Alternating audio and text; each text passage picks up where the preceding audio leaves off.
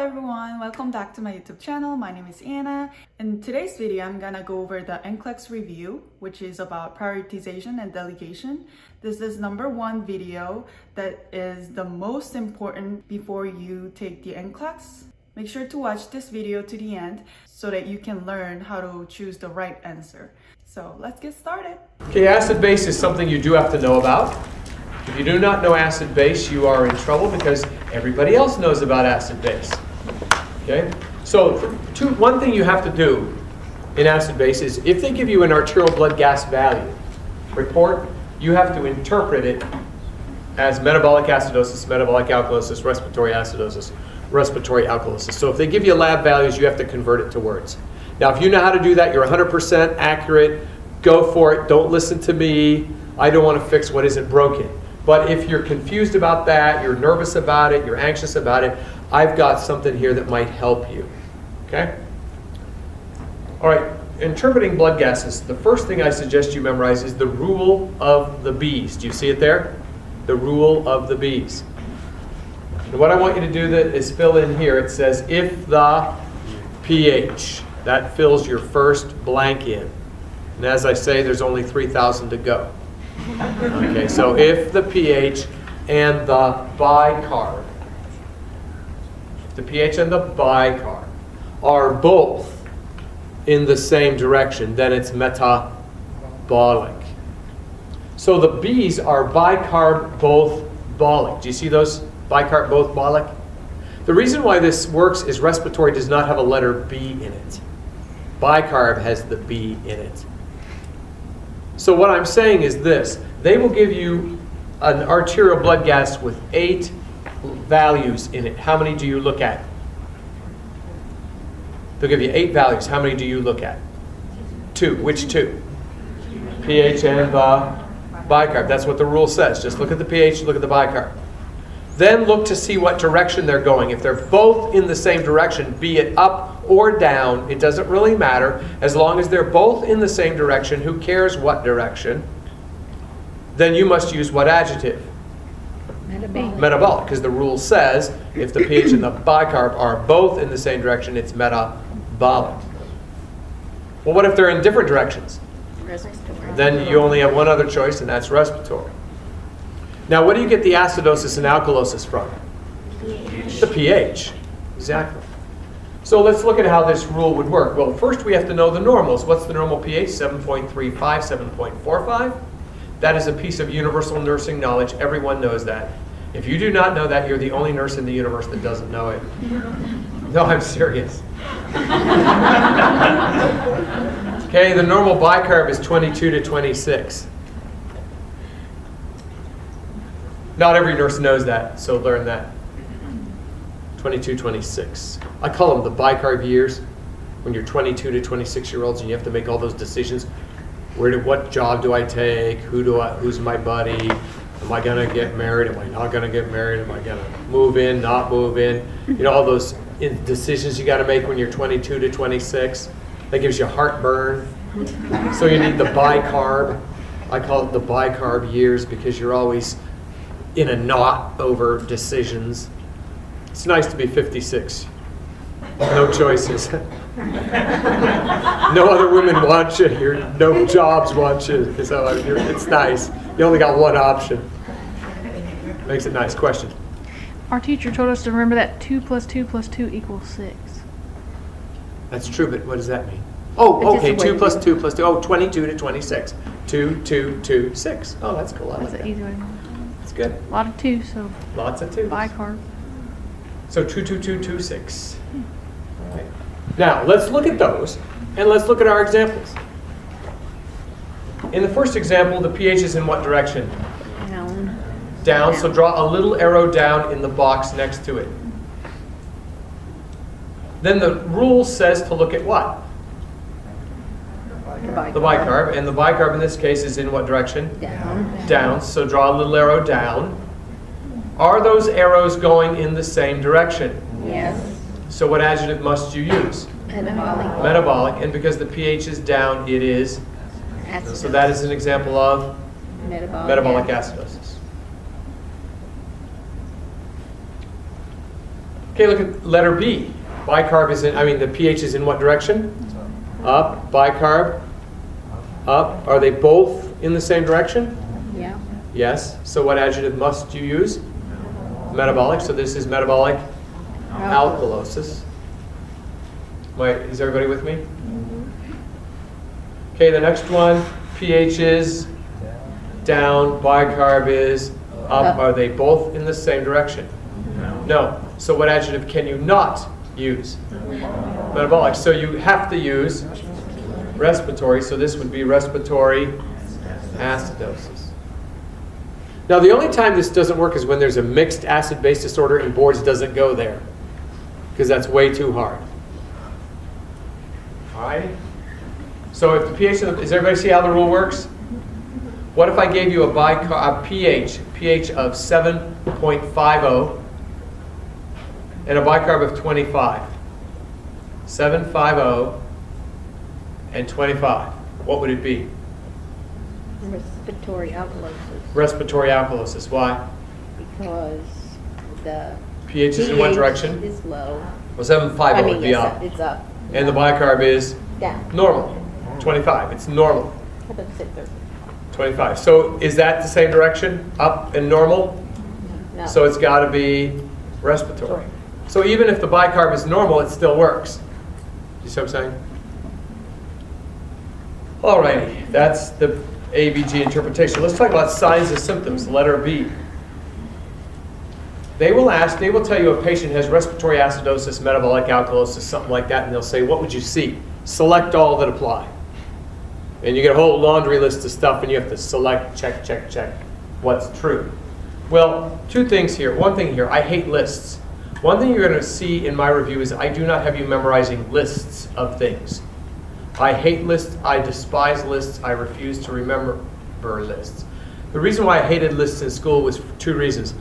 First reason I hated lists is, for example, if I learned 15 signs and symptoms of hyperkalemia, and then 15 signs and symptoms of hypokalemia, when I took the test, guess what would happen? Forget them all. I'd memorized, I would remember the lists, word for word. I could reproduce the list, but I would forget which one was which. Do you see what I'm saying? And when that happens, you're dead. All that work went for nothing. The second reason why I hated lists was, even if I could remember which was which and all 15 signs, my teachers had the tendency to pick signs numbers 16, 17, 18, and 19, and not the 15 that I memorized. And one thing that you guys learned real early in nursing is every book says something different, right? Take two nursing books, same thing, look at the list. The lists aren't the same, right? Have you ever found two lists that were the same for anything in nursing? Never. So you can memorize a whole bunch of lists, but for that to be productive on boards, it better be what? The list that boards is using, right? And what chances is that? Very slim. So the point is this, boards does not test your knowledge of lists. It does not. What boards test is your knowledge of principles, not lists. But how will they test your knowledge of principles? By having you generate lists. Do you understand what I'm saying? Boards will not test your knowledge of what? Lists. They test your knowledge of, but they will test your knowledge of principles by having you generate lists. And so when people take boards, they say, oh, you got to memorize a whole bunch of lists. No, you don't. They don't know what's going on. For example, in general, what do pain meds do? In general, what do opioid pain medications do in principle to a person? What do? They sedate you, don't they? They're CNS depressants. Okay, now, they will ask a question like, your patient is on Dilaudid, an opioid analgesic. What of the following things would you expect to see if they got too much, or that they were getting a little too much? Select all that apply. Alrighty? And you're thinking, oh my goodness, I don't remember the list of Dilaudid signs. It's not a list of Dilaudid signs. It's to see if you know that opioid analgesics are CNS depressants, sedatives. So when you go to the list, what do you select? Agitation or lethargy? Lethargy. Flaccidity or spasticity? Reflexes of +1 or +4? +1. Hyperreflexia, hyporeflexia? Hyporeflexia. Restlessness or obtunded? Well, you go, I know what restless is. That's up, so obtunded must be down. That's a good test taker right there, okay? And you say obtunded. Okay, a good test taker never says, what? They say, and then they figure it out the other way. The thing about you guys that aren't good test takers, you haven't figured out that those good test takers, they don't know anything. They don't know anything more than you know. In fact, they probably know less than you know. They just don't quit. They just figure, oh, I'll get it. If they won't let me in the front door, I'll go in the back door. And if the back door's closed, I'll go through the cellar window. And they'll figure a way to get at it. They just don't quit. Poor test takers go, oh, I don't know what that is. No, don't do that. I had a student that was a really bad test taker. He came to a maternity question, and it said, what's the best way to treat morning sickness in a first trimester woman? And he said, oh, this is the only OB question I know the answer to. It's crackers. And he was so excited that he got the one OB thing he didn't know. So it's crackers, crackers. You look, A didn't say crackers, B didn't say crackers, C didn't say crackers, and D didn't say crackers. And what did he say as a bad test taker? What did he say? Oh my goodness. I thought I what?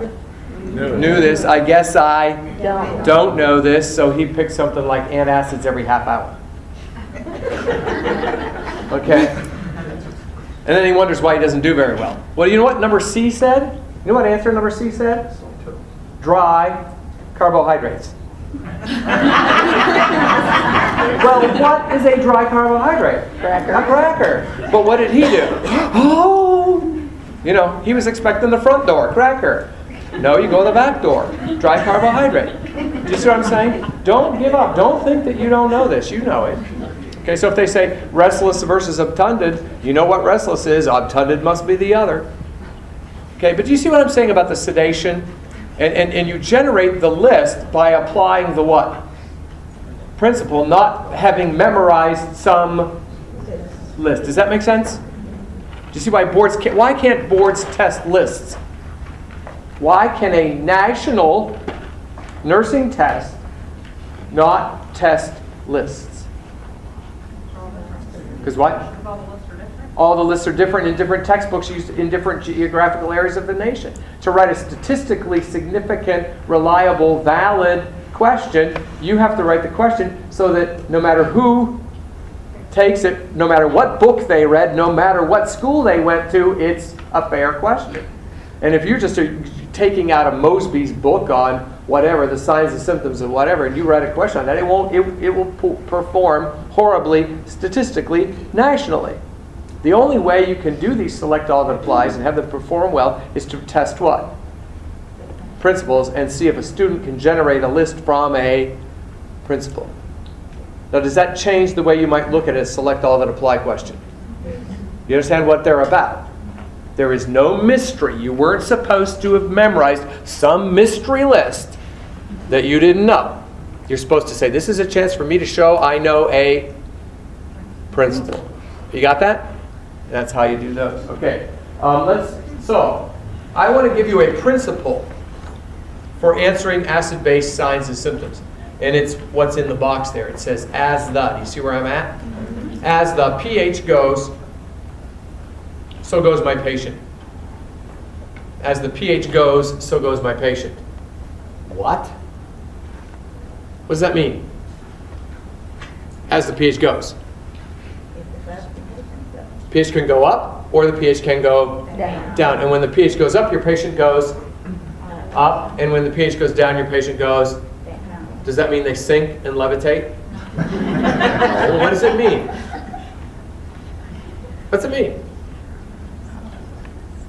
Talk to me. Not very exciting. Yeah. So when the pH goes up, every system in your body gets more irritable. But when your pH goes down, systems in your body shut down. So when your pH goes down, you shut down.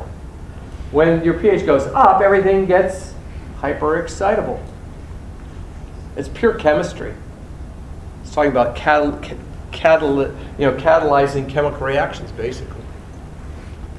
So, do you see where it says up? Oh, except for potassium. I'm sorry, I didn't write that in there. Except for potassium. So what does that mean? pH goes up, potassium goes down. And when pH goes down, potassium goes up. Because if it followed the rule, we wouldn't even mention it, right? So as the pH goes, so goes my patient except for potassium. So if your patient goes up, do you see the little box there that says up? What is that? What's another name for that? Up pH?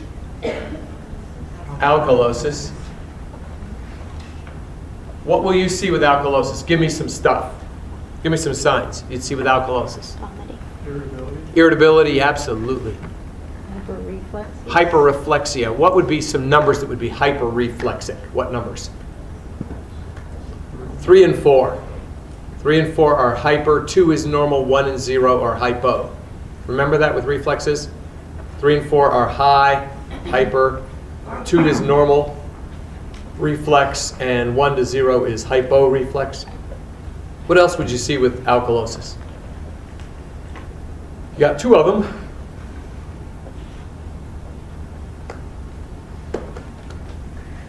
Irritable.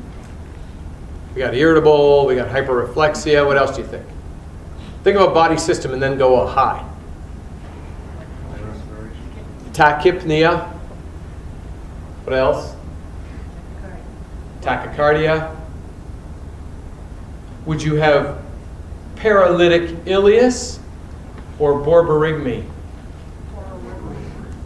Good. You good test takers said borborygmi, even though you may not know what it is, because paralytic ileus sounds like everything's what? Shutting down. That would be the down. The up would be borborygmi. Now, Boards loves the word borborygmi. B-O-R-B-O-R-Y-G-M-I.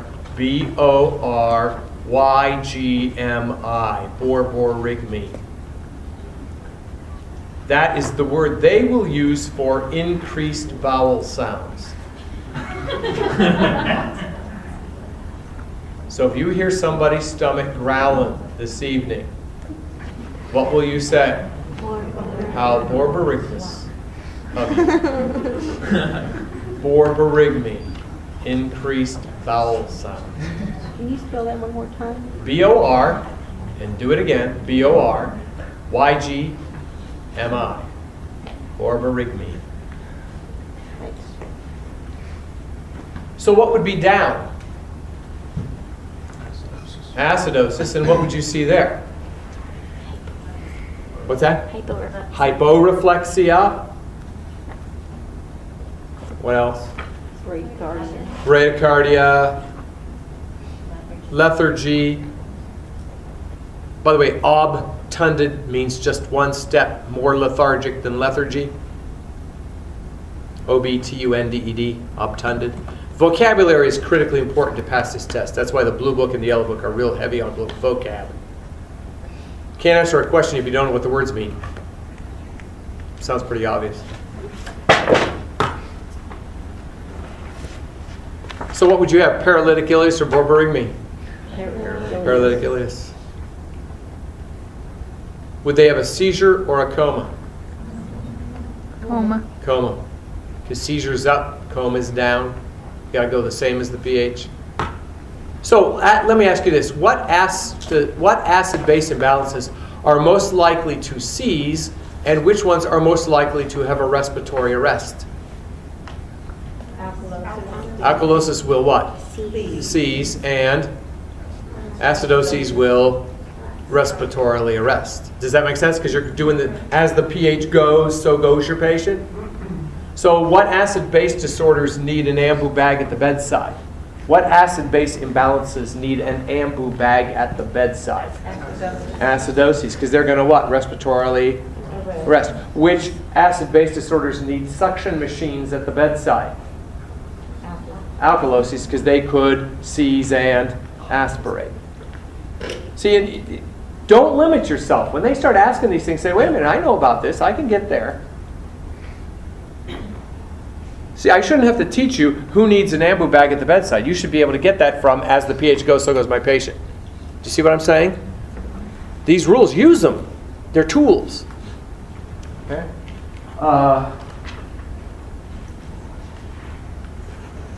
Before we turn the page, I want to ask you, I want to introduce you to, whoa, that's bright. Don't look at the light.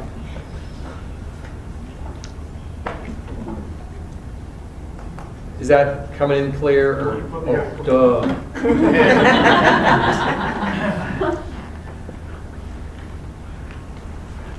I want to introduce you to my favorite Scotsman. You know how Scottish surnames have Mac, Dougal, McDonough, MacGyver, MAC, you know.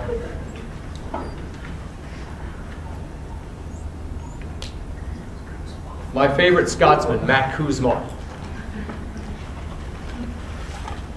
How many have heard of Kussmauls? Okay, from now on, I want you to, every time you see Kussmaul, I want you to think what? Mac Kussmaul. In fact, if you're talking to a doctor and he goes, he's Mac Kussmaul, I'll be happy. It'll make you look stupid, but I'll be happy. The reason is Kussmaul's is a compensatory respiratory pattern for one and only one acid-base disorder. You only see Kussmaul's with one of the 4 metabolic disorders, one of the 4 acid-base disorders. Which one? Well, MAC tells you that. M for what? And AC for acidosis. So Mac Kussmaul tells you that you see Kussmaul's with metabolic acidosis.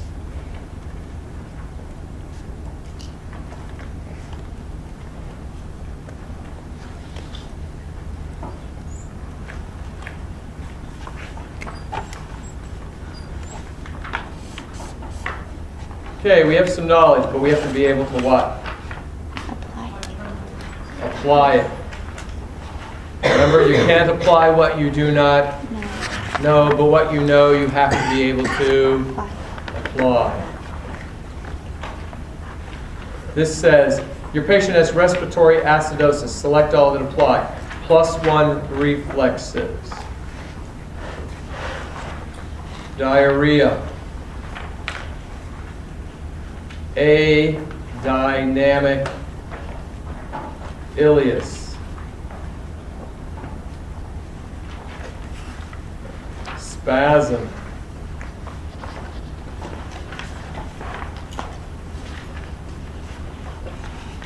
Urinary retention. Paroxysmal. Atrial. Tachycardia. 2nd degree. Mobitz. Type 2. Heart block. And hypokalemia.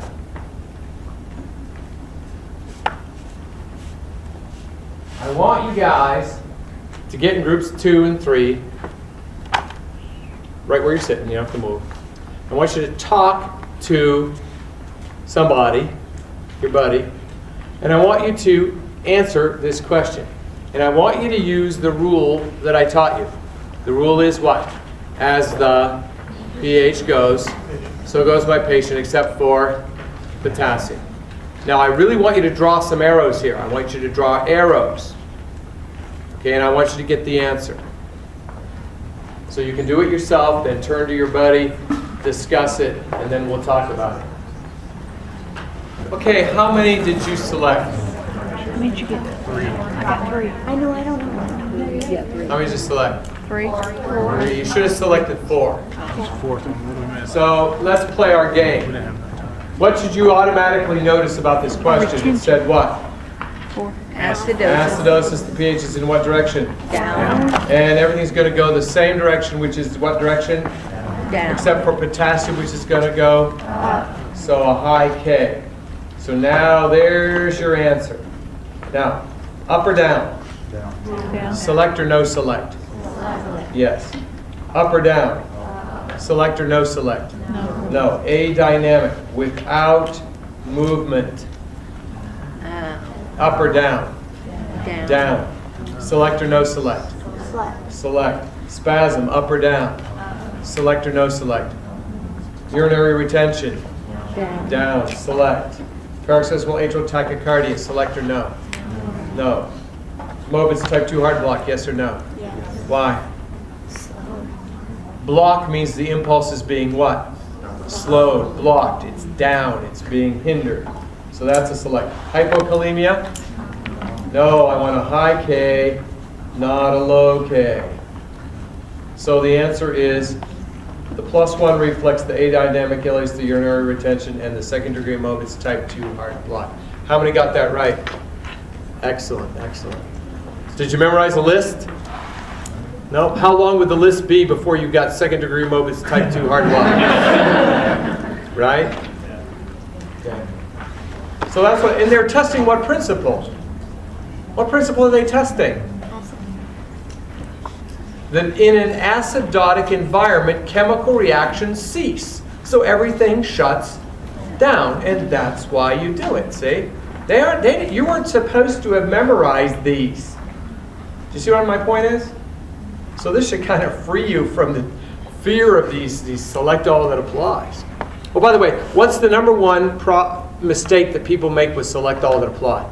Most common mistake made with select all that apply questions.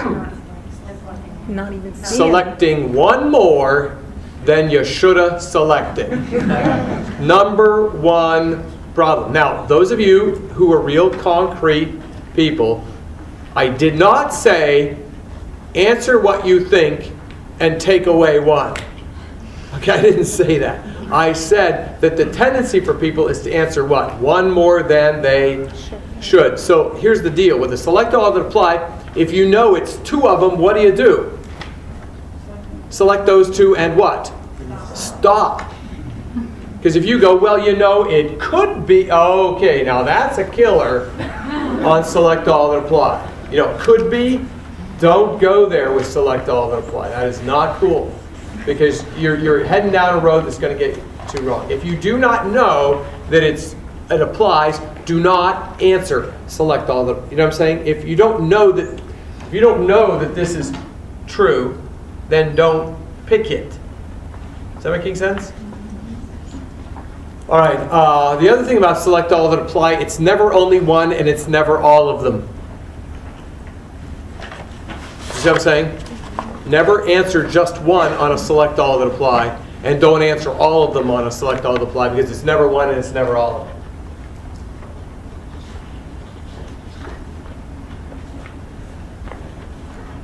Okay, let's go to the next page.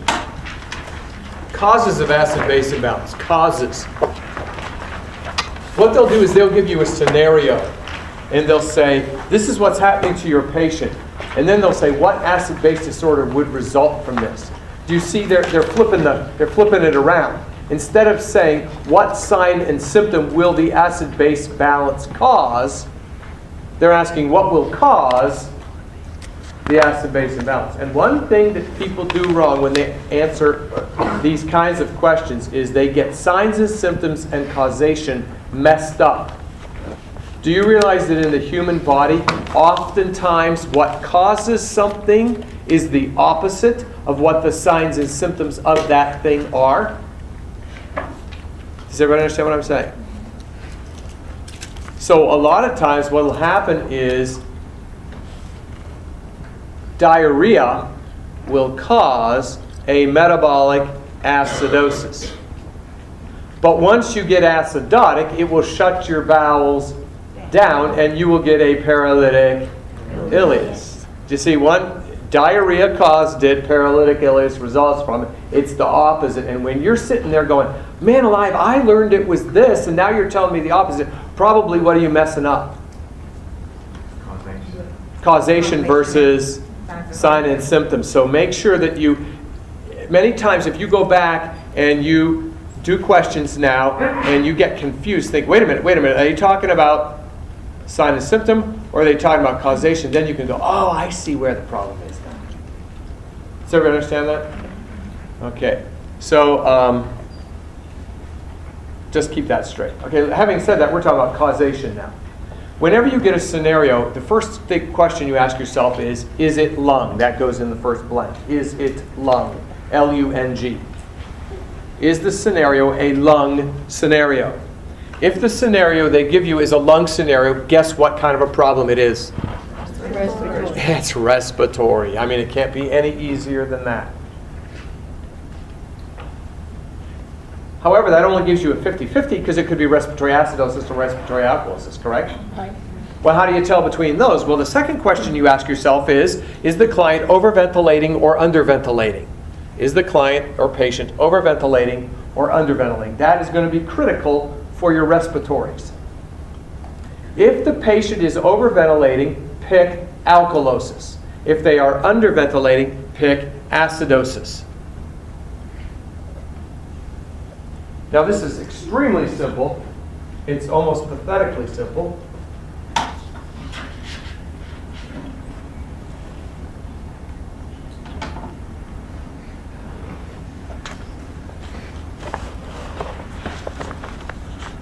Are these not the only four options you have to choose from when you combine them to make these imbalances? It's either metabolic or respiratory, it's either acidosis or alkalosis, right? So you're choosing between these four words, correct? Well, let's look to see how this works. If the client is overventilating, let's take the word ventilate. Which of these three words fits best with the idea of ventilating? Exactly. Now, we're left with what?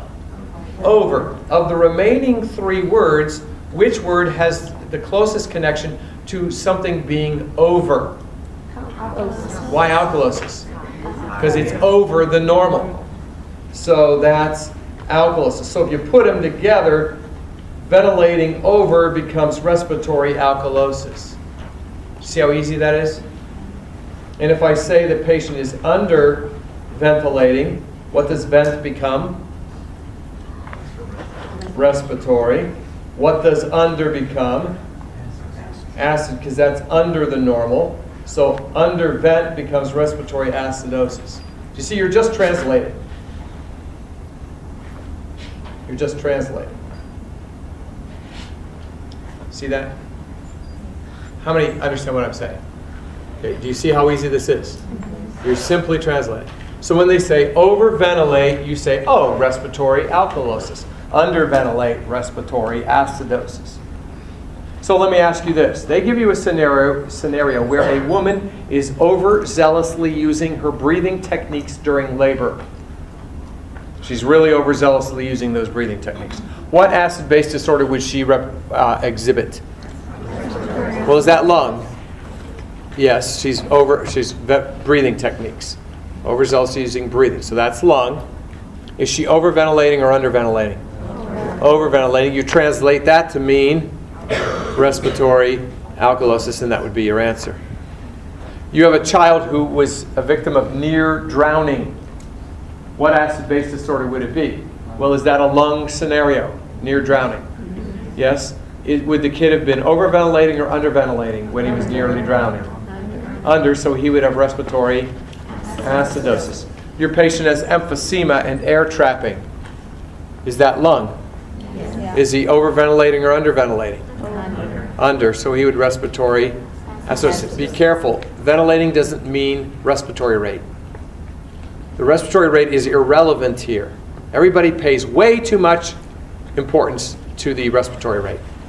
Do you understand that ventilation has to do with gas exchange, not respiratory rate? For example, I could say that a person had pneumonia in 4 lobes of the lung. Pneumonia in 4 lobes.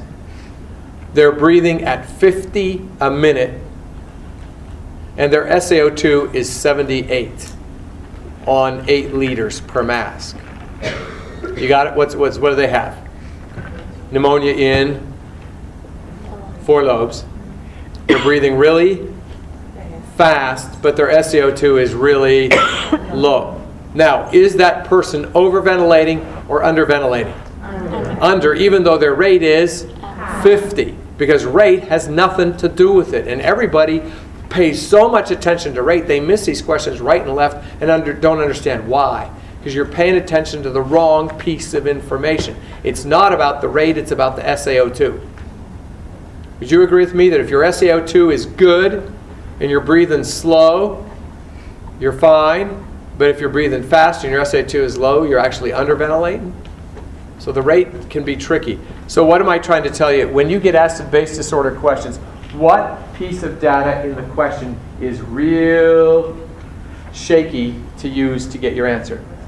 Respiratory rate. Because a lot of times it compensates, which means does the opposite, so you'll totally get the wrong answer. You see what I'm saying? Pay attention to what?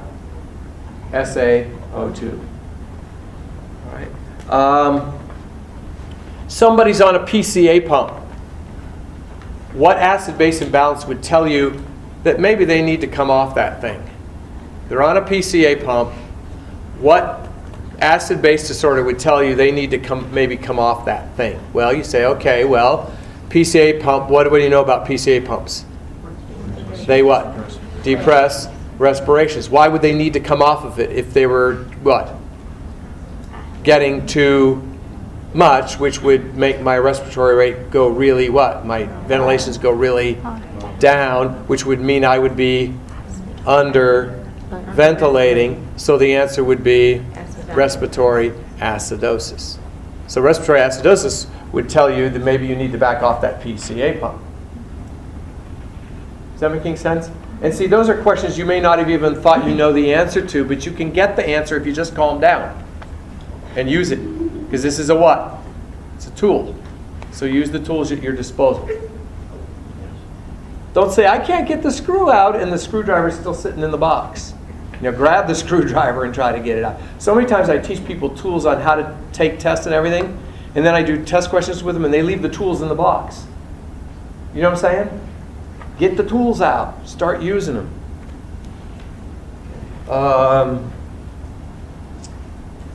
What if it's not lung? The next box says, what if it isn't lung? Metabolic. Then it's metabolic. If it isn't lung, it's metabolic.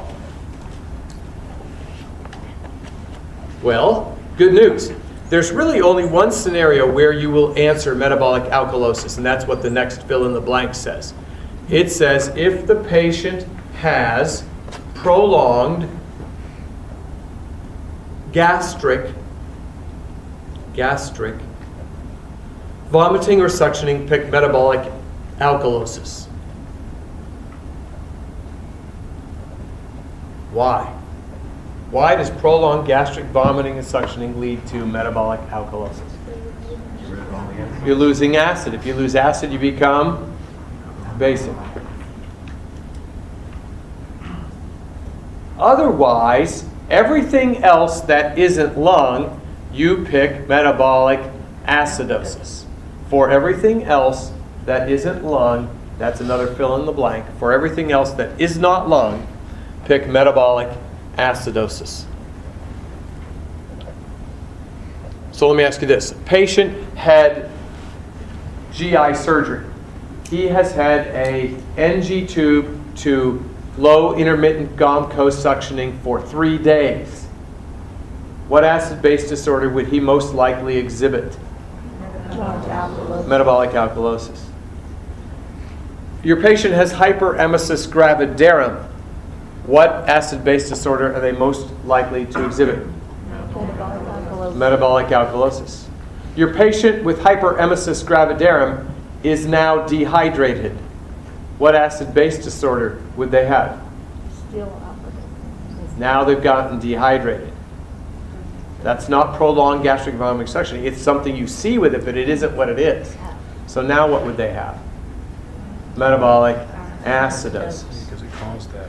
Because that's what it flipped on the other side, and now you're there. Good point. What about this? Person has acute renal failure. What acid-base disorder? Acute renal failure. What acid-base disorder? Why metabolic acidosis? Why? You're right, but why? Is it lung? No. Is it vomiting or suctioning? So it's got to be metabolic acidosis, because everything that isn't lung or vomiting or suctioning is metabolic acidosis. So what about infantile diarrhea? What acid-base disorder? Metabolic acidosis. Why? It's not lung and it's not vomiting. That's the other end. Diarrhea. Okay. What about third-degree burns over 60% of the body? Third-degree burns over 60% of the body, first phase. What? Absolutely, metabolic acidosis, because it's not what? Lung, and it's not vomiting or suction. Okay, what acid-base disorder do you see with idiopathic bullous pemphigus?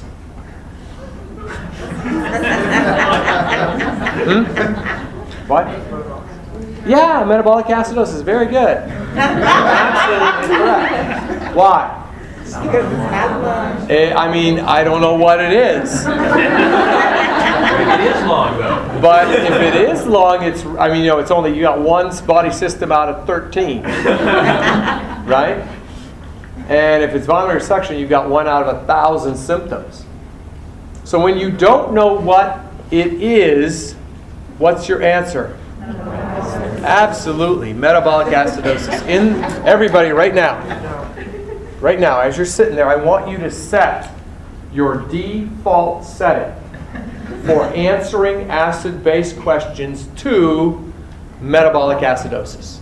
Okay, everybody, do it. Okay, do it. So that when what do I never want to hear? I never want to hear you guys go, oh, I don't know what acid-base disorder is because I've never heard of that disease. That's when you absolutely do know what it is. It's what? Metabolic acidosis. I've used that rule for 20 years. I take the Hesse twice a year. I take ATIs. I take Kaplan junk. No, stuff. I shouldn't say junk. Why did I say that? Kaplan quality materials. And I do every book that's published, everything that's there. I do that. Why do I do it? It's my job to prepare for you guys. I mean, I better know what's out there, and I better know what's current, and I better know how it's being tested. So I've done, if it's been published, I've done it. I've even been to the NCSBN site and done their questions. So I know what these questions, and every time I don't know on an acid-based question, what does Mark KLIMEK pick? Metabolic acidosis. And he's 100% right every single time. I have never missed a question using that. All right? So let me ask you this. What do you have to know for acid-base? Well, what you have to know is if the pH and the bicarb are both in the same direction, it's metabolic. As the pH goes, so goes my patient, except for potassium. Matt Kuzmal. Overventilate, underventilate, translate. Vomiting or suction, metabolic alkalosis. Everything else, metabolic acidosis. If I don't know what to pick, metabolic acidosis. That's acid-base. That's all you have to know. So, say it with me. If the, come on, get in. Okay, if the pH and the bicarb are both in the same direction, it's metabolic. As the pH goes, so goes my patient, except for potassium. Who's your favorite Scotsman? Okay. Overventilate, underventilate, translate. What do I mean by that? Overventilate, underventilate, translate. Yeah, translate the word. Overventilate is respiratory alkalosis. Underventilate is respiratory acidosis. If it's vomiting or suctioning, pick metabolic alkalosis. For everything else, pick metabolic acidosis. And when you don't know what to pick, pick Metabolic acidosis. Yeah, I use that all the time. That works for you. Okay, those are helpful tools that work. All right. Yes. So this one, just to make this clear, that one question you asked, if you have severe vomiting and you've gotten dehydrated now, that you look at the dehydration. Right. So now it's Right. There's a metabolic rule acid. in test taking So is watch what they're asking. yeah. When you want to get a question right, you always pay more attention to the modifying phrase than the original noun. Did everybody hear that? You always pay more attention to the modifying phrase than the original noun. Do you see what I'm saying? So a person with obsessive compulsive disorder who is now psychotic, what's more important?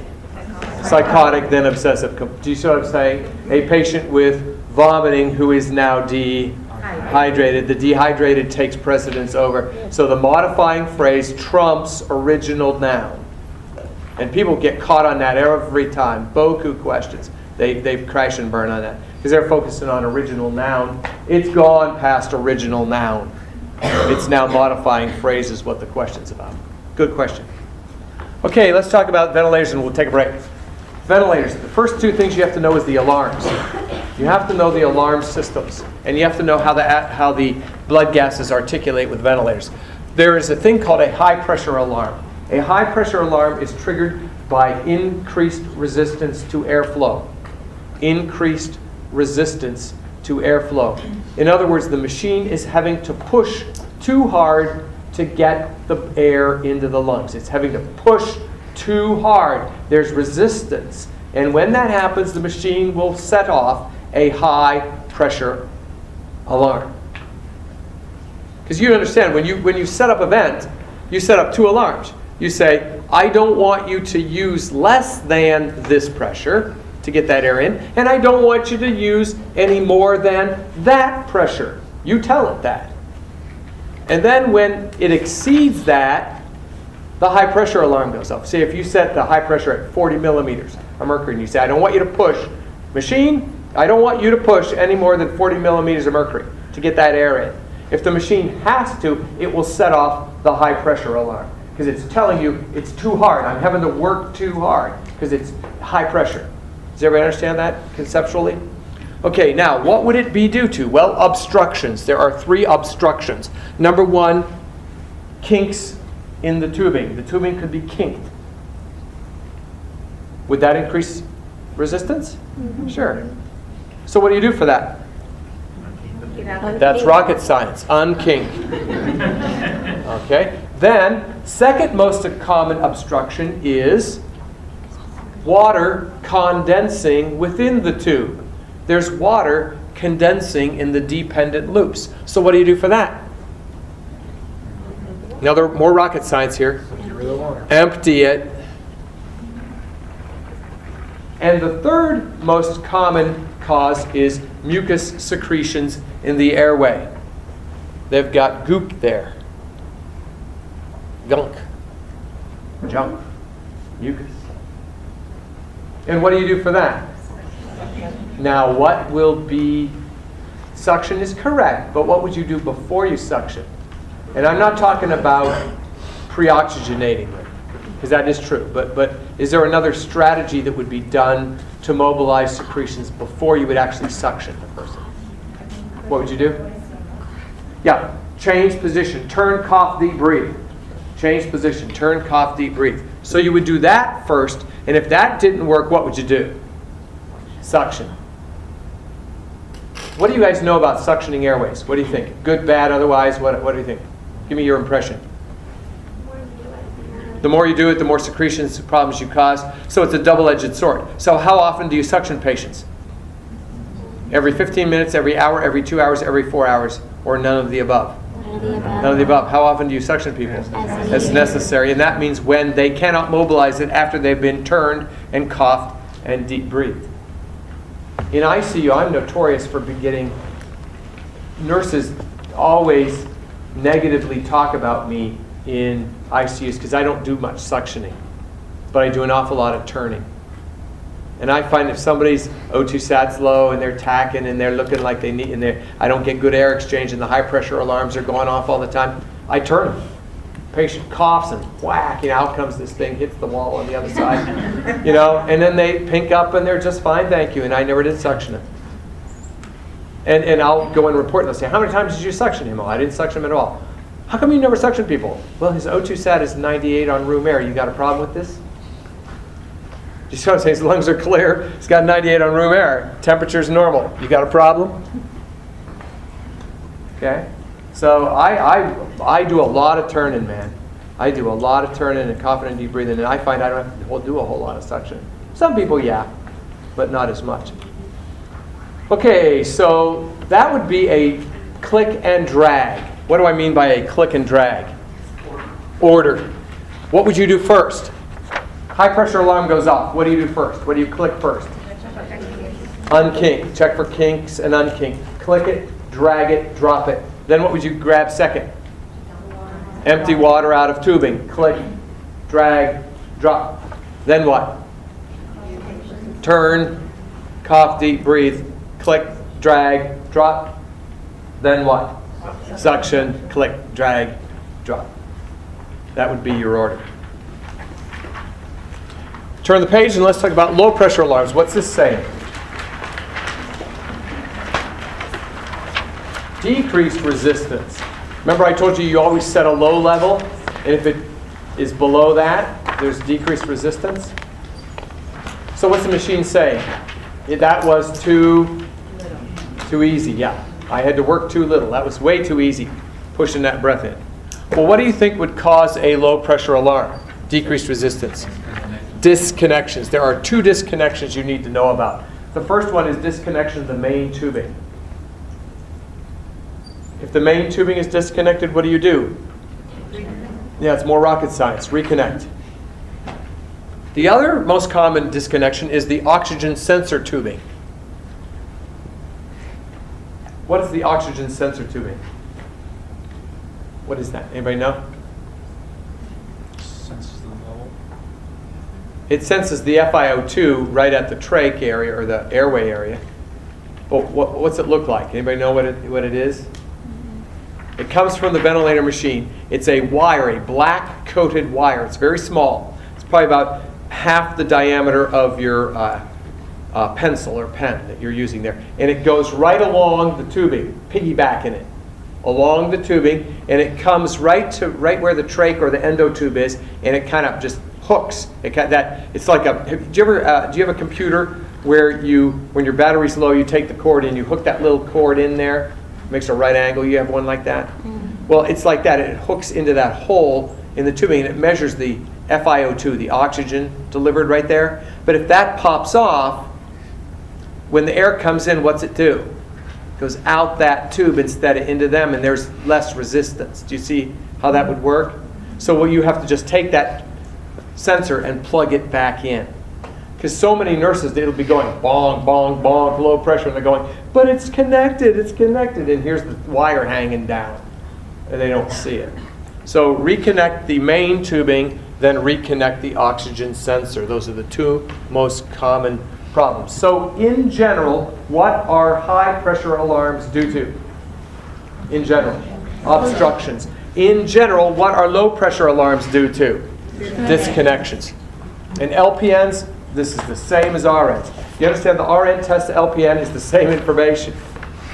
It's just from a different perspective. For example, like an RN question would say, you have the following 4 patients. Which one would you assign to an LPN? The LPN question would say that you have the following 4 patients. Which one would you accept as an assignment from an RN?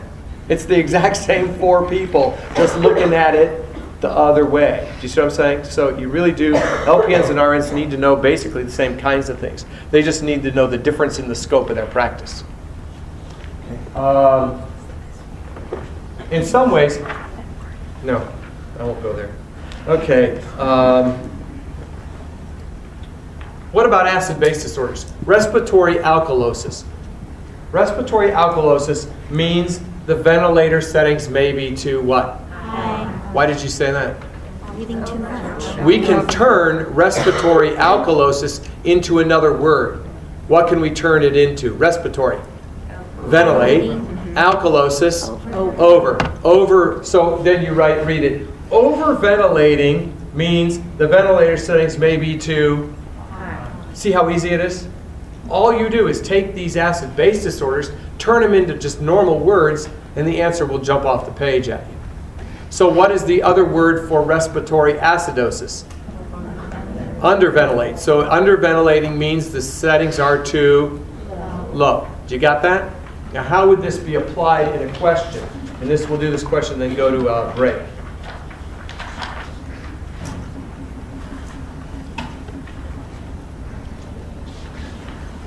The doctor says, wean off, vent in AM. Got it?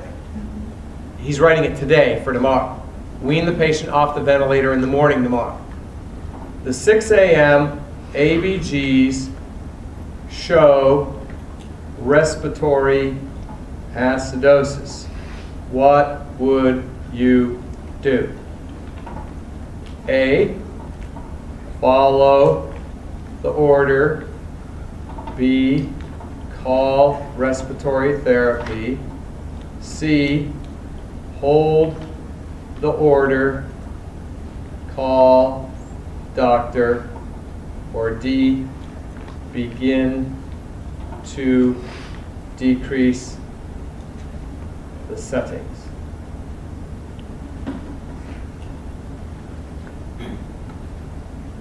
What would you do? Talk to your buddy.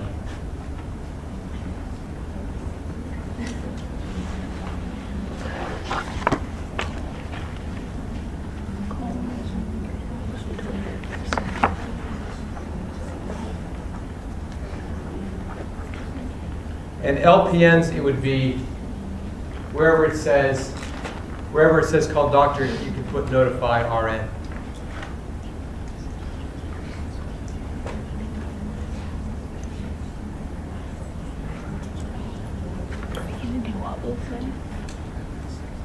What's your answer?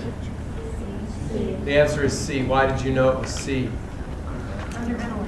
He's underventilating. How do you know he's underventilating? He's got respiratory acidosis. So does he need this ventilator? Oh yeah, he does. Because he's being underventilated on the ventilator. He's on the ventilator and he's already underventilated on the ventilator. Am I going to take him off the ventilator? He's going to be even worse.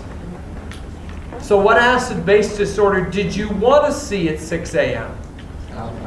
Respiratory alkalosis, which means he's being overventilated. In that case, he probably doesn't need the ventilator. So is this hard or easy? Do you guys, an hour ago, if I told you got to get a bunch of questions on ventilators and acid-base and how you use your acid-base imbalances to know what to do with ventilators, how many would be going, oh my goodness? Okay, how many do you see it's not really hard? It's very simple. Very, very easy. You can be whiz-bangs at this. Why is B a bad answer? Why is B a bad answer? What's that? Yeah, never pick an answer where you don't do something and somebody else has to do something. Because you may feel like doing that, but that isn't the answer. Okay, that's what I call the chicken answer. You know, you're afraid to call, so you have respiratory therapy do it. If a patient says to you, I have cancer, I only have 6 months to live. Do you think there's a heaven or a hell? Where do you think I'll go when I die? What would you do? Do not pick, call chaplain. Okay? Now you may not feel like you want to deal with that right then and right there, but as a nurse you're supposed to say what? What do you think about? Do you see what I'm saying? That's the answer. Yeah, you're going to hell. How's it make you feel? Yeah, I can see that. Don't tell anybody at Cedarville I said that.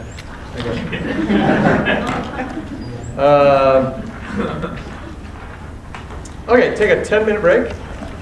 You guys have been really good. And we'll come back at 25 after.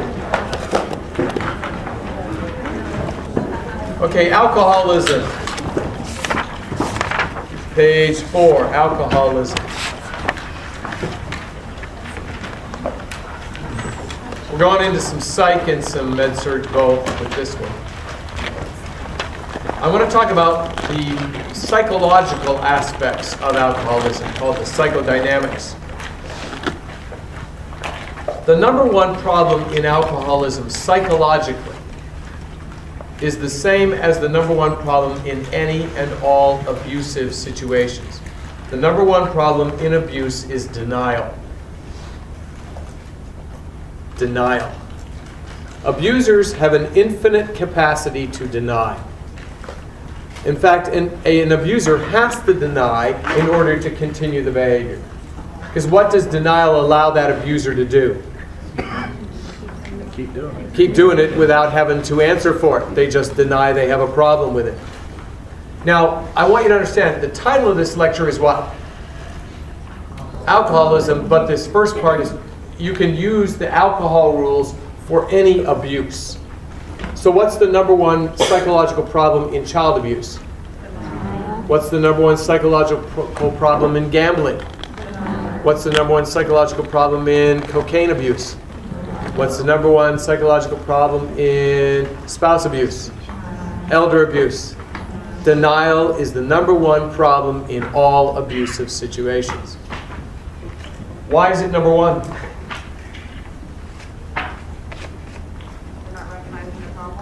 How can you treat someone that denies they have a problem? Right? So until they admit they have a problem, you've got a problem. Okay, definition. A, definition. What's the definition of denial? It is refusal, that goes in the first blank, refusal to accept the reality of a problem. They refuse to accept the reality of it. They say, I'm not an alcoholic. I can quit anytime I want. I'm not a spouse abuser. We just have a really physical relationship. I'm not a child abuser. I'm just a really strict parent and my kids aren't spoiled. Do you see what I'm saying? I'm not a gambler. I like games of chance. I'm not a food abuser. I'm a gourmand. You know, they have all these denials about their problem. So how do you treat denial? Letter B, you treat denial by confronting it. You confront it. Confront. You confront it by pointing out to the person the difference between what they say and what they do. So how you confront someone is this. You say, okay, you say you're not an alcoholic. It's 10 o'clock in the morning, you already drank a 6-pack. You know what I'm saying? You just confront them. What did I point out? The difference between what she said, which was what? I'm not an alcoholic, and what she did, which was drink a 6-pack before 10 o'clock in the morning. You say you're not a spouse abuser, but she has a restraining order against you. You see the confrontation? You say you're not a child abuser, but Protective Services has your children. You see, you say you're not a food abuser, but you're 400 pounds and you're 5'1". Do you see what I'm saying? It's my thyroid. Okay, it's your thyroid. All right. But the point is that they will deny what they have, and you confront it by pointing out the difference between what they say and what they do. That's confrontation. Now, don't get thinking that confrontation is the same as aggression. Don't get those two things mixed up, because aggression attacks the person. And aggression says, you are too an alcoholic, you jerk, you have to admit it. Do you see, what did I attack? What did I attack? Her. You, jerk, admit it. When I confronted, did I attack her? No. You what? Say you're not an alcoholic. That's sort of, okay, you say you're not an alcoholic. Did I attack you? No. No, I just said, you say you're not an alcoholic, but it's 6-pack gone by 10. I mean, you're just saying, hey. You're not saying right, wrong, good, bad, horrible, wonderful. You're just saying, hey, this is what it is. This is what I see. You confront. So don't get confrontation mixed up with aggression. Aggression attacks the person. Confrontation attacks the problem. On boards, never attack a person. Just another little note. They have these questions where you're interacting with staff, and they'll say something like, you're dealing with a staff nurse that has more seniority than you on your first job, and they just find fault with everything you do. Well, how do you handle that? What do you say? Does anybody know what you say? What's bad to say? And think about pronouns. The good answer has what in it? I. Bad answer has you. So what don't you say there? Why are you so mean? The right answer is, I seem to be frustrating you. I seem to be having a problem, or we are seeming to not get along well. You see what I'm saying? Always, when you're dealing with psychodynamic problems with staff, use the I. I'm, not you. Do you understand that? That's a real big thing they are testing a lot now. Okay, same thing with physicians. Physicians, when you question them on the phone, don't say, you wrote the order incorrectly. You say, I'm having a difficult time interpreting exactly what you want. Do you see the difference? Okay. So, when they are in denial, what do? Confront. Deny, confront. Deny, I want you to link that in your mind. Deny, they deny, you confront. They deny, you confront. However, be careful, because there's another place where denial is operative, and that is loss and grief. Don't people go through denial in loss and grief? Have you heard of the stages of death and dying, loss and grief? Yes. What are they? Dabda. DABDA. D-A-B-D-A. D-A-B-D-A. Denial, anger, bargaining, acceptance, depression, acceptance. Denial, anger, bargaining, there's your DAB. And depression, acceptance, there's your DA. DABDA. So, denial is an accepted, healthy, normal first reaction to grief and loss.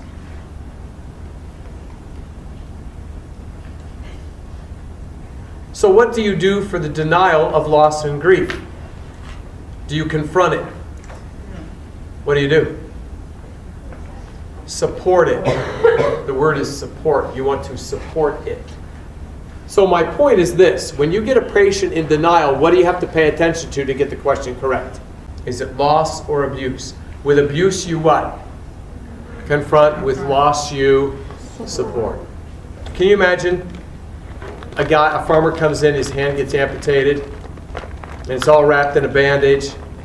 The next morning, you're taking care of him, and he says, I can't wait to go home and play piano. He only has one hand, right? So he's in what? What is he refusing to accept? The reality. Is that denial, refusing to accept the reality? Yes. So he's in denial. What would you never say to him? You say you're going to play piano, but you only have one hand. That's called what? Confrontation. Now, is confrontation okay for denial? Yes, as long as it's abuse, but not if it's loss. And this guy is lost. So what do? You say, oh, well, how long have you played piano? What's your favorite kind of music? Did you take lessons? What are you allowing that denial to continue? You're supporting it because it serves a function. Is everybody getting the difference? But if you got an alcoholic says, oh, I'm not an alcoholic, I can quit any time I want. He's in what? What's the strategy? Confront. What would be really horrible to do? Support. You wouldn't say, oh, how long you been drinking? What's your favorite beverage? Did you take lessons? Did you ever go to have that, hurricane over there at, MacGyver's bar? You don't support it. So you see where you got two totally different answers for denial. Just pay attention to that. Okay, let's talk about the number 2 psychological problem that abusers have, and that is dependency, codependency. Dependency is when the abuser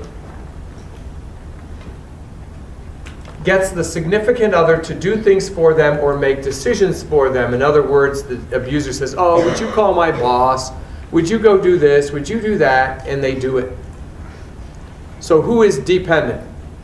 The significant other or the abuser? The abuser is dependent. Okay. Now, codependency, on the other hand, is when the significant other derives positive self-esteem from making decisions for or doing things for whom? The abuser. So the abuser says, call my boss, tell him I'm sick. That's an example of what? Dependency. The significant other calls the boss, says, he's sick, he can't come to work. Hangs up, says, oh, aren't I a wonderful spouse because I did that, because I don't know anybody else that would do it for that jerk. What are they? Codependent. How do you know they're codependent? Did they get positive self-esteem? Yeah, what did they say? Oh, aren't I a wonderful spouse because I did that? See, they have this rather pathologic yet symbiotic relationship. You know, one is dependent, the other gets positive self-esteem from meeting those dependency needs, and they just feed off the other. What does the abuser get out of the relationship? What does the abuser get out of the relationship?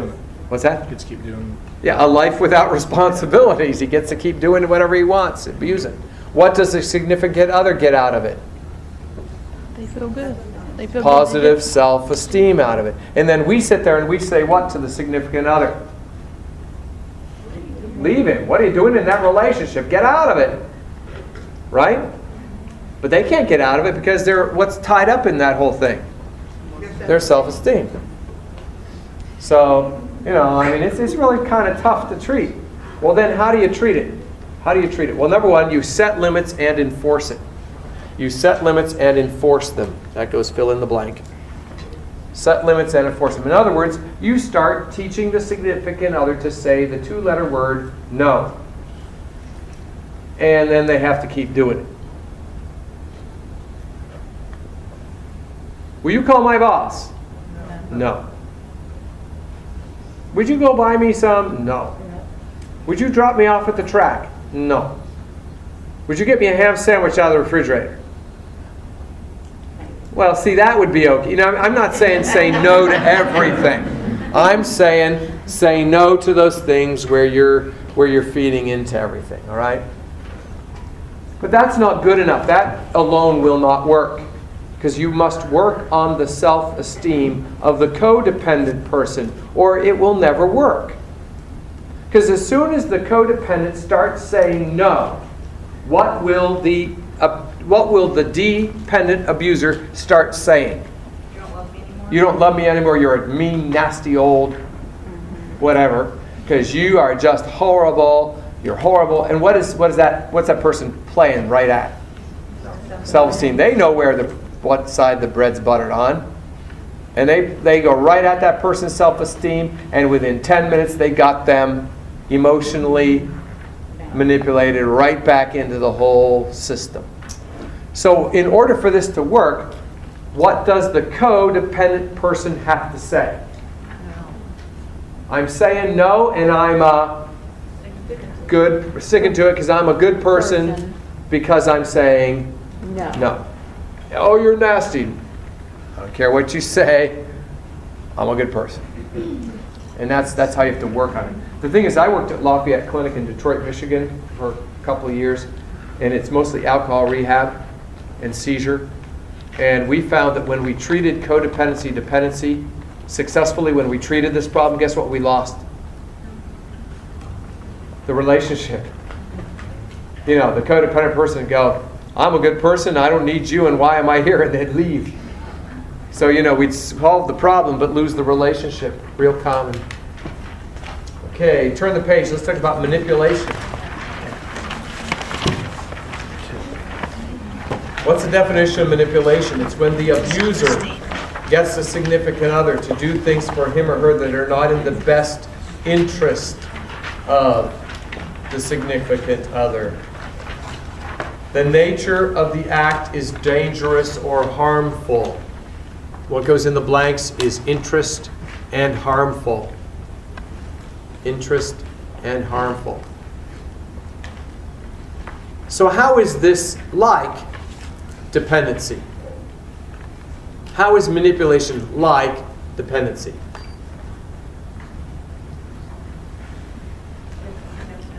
Yeah, in both situations, the abuser is getting the other person to do something for them.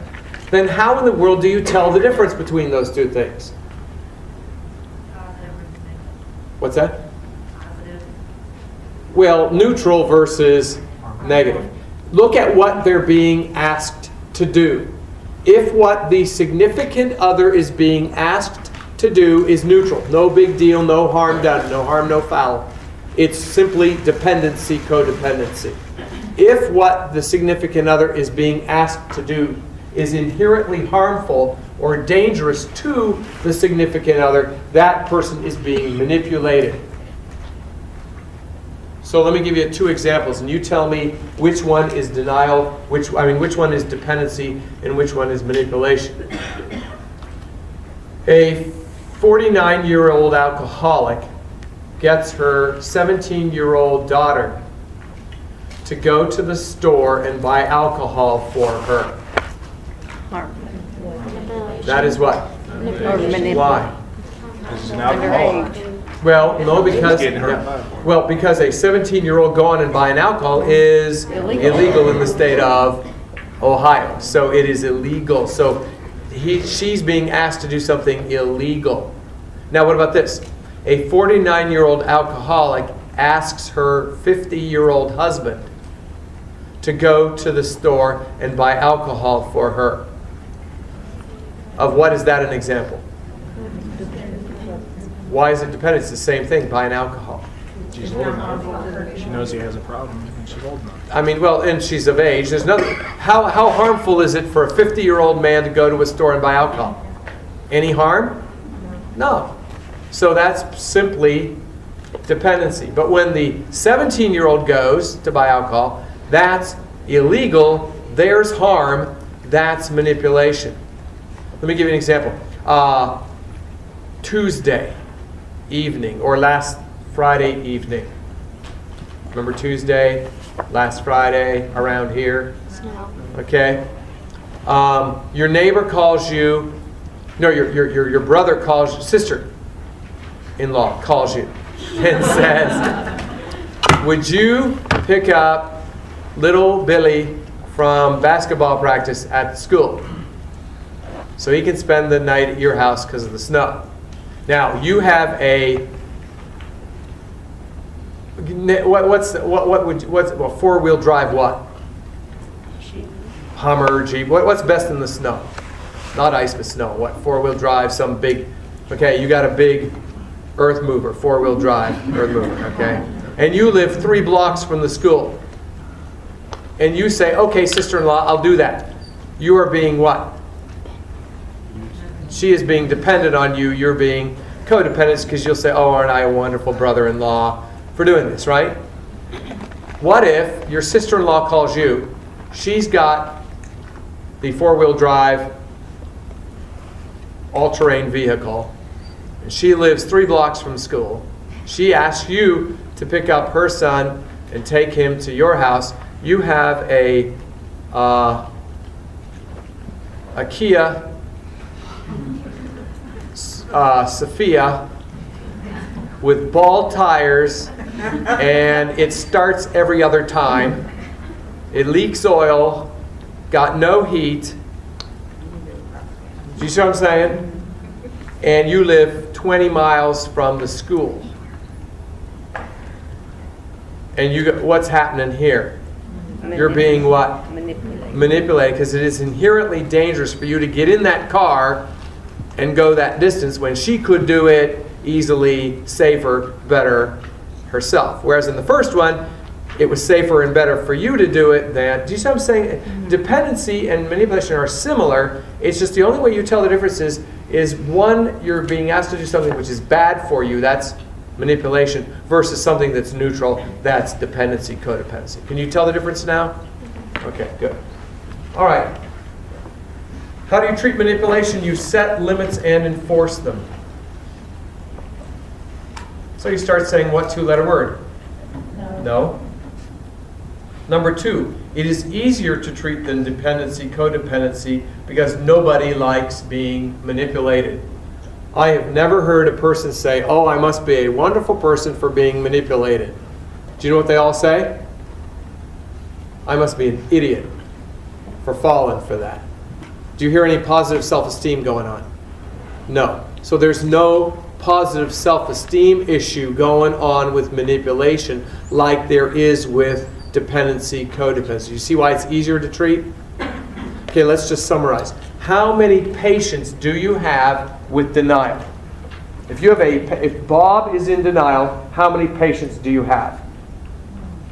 1, 2, or 3, or 4? Bob is in denial. How many patients do you have? 1, 2, or 3, or 4? 1.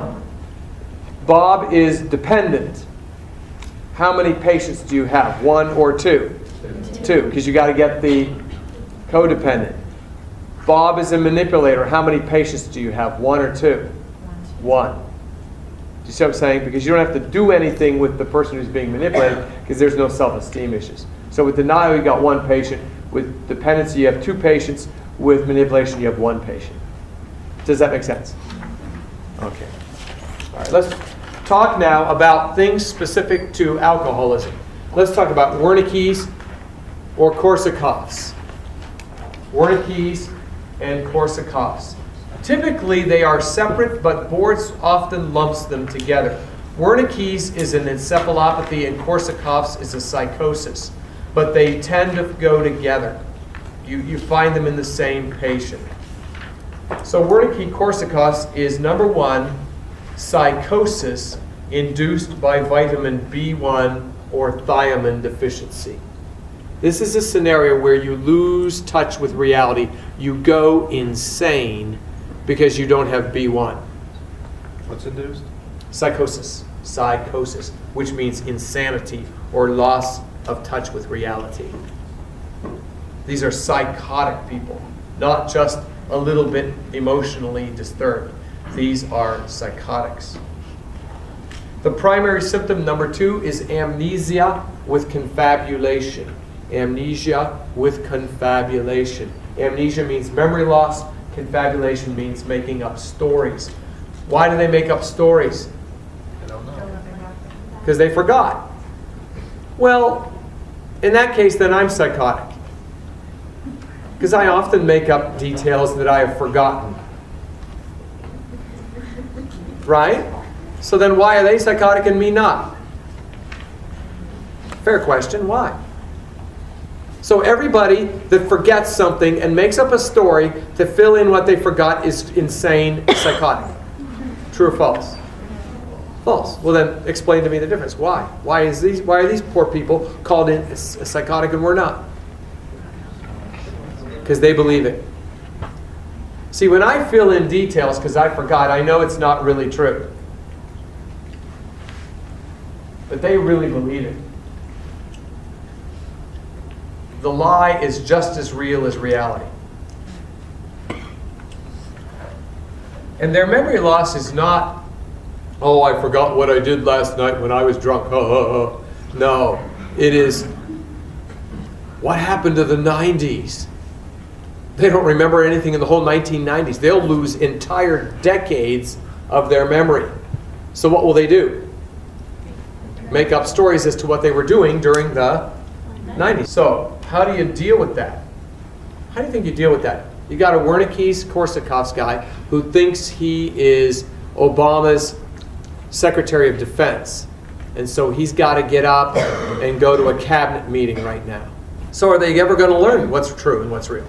So is this permanent or not? Typically permanent. So you don't present reality because they can't learn it. So what do you do? See, this is the questions they ask you. They give you a person with Wernicke's, and they say that Wernicke says he's going to a presidential cabinet meeting at 8 o'clock this morning. How do you deal with that? Distract. Okay, distract is not as good a word as redirect. Redirect is a really good word. And that means to take what he's all about that you can't do and rechannel it into something he can do. So can he go to Barack Obama's cabinet meeting this morning? No. So what you do is you say something like this. Well, why don't you then get a shower? When you're done, we'll go watch CNN to see what the news of the day is in Washington, D.C. You see that? Is he going to do that? Probably, because do you see what I'm saying? And you don't get into a fight with him about, no, you're Joe the milkman, you're not Ronald Reagan's national security advisor. Do you see what I'm saying? Because that's fruitless and pointless. So when somebody has Wernicke's and Korsakoff's and they talk crazy, what do?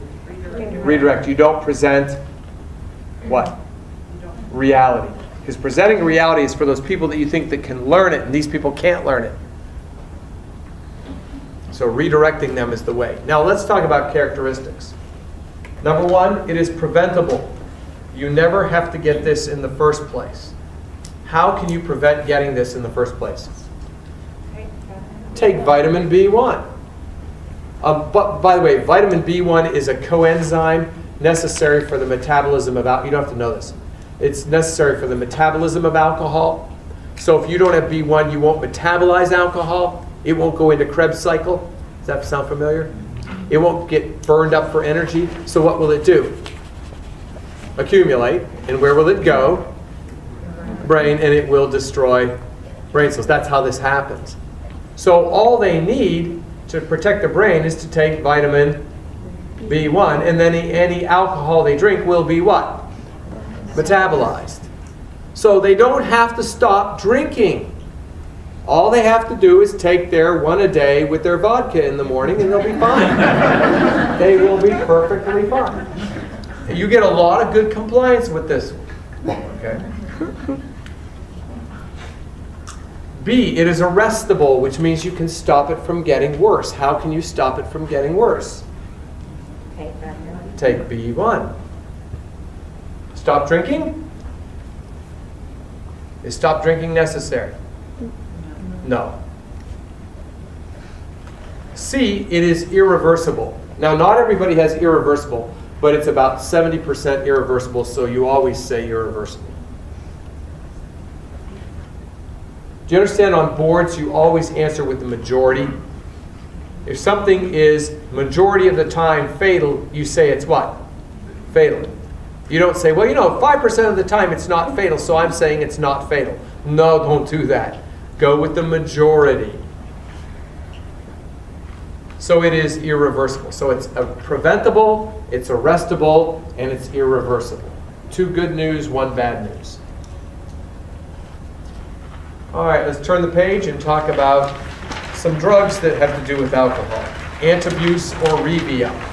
Antabuse or Revia. Does anybody know the generic name for these drugs? Disulfiram. Disulfiram. Number 1, it is aversion therapy. Aversion therapy. It's a form of aversion therapy. Now, what aversion therapy is this. The word aversion means a really strong hatred for something. A gut hatred for something.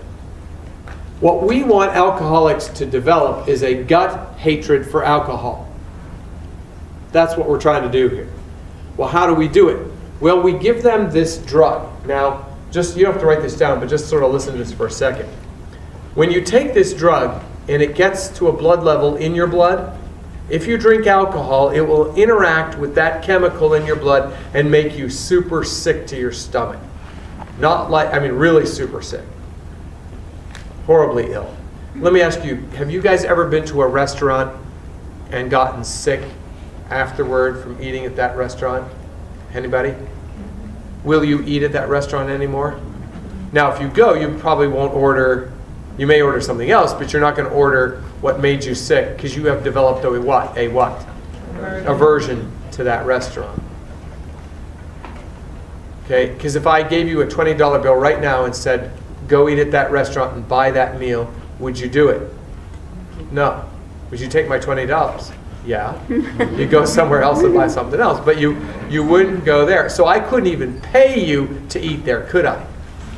Well, we want the alcoholic to have that same reaction to alcohol. In other words, we couldn't even pay him to what? Drink. So if you couldn't even pay an alcoholic to drink, I think that's pretty much a cure. Now, the only problem with this drug is it works in theory better than it works in reality.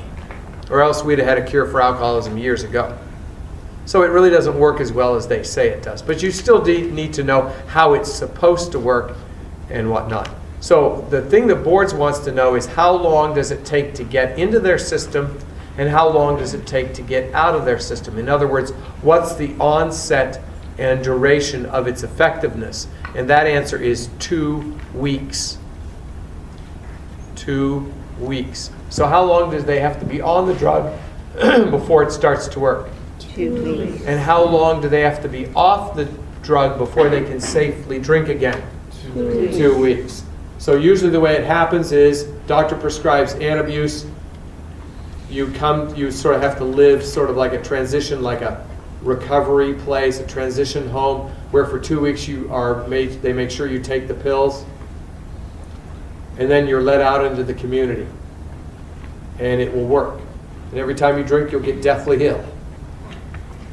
So, but if you decide you want to drink at a high school reunion, when do you have to stop taking your antabuse? 2 weeks 2 weeks before the reunion, or you're not going to be able to do it. All right, now, number 3, patient teaching. Teach these patients to avoid all forms of alcohol, to avoid nausea, vomiting, and possibly death. Now, death isn't what we're going for. That would cure the problem, but it's not what we're going for. Now, do you suppose you have to teach an alcoholic, hey, let me tell you what has alcohol in it. Whiskey does, wine does, beer does, tequila. They know that. What you have to teach them that they have to avoid is stuff that they wouldn't think that they have to avoid that they do. And number 1, mouthwash. They need to avoid mouthwash. Even if they swish and spit, they're still going to get sick. Number 2, aftershaves. Even if they put it on topically, they're going to get nauseated. Now, they won't get violently ill from that, but it will make them nauseated. Perfumes and colognes should not be used. Same reason. Insect repellents, like mosquito sprays, off deep woods cutter, those are all bad. They'll make you sick.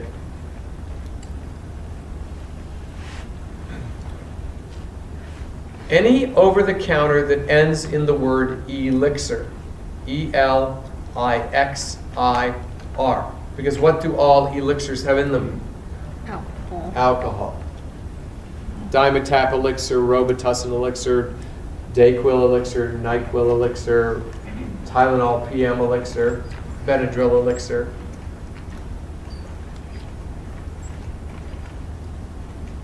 Alcohol-based hand sanitizers.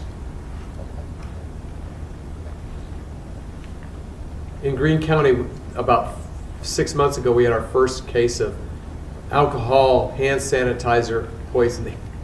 This alcoholic got into Bob Evans and drank every single bottle of hand sanitizer he could get his hands on to keep the shakes away. Because he knew it had alcohol in it. In fact, I've heard that they've taken it out of the prison systems because guys are learning how to distill it and sell it. Another thing they're not allowed to have is uncooked icings.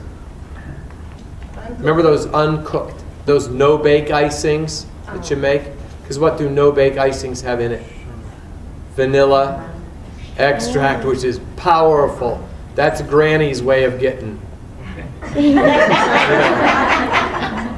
Wow. I didn't know.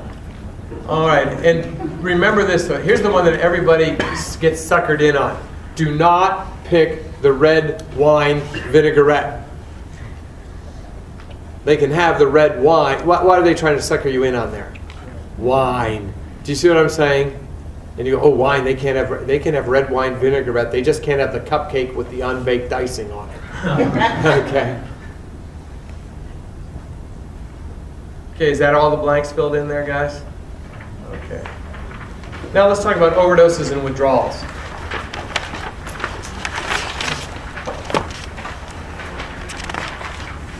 Bad news.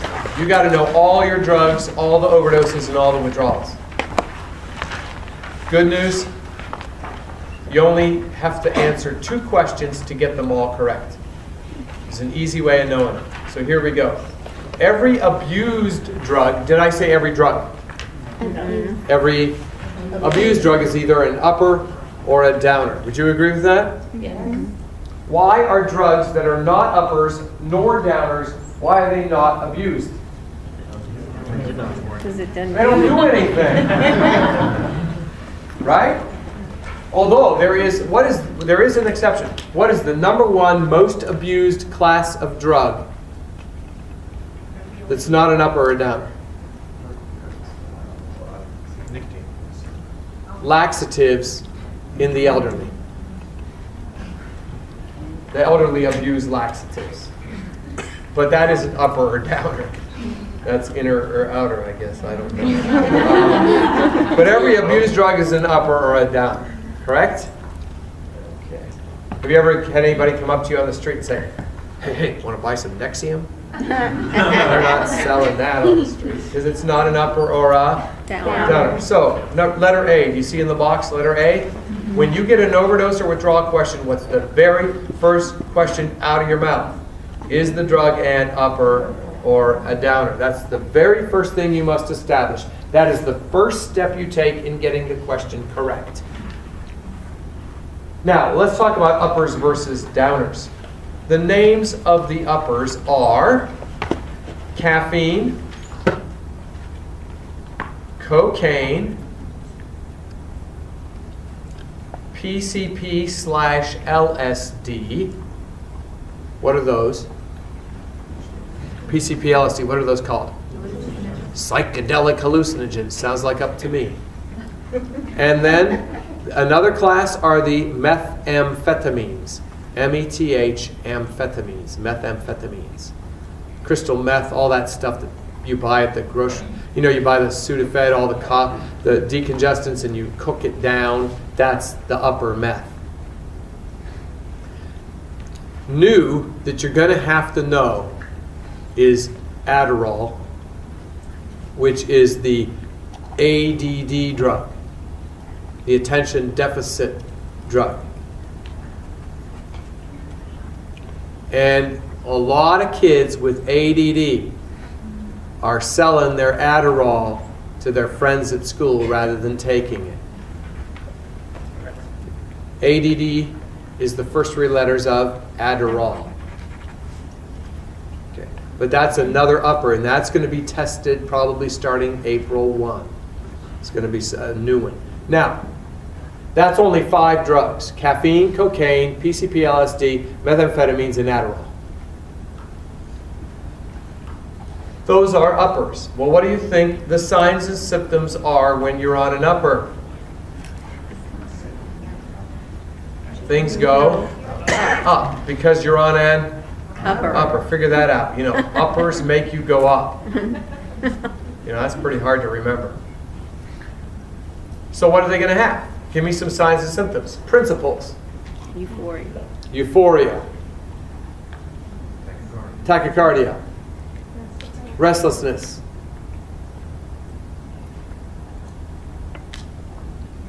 Irritability. Bowels. What are you going to? What's the bowel status going to be? Borborygmi, diarrhea. What are the reflexes going to be? What numbers? 3 and 4. Flaccid or spastic? Spastic.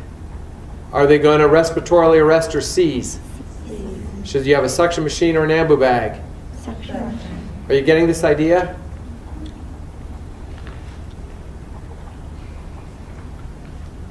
Uppers make things go up because they are uppers. All right? Downers. What are the names of the downers? Am I going to memorize anything? No. Why? Everything that's not an upper is a downer. Because every abused drug is either an upper or a downer. There's no such thing as a tweener, so you can't get that. Now, if they want a tweener effect, what do they take? An upper and a downer together, but there's no one drug that gives you a tween effect. Now, there are how many uppers? 5. You know how many downers there are? 135. You know, Dilaudid, MS-Contin, morphine sulfate, codeine, Demerol, fentanyl, Wabane, Nubane, Thorazine, Stelazine, Fluphenazine, Piperazine, Chlorpromazine, Prolixin, Ativan, Xanax, Valium, Librium, phenobarbital, pentobarbital, secabarbital, heroin, hashish, marijuana, alcohol. Do you know what I mean? It's all what? Down. Downers because it's not an upper. So only memorize. I hate lists, right? But if we can memorize a short one and know everything else is that seems like some payoff for me. So what do downers make you do? Go what direction? Down. Because they are downers. So what are you going to see there? Lethargic. Everything that we said, just flip it, and what's going to be the big danger? Respiratory depression. Respiratory Depression. arrest. Depression and leading to arrest.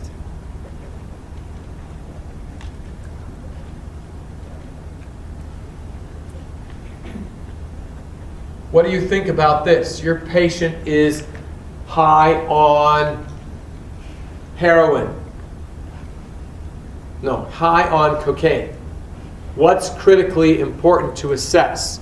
And one of the answers is B, which says making sure that the respiratory rate is above 12.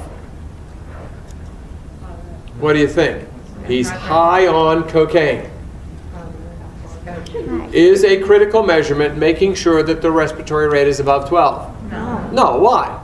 It's going to be high. There's no way he's going to even be close to 12. You got the wrong patient, but they're trying to sucker you into thinking, oh, respiratory rate. No, you know what I mean? Yeah, respiratory rate's important, but not in this patient because this patient wouldn't have a respiratory arrest because they're high on an upper, which makes everything go up. You'd rather check their reflexes.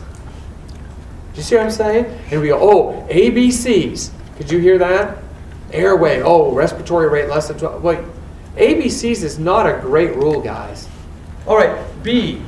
You see where we're at, B? After you know whether the drug is an upper or a downer, the second thing you ask yourself is, are they talking about overdose or withdrawal?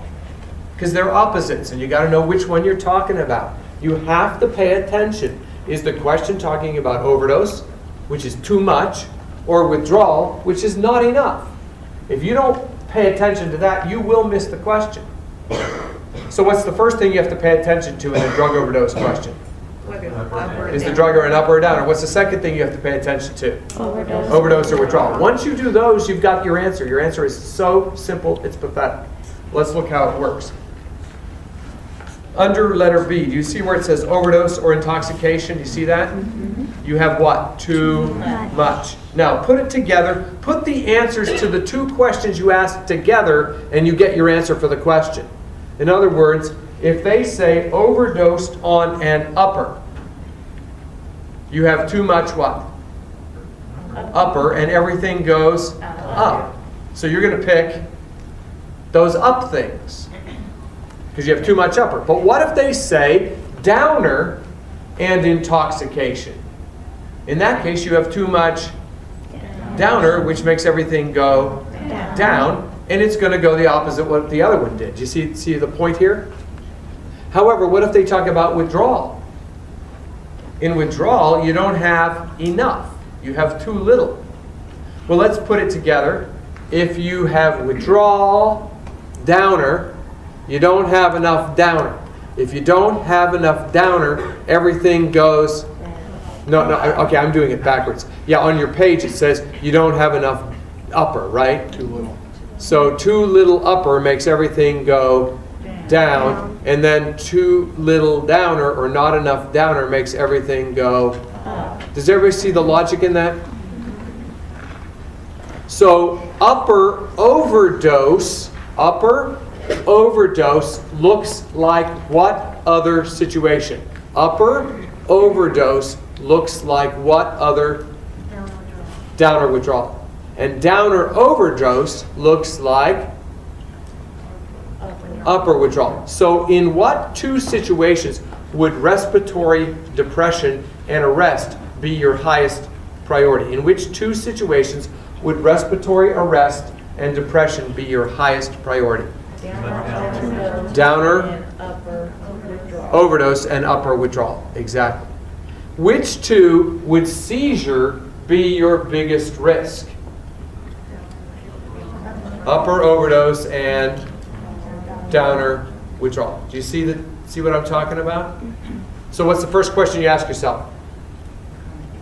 Up or down. Second question. Overdose or withdrawal. Too much or not enough. Put it together. Just pick the obvious answer. Let me show you how I want you to work this. Squad calls you and says they're bringing in a patient, they're 10 minutes out. He's an overdose on cocaine.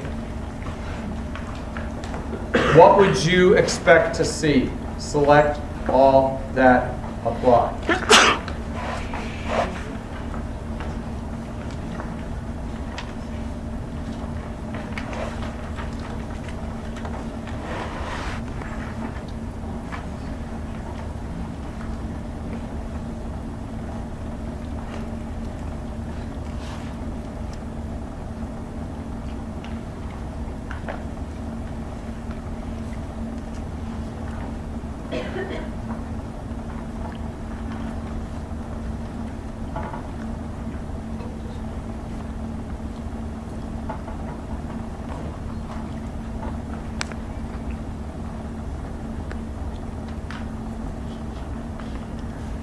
Person's overdosed on cocaine.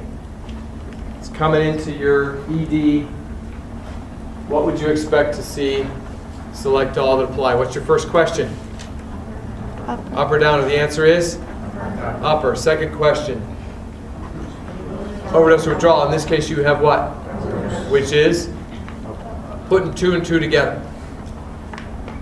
Too much upper. Right? So, answer your question.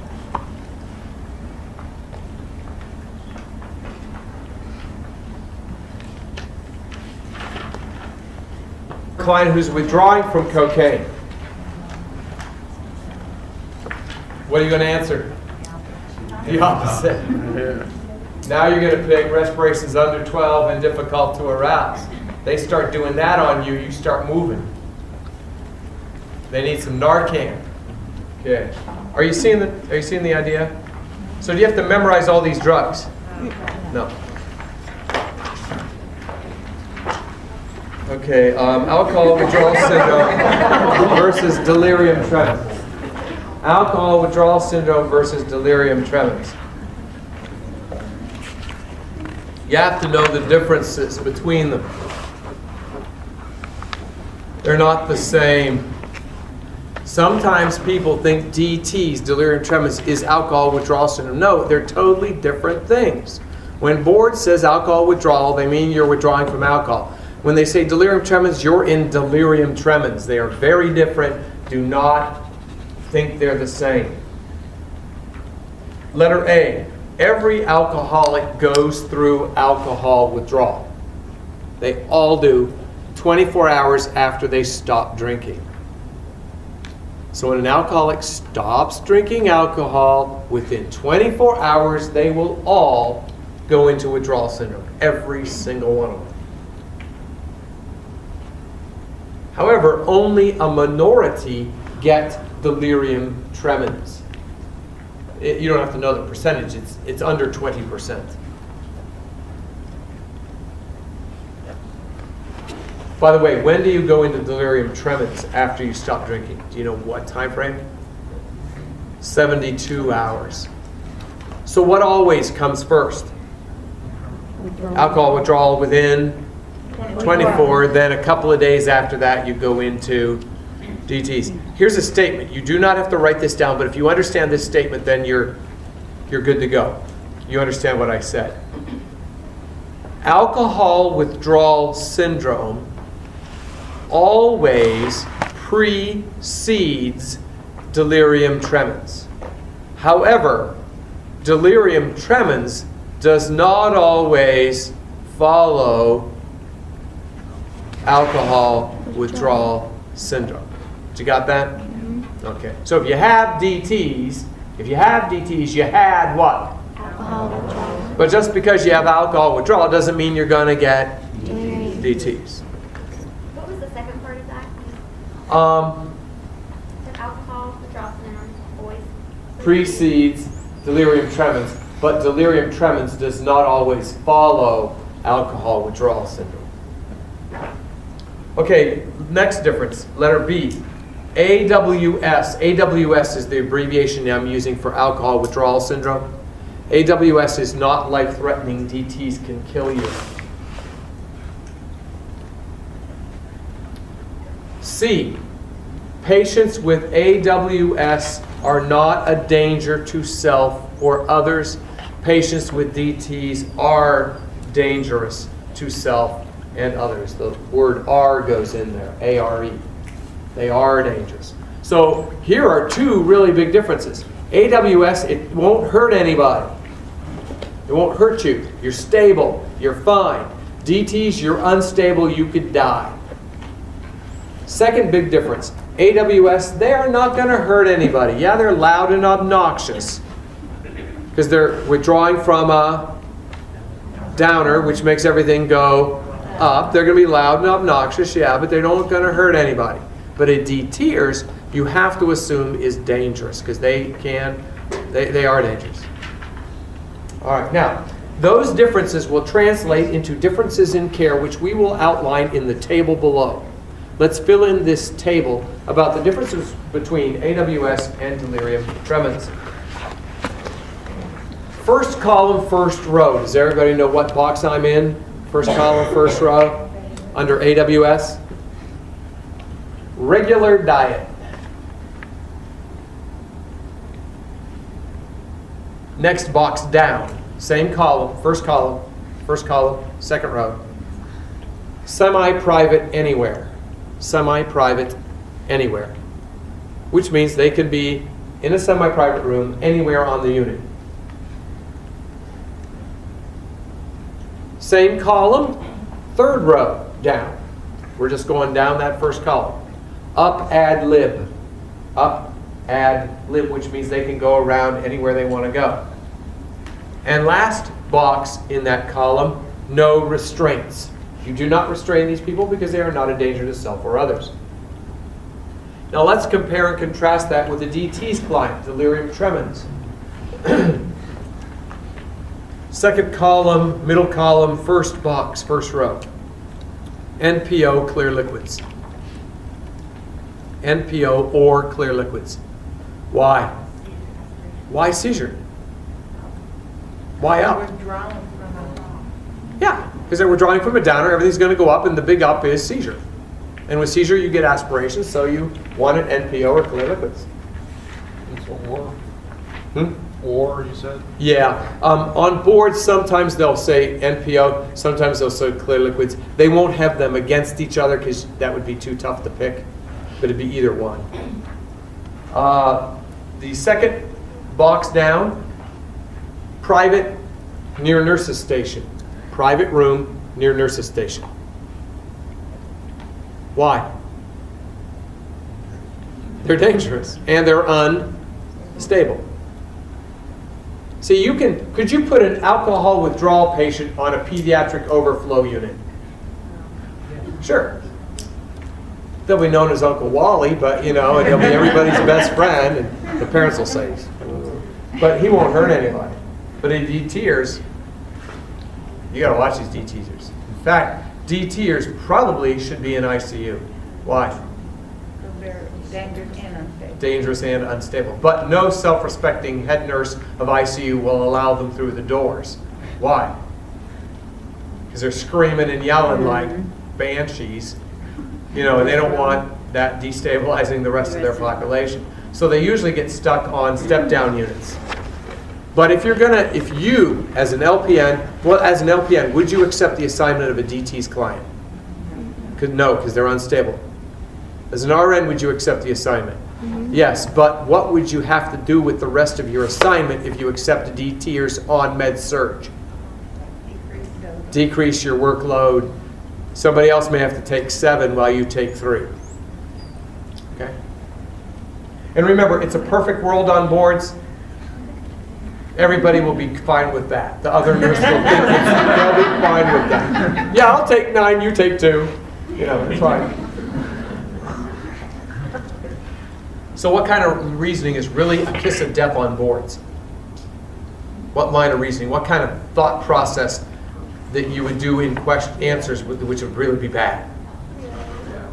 saying, oh, I wouldn't do that because what? I don't have enough staff, I don't have enough experience, I don't have enough time, I don't have enough money, we don't have enough resources. No, on boards you have what? A perfect world. You have all the money, all the time, all the staff, everybody's cooperative, everybody's happy, everybody wants to make it happen.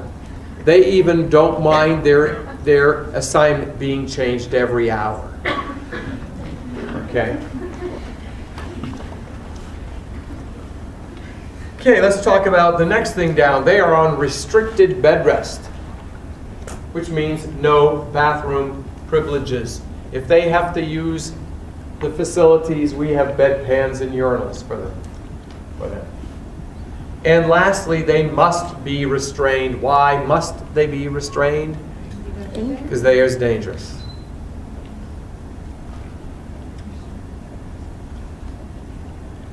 Now, with what would you restrain them?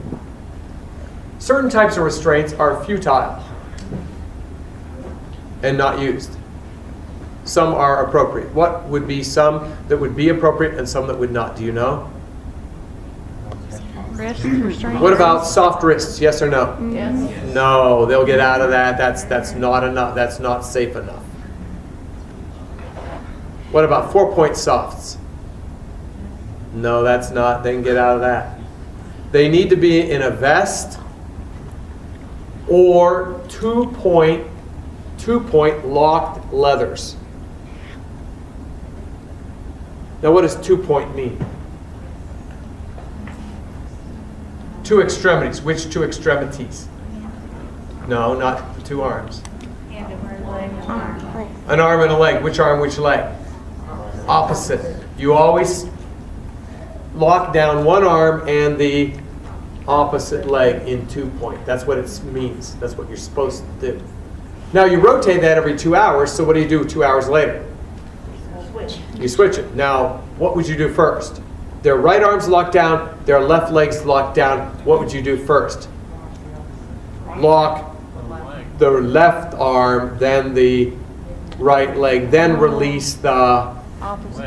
Yeah, don't release them first. You'll only make that mistake one time. And then you'll go, oh, okay, I got it now. You'll remember. Now, what do they both get? Well, they both get an antihypertensive, a blood pressure pill. Why would they get an antihypertensive? Why? Because everything's going up. Why is everything going up? They're on drop. Perfect. You guys are so excellent. Excellent. Excellent. You got it. You're getting it.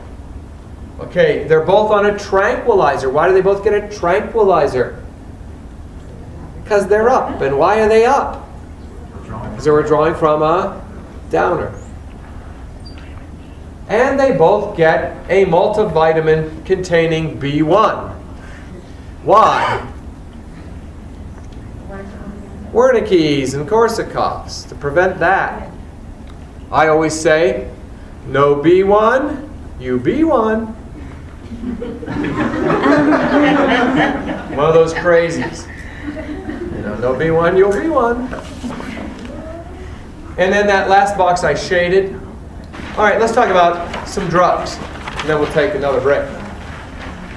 Drugs, aminoglycosides.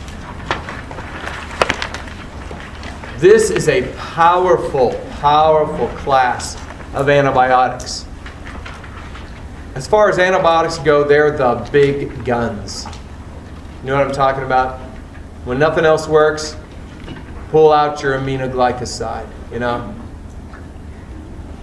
It's like the aminoglycosides are to infections like that scene in Indiana Jones when the big Arab guy comes out with a scimitar, you know, and he starts like this, and Jones pulls out a gun and shoots him. Well, they're like the gun. You know, they're going to blow it away. But you don't use it unless what? Nothing else works. Nothing else works. These are dangerous. Now, boards loves to test these. Why does boards love to test these drugs? Because they're dangerous, and this is a test of safety. And do you know these drugs? They're in the top, from my experience, these show up probably in the top 5 most commonly tested groups of drugs on boards. You don't have to know this because I'll repeat it several times, but probably the most common group of drugs you have to know for boards are your psych drugs. For aminoglycosides, think the following. A mean old mycin. When you see the word aminoglycoside, from now on, I do not want you to think aminoglycoside. I want you to think a mean old mycin. Do you hear the similar sound? Amino, amine old. Amino, amine old. So when you see aminoglycoside, think what? Amine old mycin. Okay, now, what does that tell you? Well, here's what that tells you.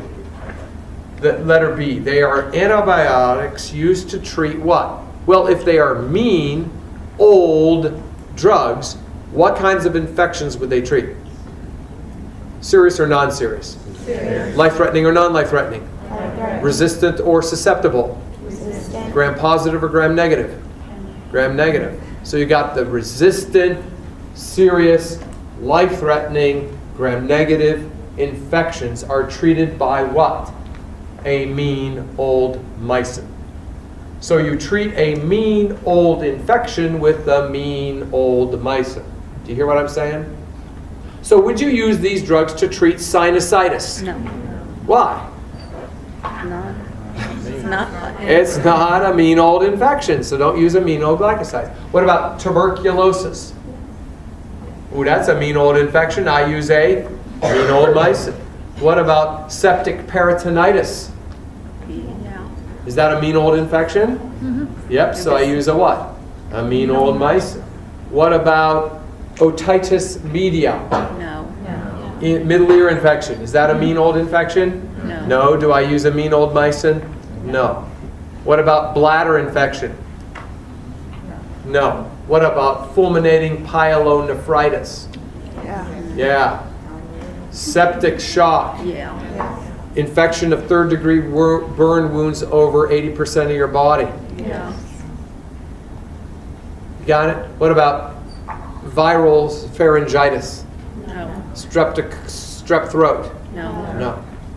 So use a mean old mycin when you got a mean old infection, and never any other time. So mean old tells you what it treats, mean old infections. The mycin tells you what they end in. Good news. All aminoglycosides end in mycin. They all do. And that's letter C. All aminoglycosides end in mycin. But you know what the bad news is?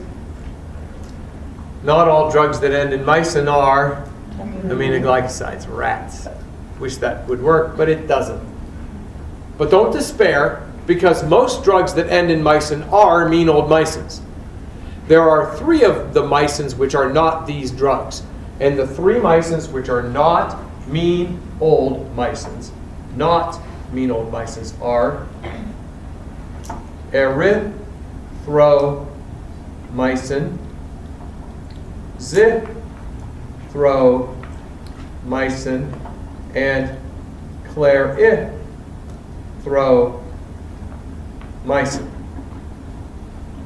What do all the mycins that are not mean old mycins have in them?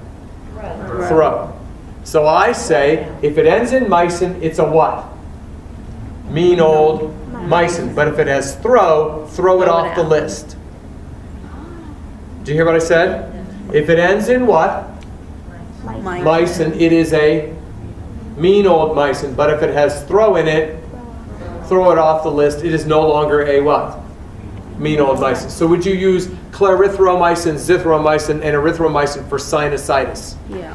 Yes. Would you use it for tuberculosis? No. Would you use streptomycin for otitis media, sinusitis? No. Would you use it for tuberculosis? Yes. So the mycins are mean old mycins, except the thromycins, which are little old harmless, no big deals. So watch out for your thromycins. They're a little tricky. So if you see thromycin, do what with it? Throw it off. Throw it off what list? The The mean old list, so it's just a little old. Some examples: clindamycin, cliomycin, bleomycin, dactinomycin, adriamycin, streptomycin, kanamycin, bleomycin. You know, all these mycins.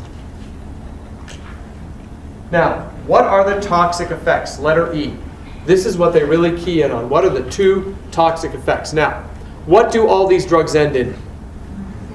Mycin. What English word sounds like mycin? Mice.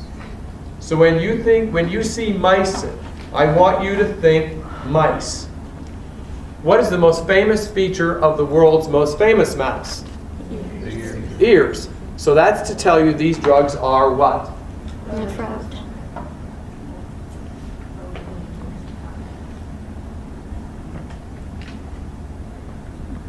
When you see mycin, I want you to think of mice. When you think of mice, I want you to think of ears. And when you think of ears, I want you to recall, oh, they are ototoxic. Because oto means what? Ear. Oto means ear. What's ophthalmo mean? Ophthalmo. Ear. Eyes. Oto means? Rhino means? Nose. Oro means? Now. Very good.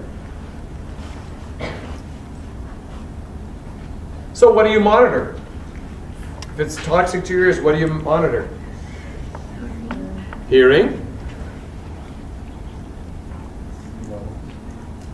Ringing in the ears. What's that called? Tinnitus. Yeah. If you're saying tinnitus, that's wrong. It's tinnitus or tinnitus. That last letter is a U, not an I. You see what I'm saying? It's Tinnitus. Tinnitus or tinnitus, not tinnitus. And everybody says tinnitus and it's wrong. I even hear it on commercials on TV. Okay, and vertigo or dizziness. Why vertigo or dizziness? Equilibrium. Because the ear also has equilibrium, doesn't it? Balance. So what are the 3 things you worry about with the ear? Hearing, ringing, and dizziness. But if you had to pick between those 3, which one would you pick? Hearing. Hearing would beat the other 2. Okay, number two. The human ear, now that we're thinking ears, why are we thinking ears? Because of mice, right? Because of mycin? Well, here's the human ear. You see the human ear? If we connect the dots, what's it shaped like? Kidney. The kidney. So just remember the human ear is shaped like the kidney. So the second toxic effect of these drugs is nephrotoxicity. Nephro, N-E-P-H for kidney. Nephrotoxicity. So what do we monitor? Urine. Not urine. They'll have that there, but don't go for it. Creatinine. Don't go for BUN. Don't go for daily weight. Don't go for output. Go for creatinine. The creatinine is the best indicator of kidney function. The creatinine is the best indicator of kidney or renal function. If they told you serum creatinine versus 24-hour creatinine clearance, which one of those would win as the best? The 24-hour creatinine clearance would be better than the serum creatinine, but the serum creatinine would be second best and beat everything else. So you got the 24-hour creatinine clearance, the best indicator of kidney function, serum creatinine number 2, and everything else a distant third. Oh, by the way, I didn't tell you guys. Duh. I don't know why. I knew I was missing something at the very beginning of this whole review. Please feel free to record. Okay, so if you want to record what I'm saying, feel free. Just record away. Okay? So, anyhow. Now, do you see this ear-kidney thing here? I want you to have a visual of the number 8. Do you see how the number 8 fits in a kidney real nicely? See how that shape fits? I want you to remember that the number 8, that's number 3 there, the number 8 drawn inside the ear reminds you of 2 things about these drugs. Number one, they are toxic to cranial nerve number 8, which is the ear nerve. And you administer them every 8 hours. You don't give them Q6, Q4, Q2, continuous drip. You give them every what? 8 hours. All right, let's turn the page. What's the route? IM or IV? IM or IV is the route. You give these drugs IM or IV. Next point. Do not give these drugs PO because they are not absorbed. Do not give them PO. They are not absorbed. So if you give a oral mycin, what will happen? It'll go into your gut, dissolve, and do what? Go right through, and you're making expensive stool. Because it's not going to be what? Absorbed. And if it's not absorbed, it will have no systemic effect. That's why it has to be given IV or IM. Not because it's going to hurt you, it just isn't going to do anything. Now, except in 2 cases. There are 2 cases where we want to give these mean old mycins orally. And the first case is hepatic encephalopathy, called hepatic coma. Have you heard of liver coma or hepatic coma? I hope you've heard of it, at least heard of it a little bit. It's when your ammonia level gets too high. Do you remember that? The ammonia gets up there and it pickles your brain, and you go into a coma and you could die. Well, what is the treatment goal in hepatic coma? Reduce what blood level? The ammonia. The goal in hepatic coma or hepatic encephalopathy is to get the ammonia down. That's the goal.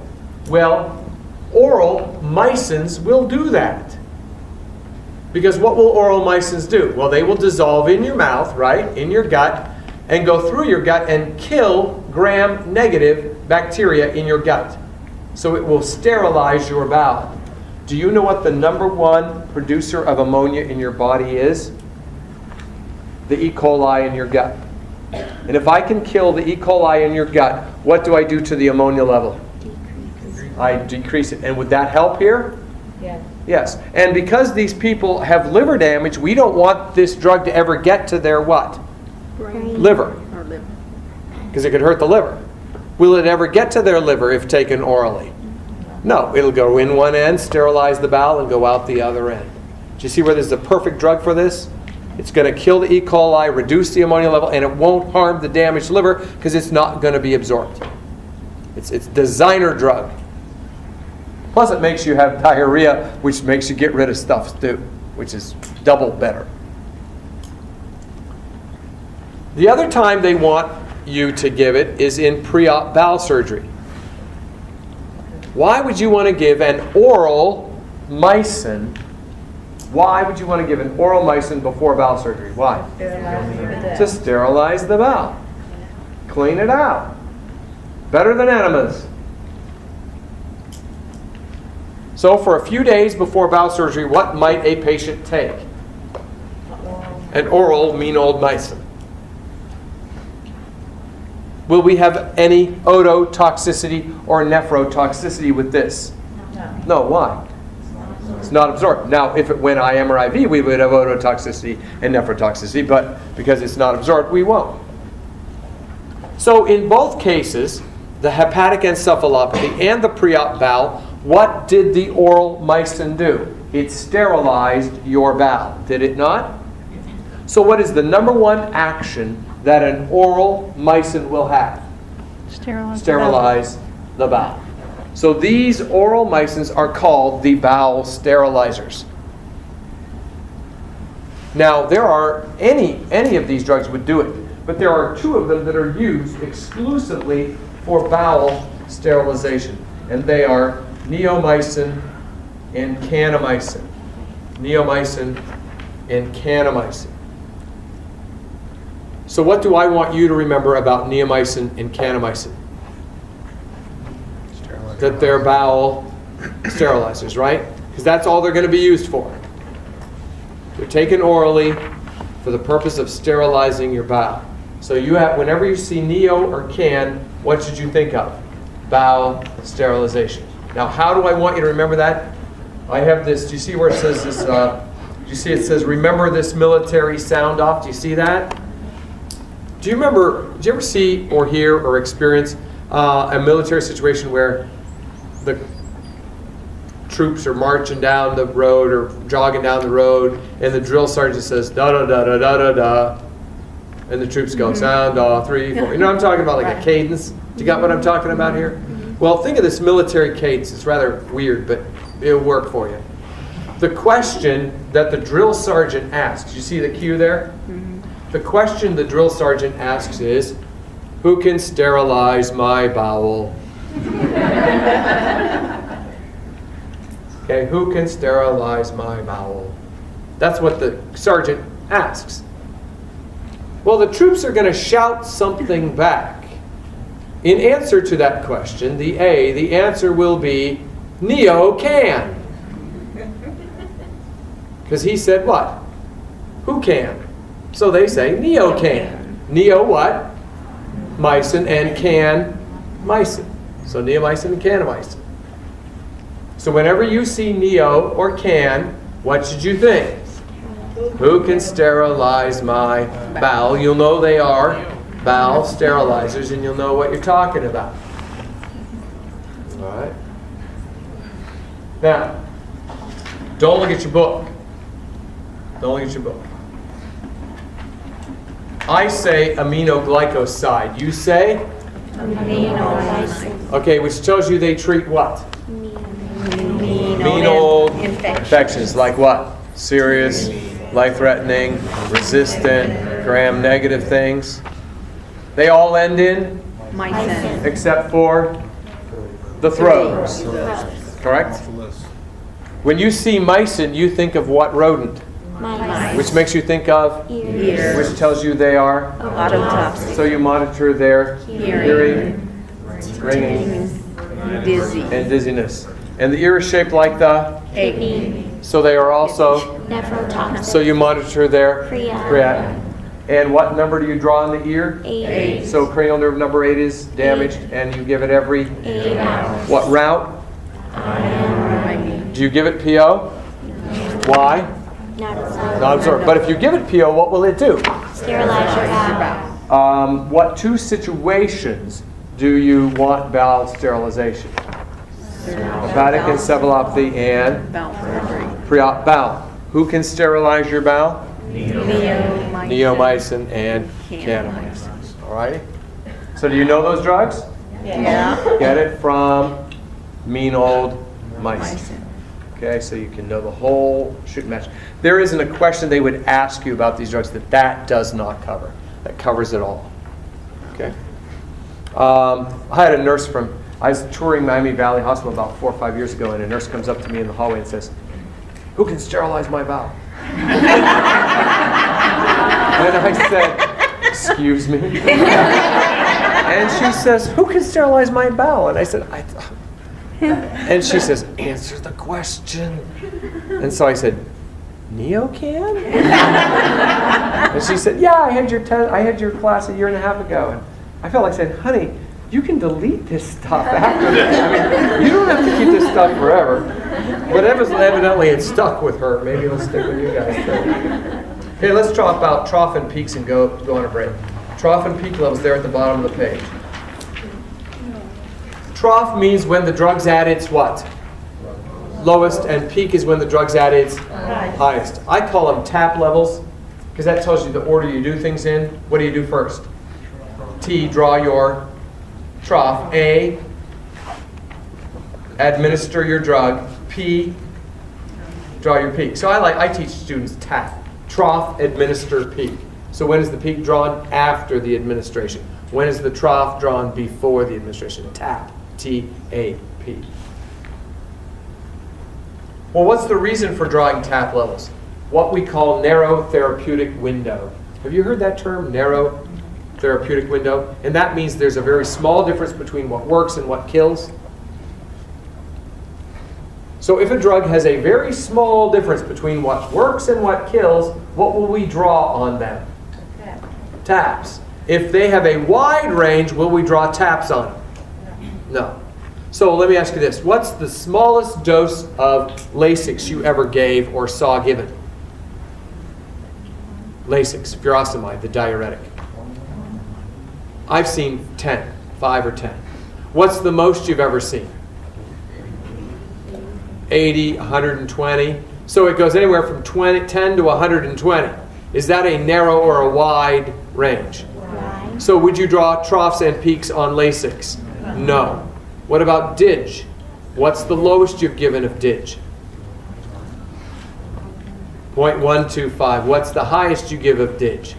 0.25. That's only 0.125 difference. That's pretty narrow. Would you do a peak and a trough on a DIG? Yes. Yes. So these mean old Mysins all have what drawn on them? Taps, because they have what? Narrow therapeutic windows. Now, I want you to understand, mean old Mysins are not the only class of drugs which have taps drawn, but they are a major class in which you draw taps. Therefore, that's why I'm talking about it here. Do you understand what I'm saying? This discussion of troughs and peaks could apply to a lot of other drugs besides these, but it definitely applies to these.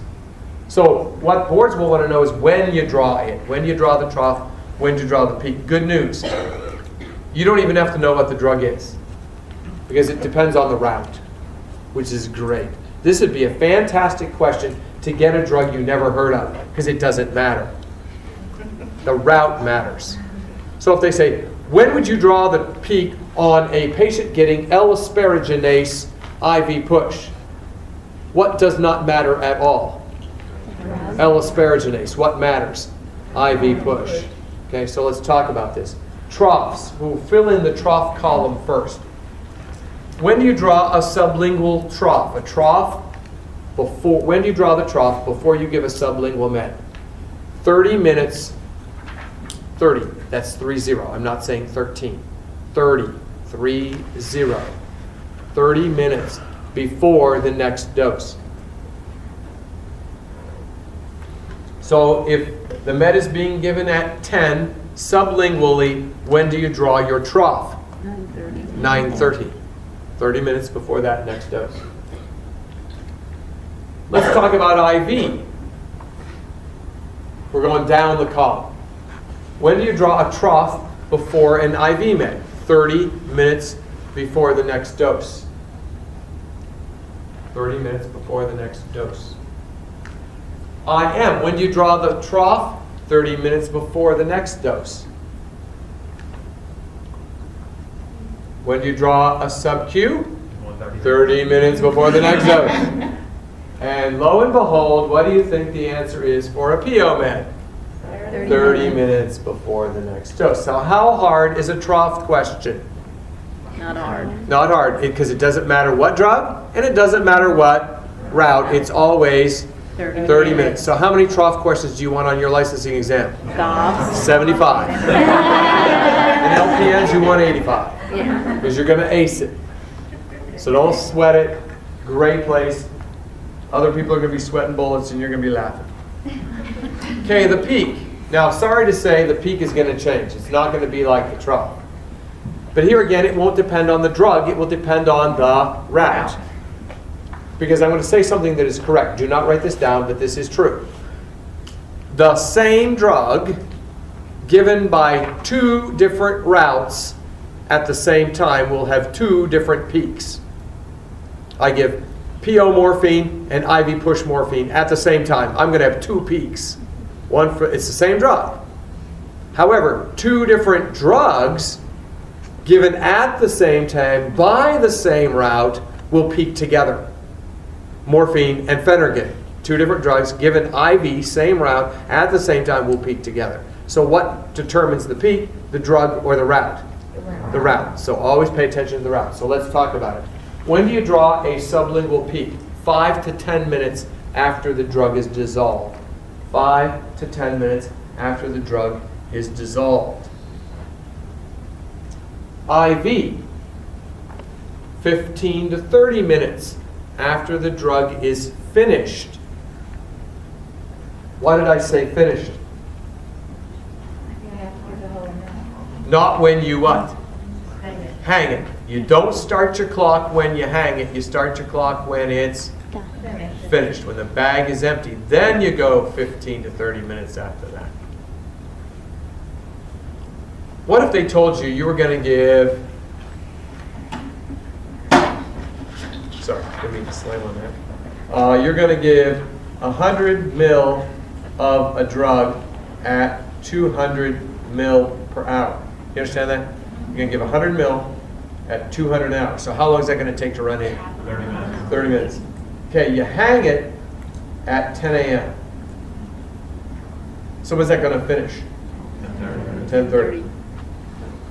When would you draw the peak? 10:45. Well, they say A, 10:15.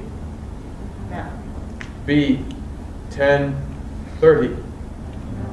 C, 10:45. Yes. D, 11 o'clock.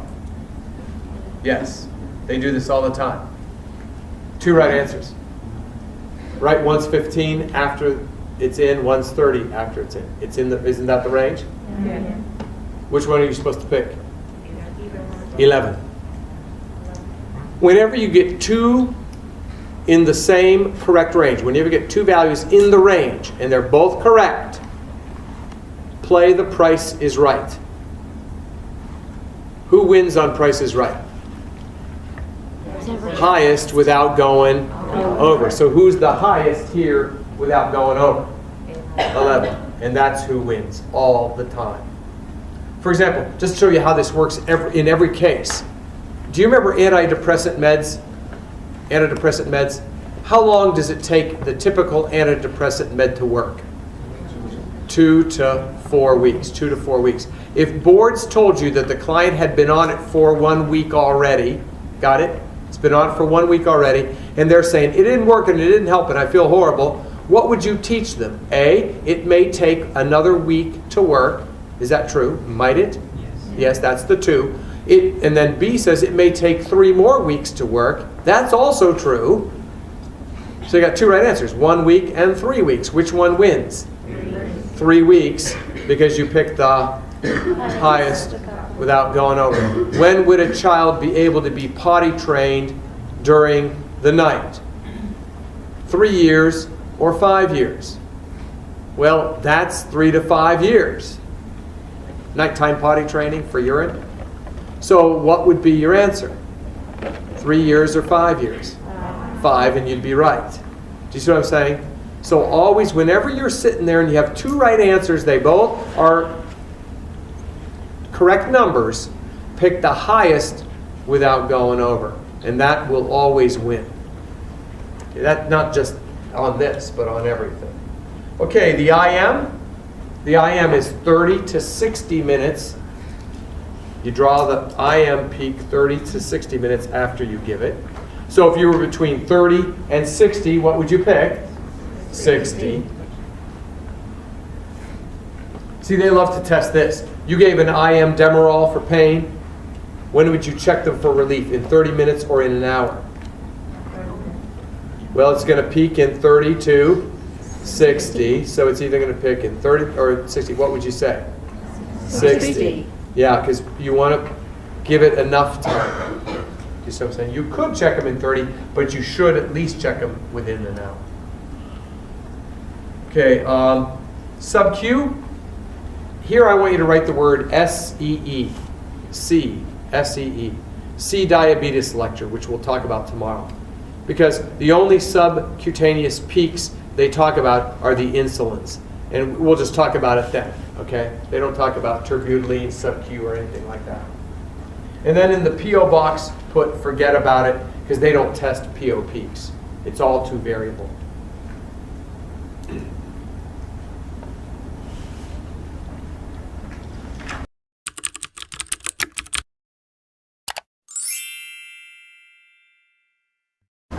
page 11, calcium channel blockers.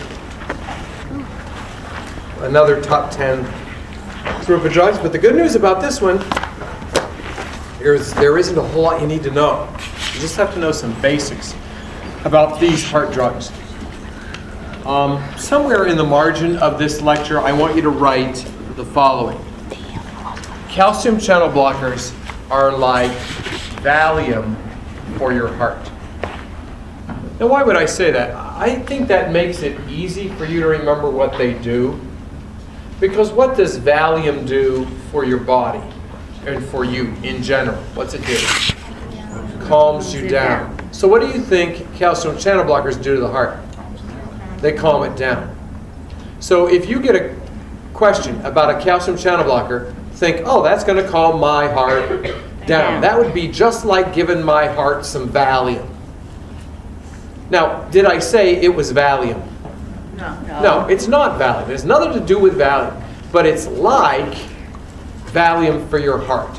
So if your heart is tachycardic, could it stand a little relaxant? Yes. So what class of drug could you give? Calcium channel blocker. If you're in shock, does your heart need to relax when you're in shock? No, you need to go up. it needs to get cooking here. So would you give a calcium channel blocker?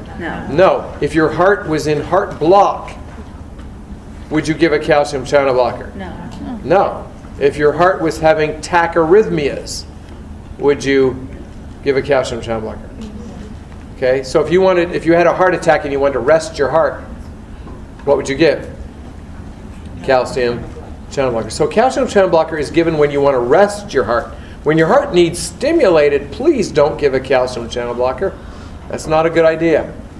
So this is like Valium for your heart. Now, how do we say that really fancy? The way we say that fancy is the following. You see here where it says letter A, calcium channel blockers are negative inotropic, chronotropic, and dromotropic. When you see the fancy words negative inotropic, negative chronotropic, negative dromotropic, don't freak out. All that's saying is what? It's like Valium for your heart. So negative inotropes, negative chronotropes, negative dromotropes relax your heart. They calm it down. The chart below shows you the difference between the positive inotrope, chronotrope, dromotropes and the negative inotrope, chronotrope, dromotropes. What do positive chronoinodromos do? Look down through there. What do? They strengthen, speed up, stimulate. So they are called what? Cardiac depressants or stimulants. Stimulant. And negatives are cardiac depressants. So a positive inochronodromotrope is a cardiac stimulant. A negative inochronodromo is a cardiac depressant. Do you see the difference? In that chart, which column should you highlight in this lecture because it applies to the calcium channel blockers? The last column. So circle and highlight the last column because that's where calcium channel blockers fit into the picture. They are negative inochronodromotropes. They weaken, slow down, and depress the heart. Letter B. When would we want to do that? What do they treat? Well, they treat A, AA, and AAA. The letter A is your friend here. A, AA, and AAA. Well, what does A stand for? Number one, they are antihypertensives. They are antihypertensives. How does that work? They relax your heart and blood vessels. And if you relax your heart and relax your blood vessels, what does your blood pressure do? It goes down. Does that make sense? If your blood pressure was high, would you take a Valium for your heart or a stimulant for your heart? If your blood pressure is high, would you want a Valium for your heart or a stimulant for your heart? Valium. And that would mean you'd use a calcium channel blocker. Do you see what I'm talking about? Okay, the second AA stands for anti-anginals. They are anti-angina drugs. Well, how does that work? It's going to relax your heart so it uses less oxygen, so there goes the angina away. It works by decreasing oxygen demand. It treats angina by decreasing oxygen demand because it relaxes the heart. What's the worst thing in the world for a person with angina? What's the worst thing that can happen to a person with angina? With their heart. What's the worst thing that can happen to their heart in a person with angina? Speed up the heart. Speed up. Speed up. And then it has problems. So we want to do what to the heart? Slow it down. AAA. Anti-atrial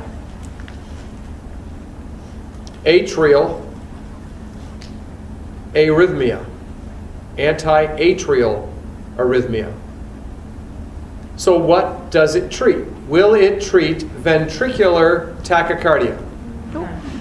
No. Why? Because that's ventricular, and this only treats atrial. Will it treat atrial flutter? Yes. Atrial fibrillation? Yes. Premature ventricular contractions? No. Premature atrial contractions? Yes. Paroxysmal atrial tachycardia? Yes. Atrial bigeminy? Yes. Ventricular bigeminy? No. Huh. How I say that? I love medical transcriptionists that don't know what they're writing. We always have fun reading those charts on night shift. I remember one time I was working nights, I just tell you, that cracked me up. We were reading this guy's history and physical, and the doctor dictated it, and the transcriptionist wrote out the history and physical, and they make mistakes. She said that this guy had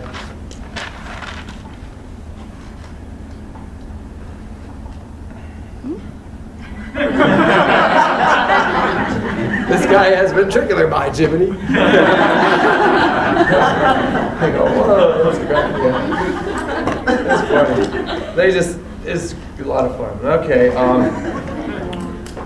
So all you have to know what arrhythmias this treats is to know if it starts with what letter? A. A. And if it's an A, it's yes. And if it's a V, it's no. What? There's a trick. What about this one? Supraventricular tachycardia, SVT. Would calcium channel blockers treat SVT? Yes or no? How many say yes? You're correct. Yes. Why? What does supra mean? And what's above the ventricles? Atrial. Boom. So it's supraventricular is the only ventricular which is actually saying atrial. Does everybody get that? Otherwise, you're good to go. Because it treats A, AA, and AAA. Well, what are the side effects? H and H. The letter H is your friend here. Headache and hypotension. Headache and hypotension. Why hypotension? Because it relaxes the heart and the blood vessels. Why the headache? Because you get vasodilation in the brain, and that gives you like a migraine. By the way, headache is a great thing to check on a Selectol that apply. Because what do you have with low sodium? Headache. What do you have with a high sodium? Headache. What do you have with a high glucose? Headache. What do you have with a low glucose? Headache. What do you have with high blood pressure? Headache. What do you have with low blood pressure? Headache. You know, I mean, headache's pretty, I'm going with headache. Okay, names of calcium channel blockers. Names. Anything ending in dipene. Anything ending in dipene. Amlodipine, nifedipine, the dipenes. I always say you're dipping in the calcium channel. Not pene. Why not pene? Why do I not want you to memorize everything ending in pene? Because there are loads of drugs that end in pene that are not these. It has to be a dipene. Dipene. Dipene is your calcium channel blocker ending. And then there are two others you have to know by name. Verapamil and cardizem. Verapamil and cardizem. So the dipines, verapamil and cardizem. Dipines, verapamil, cardizem. Those are your calcium channel blockers. Which of those is continuous IV drip? Can be given to cardizem. So when you give a calcium channel blocker, now think about this. When you give a calcium channel blocker, what vital sign do you need to measure before you give it? Blood pressure, Why? What's the side effect? hypotension. Hypotension. So you measure the blood pressure.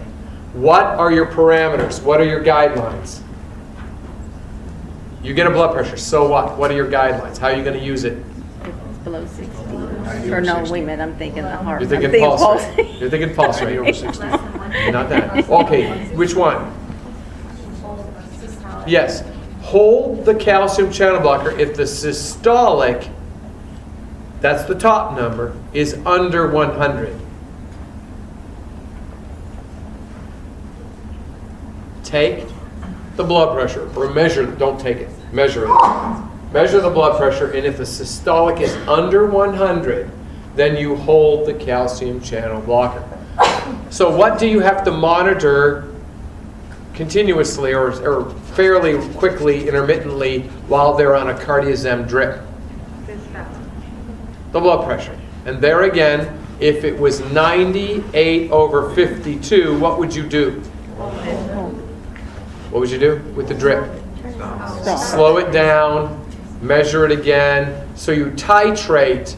Do you know what I mean by titrate? Change the IV rate to keep the blood pressure what? Systolic over 100. LPNs, they would say if somebody's on a cardizem drip, you notice all the following. Which one would you report to the RN? It's a systolic falling below 100. Same information, just ask from a different perspective.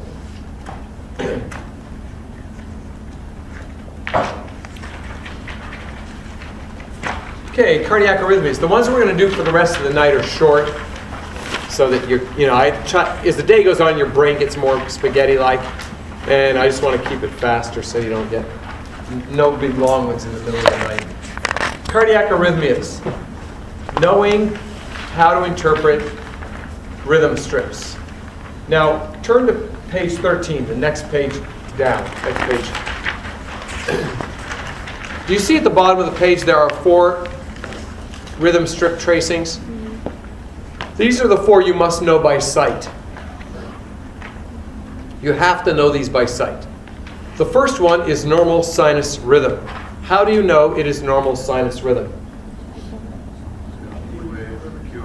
There's a P wave, a QRS, and a T wave for every single complex. There's a P wave before every QRS, and every QRS is followed by a T wave. But what else tells you it is normal sinus rhythm? Do you see the peaks of the P waves? How equally distant they are from one another? That tells you you're not dealing with something called a sinus arrhythmia. So that is normal sinus rhythm because there's a P for every QRS and the QRS complexes are evenly spaced. When you see that, that's normal sinus rhythm. It doesn't really matter if they go up or down. Do you know what I mean? You could have a P wave going up, QRS going down. That's okay. That's still normal sinus. The second one is VFib, ventricular fibrillation. It is a chaotic, squiggly line. The third one, it looks like a 1970s wallpaper border. That's VTAC, ventricular tachycardia. It's got those sharp peaks and jags. Is there a pattern? Yeah. Is there a pattern with ventricular fibrillation? No, there's no pattern with VFib. There is a pattern with VTAC. And the last one is called what? asystole. Please don't miss that one. I honestly, don't miss it. I mean, you're going to go down and down. Big time. Crash and burn time. Okay, let's go back to page 12 now. Now, I just want to hit those right out the gate. Now, could they show you Wolff-Parkinson-White syndrome? Yeah. But why do I not teach you that? You don't need to know it. You don't need to know it. But you said, but Mark, you said if they show it to me, don't I need to know it? What's the answer? No. What do you need to know? You need to know the answers to the questions that everybody else knows. And everybody else knows what asystole looks like. And everybody else knows what VFib looks like. And everybody else knows what VTAC looks like. And everybody else knows what normal sinus looks like. Nobody else knows what Wolff-Parkinson-White syndrome looks like. So if you miss that, it doesn't hurt you. You understand these questions are all given degrees of difficulty? So do you have to get every question right? No. What questions do you have to get right? The ones that everybody knows. The easy questions. You can miss every single hard question on the boards and pass with flying colors. You understand what I'm saying? So what I want, why do I teach you what I teach you? I want to teach you the stuff that everybody knows. So that you real quickly get correct the answers to the questions that everybody else knows, so that real quickly you get to what kind of questions? Hard ones that no one knows. Now you're going to feel how? Horrible, because you don't know any of this stuff. But that's good. Do you know what I'm saying? My goal is to, as fast as I can, get you to the hard questions. The questions that nobody else knows, including you. So that you feel really stupid. Do you see what I'm saying? I want halfway through this test, I want you to be going, what? What is that drug? What disease is that? What are you talking about? Who's that? What's this? You know, because you understand, you don't have to know everything. You just have to know what everybody else knows. What a little less than average. And so we're not going to, that's what kills me about a lot of these review books. A lot of these review books have all these rhythm strips in it, which is ridiculous. And these people have to memorize these rhythm strips, like 50 of them. And only 4 of them really are going to hurt you if you don't know. So why do those other books put those rhythm strips in their review? Why do they put them in there? Because they what? Heard that they're on there. They heard that they're on there. And so they what? They heard that something's on there, so what do they do immediately in their book?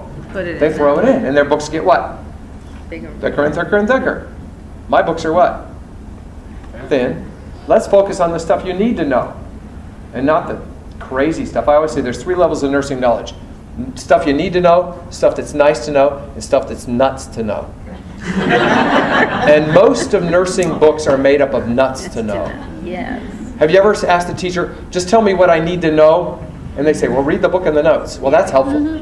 Well, part of what you're paying me for is to take all of that's in those books and narrow it down to this. So that if you know this, you know what everybody else knows. And soon you'll get to stuff that no one knows. You won't know everything, but hey, that's cool.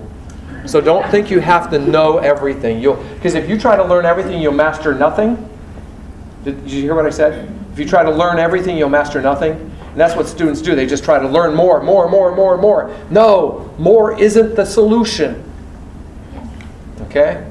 Focusing on what you really need to know and then how to apply it. That's what we're talking about. Okay? Back on page 12A, terminology. Whenever the question says QRS depolarization, it's talking about ventricular. If it says blankety blank blank blank blank, QRS depolarization is blank blank blank blank blank, you can always narrow it down to one of 2. Both of those would say what word? Ventricular. You can rule out anything that says what? Atrial. If you see QRS, you can rule out anything that says ventricular, atrial, and go with what's ventricular. However, number 2, if it says P wave, that will refer to something atrial, and you can rule out anything ventricular. Unless they say a lack of a P wave. Well, I mean, that's not really talking about a V wave. All right, let's use that to answer letter B, the 6 rhythms most tested on NCLEX. Number 1, they will use this phrase, a lack of QRSs. There are no QRSs. 0. None. What do you think that's called? Asystole. That's a flat line. That's asystole. Number 2 has to be a form of what? Atrial. Atrial. Why does it have to be atrial? That's P wave. Said P wave. And when you see sawtooth, you always pick flutter. Flutter is always described as sawtooth. I always think of the movie Jaws. I saw the teeth and my heart did flutter. Sawtooth, flutter. Numbers 3 and 4, do you notice that they have the same adjective, the word chaotic? Chaotic is always the word used to describe fibrillation. Fibrillation. So what is number 3? How do you know it's atrial? And what's number 4? Ventricular fibrillation. How did you know it was ventricular? How did you know it was fibrillation? Chaos. These are the words they use. Okay? What is number 5? Some form of what? Atrial or ventricular? Ventricular. How do you know it's ventricular? QRS. QRS. And when it says bizarre, bizarre always applies to tachycardia. Bizarre is the word they use for tachycardias. Chaos is the word they use for fibrillations. Don't get that confused. Chaos is for fibrillations. Bizarre is for tachycardia. So if you put 2 and 2 together, what is number 5? Ventricular tachycardia. Do you see how this can be easy if you just know your words? Why did they do that? What's that? Why did they do that? Why did they put chaotic then? Why did they do that? Why How did would they- we know that? Oh, why didn't they teach you that? I mean, why did they put that in the HESI test? Why did they put those words in there? They did. They did. You mean they? I mean, yeah, why do they? They are, I mean, they're trying to mess us up? No, actually, what they're doing is they're seeing if you know what those words mean. You see what I'm saying? So we were supposed Do you to be know taught. what chaos means? Somewhere along the line, we should have been taught this. Yes. Somewhere we along the weren't. line, And we weren't you should have been taught that taught. chaos was fib, flutter was sawtooth, bizarre was tacky, QRS was ventricle, P wave was atrial. You see what I'm saying? You should have been taught that. Wow. Okay. Well, what about a periodic wide bizarre QRS? That's a PVC. Why is it ventricular? And why is it wide and bizarre? Because it's like one snapshot of a tachycardia, right? It's just one piece of tachycardia. So, is it possible, could you call a salvo of PVCs, you know, a salvo of them, a group of them in a row, a salvo of them, what else could you call it? A short run of VTAC, couldn't you? Because it's the same idea.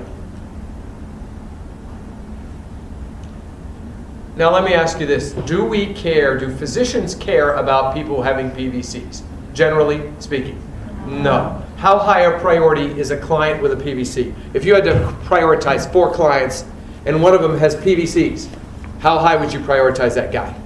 Low, moderate, or high? Low. All right? Now, under 3 circumstances, you could elevate that person to moderate. Not high priority, just moderate priority. And here's the list right here below. If there are more than 6 PVCs in a minute,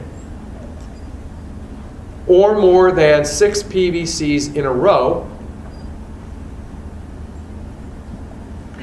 or if the PVC falls on the T wave of the previous beat, that's called R on T phenomenon.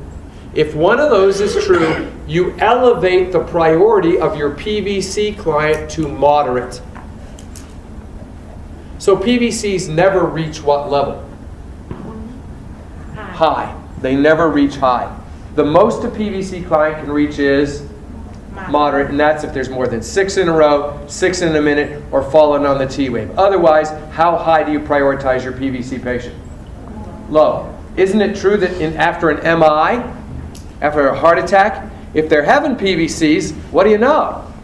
Is that good or bad? That's good. So actually it means they're reperfusing. So that it doesn't raise their priority, it even lowers it, because they're doing great.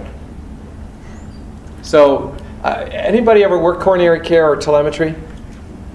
If you call physicians in the middle of the night to tell them that the patient is having PVCs, what is the most common order you will receive? Don't ever call me again. And how will they say that? Hang up. Discontinue the monitor. They'll tell you to DC the monitor. Why?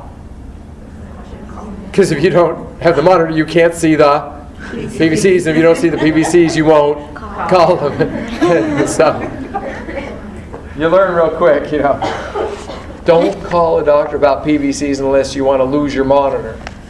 Okay. All right. Lethal arrhythmias. How high a priority are these? Moderate, low, or high? These are high priority. There are 2 of them that are super high priorities.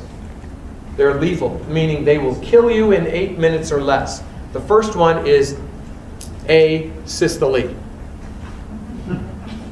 Right? If you're asystolic, you got 8 minutes, or that brain's gone. V-fib is also the lethal one. What do asystole and V-fib have in common? No cardiac output. And if you've got no cardiac output, you do not have brain perfusion. And if you don't have brain perfusion, you're dead in 8 minutes. So if they give you 4 patients and one of the patients has asystole or V-fib, how high do you prioritize that patient? They're probably number 1. Probably number 1. Letter D. One of these arrhythmias is a potentially life-threatening. It is not life-threatening. It is only potentially life-threatening, but that still makes it a fairly high priority. And that is ventricular tachycardia, V-tach. So therefore, what is the difference between V-tach and the asystole V-fibbers? V-tachers have a cardiac output. So that makes all the difference in the world. Were you ever in a code situation and they're given drugs or something and the rhythm changes? On the monitor, the rhythm changes because of something they did. What's the first question the doctor will always ask? What's that? Do you get a pulse with that? Why? What are they asking? Is there a cardiac output with that? You see? And so even if the rhythm changes to something that looks good, if there's no pulse, there's no cardiac output, it's just as bad as what was there before. Okay? All right. Turn the page. Let's talk about treatment of these problems. Treatment, yes. On that number 6, where periodic is underlined, is periodic mean PVC then? Yes. Okay. Because it's not a continuous phenomenon. It's only occasional. Okay, let's talk about the treatment. The first 2 are PVCs and V-tach. They are both ventricular, correct? Do you see this? See my fingers? What letter do they make? V. A V. For ventricular, now watch what happens. For ventricular, use, what letter is that? L. Lidocaine. For ventricular, use lidocaine. For ventricular, use lidocaine. So I always tell people to remember that. Ventricular lidocaine, ventricular lidocaine. Now I know that lidocaine is not used in a lot of squads now in the bigger cities because they're using amiodarone. But Boards is going to talk more about lidocaine. After April 1, it would be amiodarone. Amiodarone.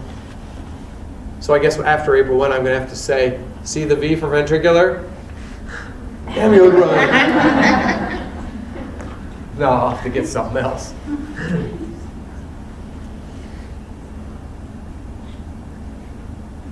Why do squads in rural areas still stock lidocaine instead of amiodarone or VTAC and VFib? I mean VTAC and PVC. Yes, it's like 1/10 the cost and has 4 times the shelf life. So why would you buy a super expensive drug that's going to expire in 3 weeks when you won't use it that much? But if you work squad in Franklin County, you're going to use that up so fast, might as well have amiodarone. But if you work Vinton County or something like that, good luck. Amiodarone is going to spoil before you ever use it. Okay, supraventricular arrhythmias. What's that a synonym for? Supraventriculars. Atrials. For atrial arrhythmias, use the ABCDs. Atrial starts with what letter? A. So remember the ABCDs of atrial treatment. So for ventricular, you use what? Ventricular, use lidocaine. For atrial, use the ABCDs. So what are the ABCDs? A stands for adenocard.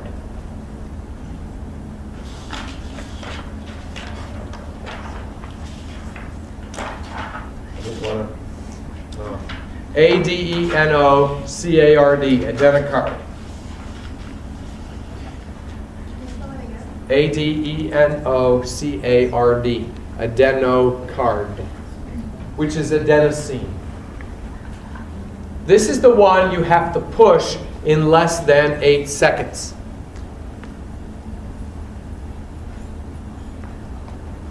So is it a fast or slow IV push?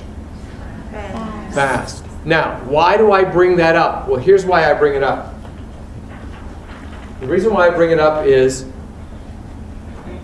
when you're talking about IV push, when you don't know, you go slow. You heard that? When you don't know, you go slow when you're pushing.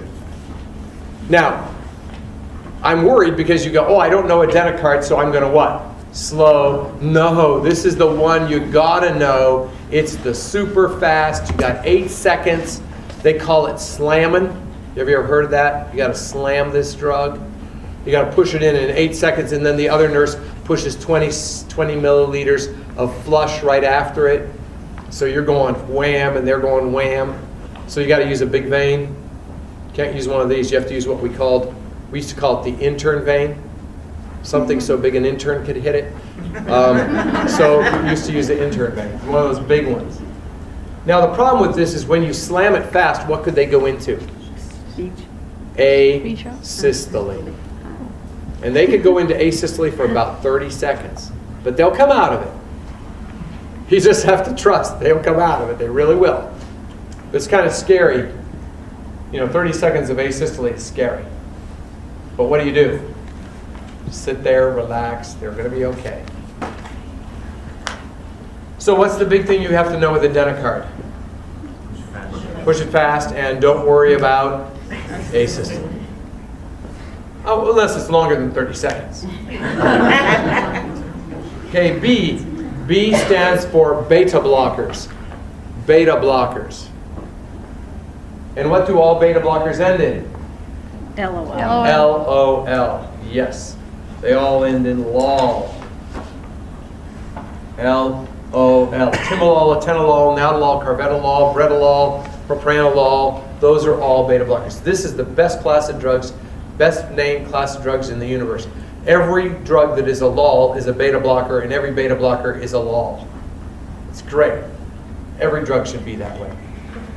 Okay, I always used to say, when we were in school, we used to do stupid things. You see that right there? That's baby beta. See the little curly cubes? Actually, in bigger, it would look like this. That's baby beta, and she's what? Blocked in. She can't go either way. Beta blocker. So, LOL, beta blockers. Now, beta blockers are negative INO, negative chrono, negative dromo. Negative INO, negative chrono, negative dromo. So they're like what? And so they're like Valium for your? So they'll treat A, AA, and AAA. And what are we talking about here? AAA, anti-atrial arrhythmia.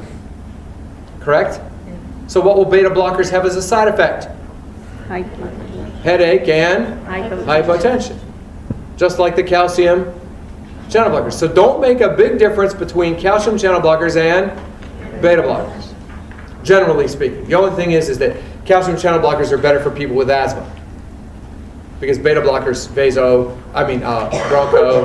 constrict. So people that have other diseases like COPD probably should be on a calcium channel, although a beta does all the same things and has all the same side effects. Oh, so therefore, what's the C? Calcium channel blockers. Because beta blockers and calcium channel blockers are like Valium for your heart. They're negative NO, negative prono, negative DROMO. They treat A, AA, and AAA, and they have the side effects of H and H. Both of them. The D stands for digitalis.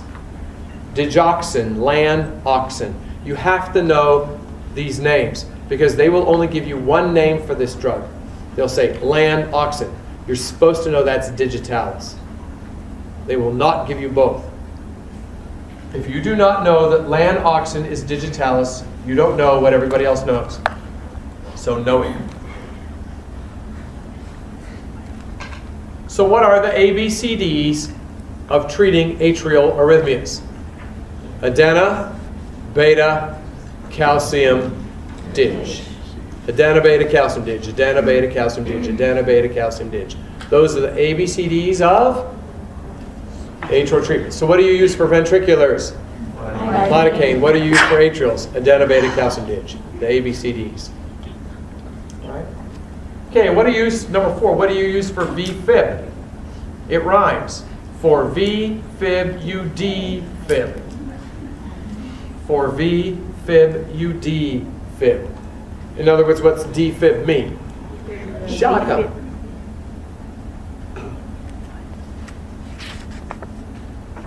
And asystole, what do you use for asystole?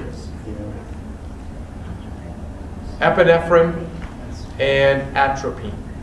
Epinephrine and atropine. In that order. What's the first one you give? Epinephrine. Then if that doesn't work, you give atropine. Now, the way I remember this is, look at the word asystole. All right? What's the first letter? A, which stands for atropine. What's the last letter? E, which stands for epinephrine, but give it reverse. So A for atropine, E for epinephrine. What I do is I always do this. Asystole, atropine, epi. And I have that, you see this visual? I sort of have this visual of it coming down, and then I just go give it opposite.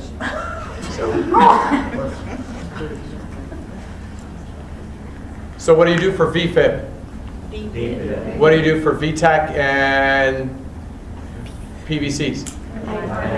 What do you do for atrial flutter and atrial fibrillation? Adena, beta, calcium, dig. What do you do for asystole? Epinephrine and atropine. Very good.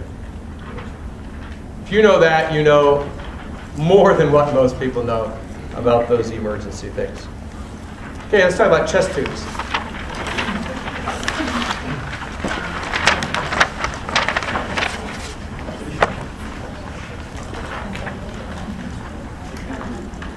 The purpose of a chest tube is to reestablish negative pressure in the pleural space. Reestablish negative pressure in the pleural space. So the pleural space is a place where negative is good. Because don't we tend to think of negative as bad?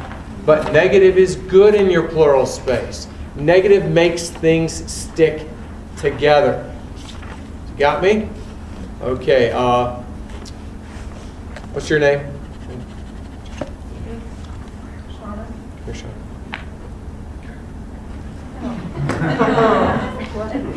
Okay. Shauna and I are going to demonstrate some things. Take it off first.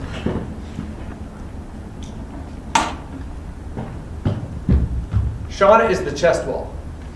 I am the lung. Okay. She is the chest wall, I am the lung. Now, we're actually three-dimensional, although we're only showing you a one-dimensional picture. There's actually, you know what I'm saying? Everybody get the cross-section here we're looking at? Okay, so she's the what? I'm the, okay, what's out here? Atmospheric air, right. So this is skin and bones and muscles, right? And then I'm a what? Lung. And what's in here? Air. The what? The alveolus. I can't make 3 of them at once. I know you're used to a picture with 3, but I can't do that. Okay, that's the alveolus. Are you getting the picture? Now, on the inside of the Chest wall. is a lining called the the parietal pleura. So this is the what? Parietal pleura. It lines the inside of the chest wall. Okay, now on the outside of me, there's another lining. What's this called?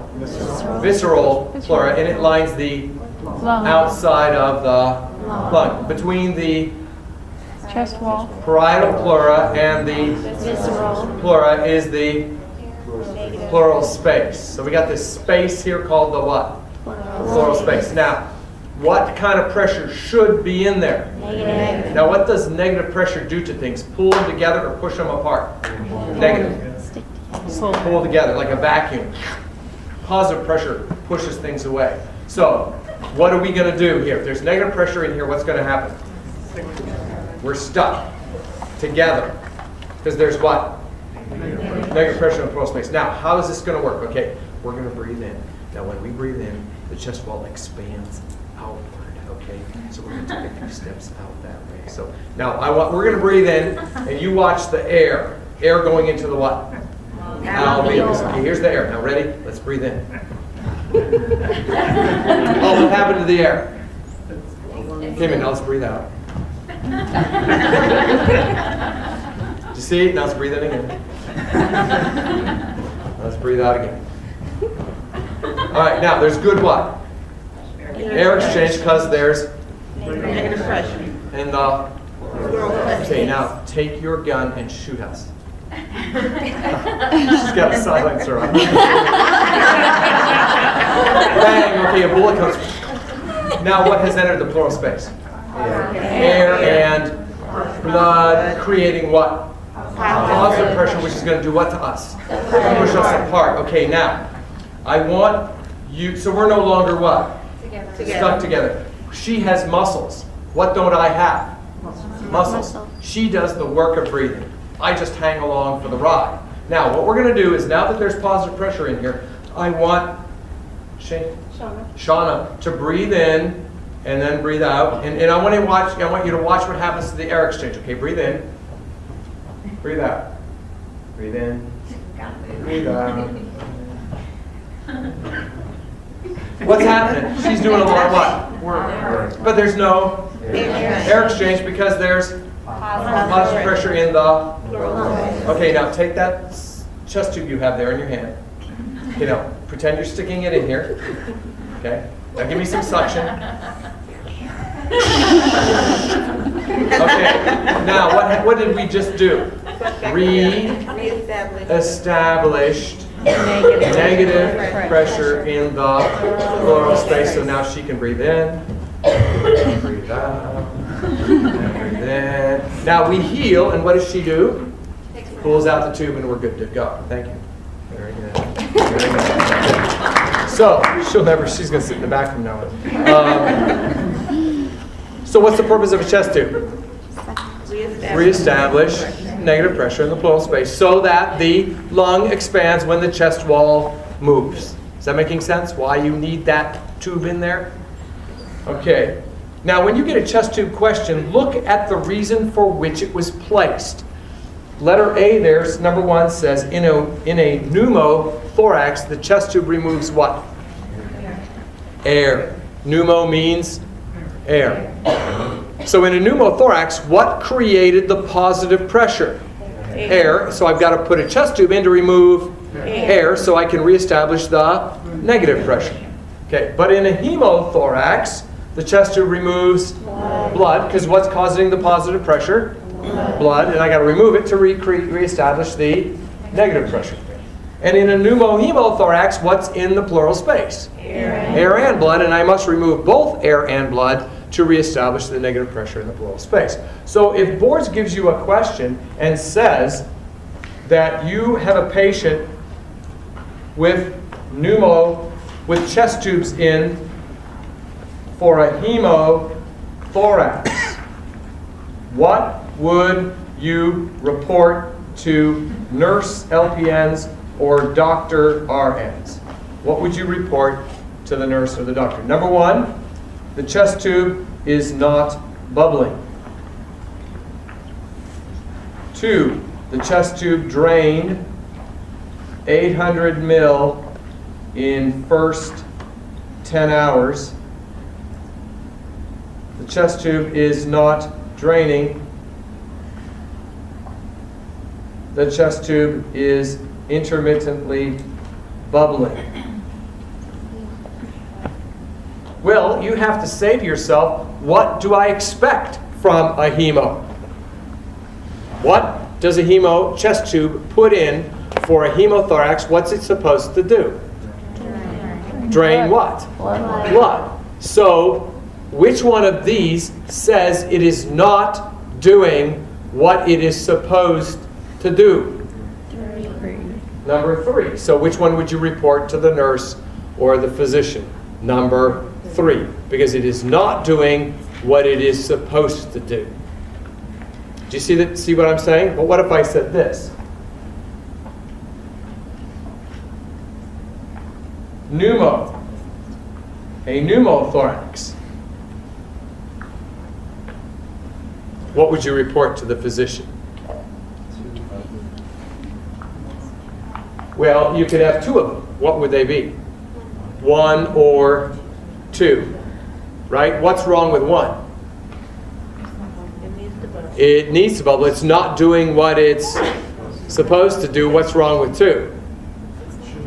It's doing something it's not supposed to do. And in that case, it would be a hard, do you see what I'm saying? It would be a hard one to do. But the point is that, do you see how that, it definitely wasn't number 3. Do you see when I changed? Did you see that when I changed from a hemo to a pneumo, what was the right answer is no longer even an option for the right answer. So if you're going to get chest tube questions correct, what must you pay particular attention to? The disease for which it was placed. And that will tell you what you should expect. Does that make sense that you're going to have to watch that? Otherwise, you wouldn't get it right. Okay, the other thing you have to pay attention to is letter B, the location of the tubes. The location of the tubes. And the 2 locations are apical, A-P-I-C-A-L, and basilar, B-A-S-I-L-A-R. Apical, number 1 is apical, A-P-I-C-A-L. And number 2 is basilar, B-A-S-I-L-A-R. Apical and basilar. Now, apical means the chest tube's way up high. And if you put a chest tube way up high, what are you going to remove? Air, because air rises. So apicals remove air. Basilars are at the bottom of the lungs, so they will remove what? Blood, because blood is subject to gravity. So apicals remove air, basilars remove blood. A for A, B for B. What do I mean by that? Apical starts with A, and that removes air, which starts with A, and basilar starts with B, and it should remove blood. So if they say your apical chest tube is draining 300 milliliters per hour, your apical is draining 300 per hour, what do you think? Good or bad? Bad. Your basilar is draining 200 mils per hour. Fine. It needs to come out. You know? Your apical tube is not bubbling. Your apical tube is bubbling. Your basilar tube is not bubbling. Fine. Your basilar tube is bubbling. Why? You know what I'm saying? So do you see where location depends? So what will they put in for a hemo? What will they put in for a pneumo? And what will they put in for a pneumohemo? One of each. Which brings up the next three questions. Examples. How many chest tubes and where would you place them for unilateral pneumohemothorax? Unilateral pneumohemo. 2. You'd use a apical for the pneumo and a basilar for the hemo. B. How many chest tubes and where for a bilateral pneumo? Again, how many? 2. But what would they both be? Apicals. You'd use an apical on the right and an apical on the left.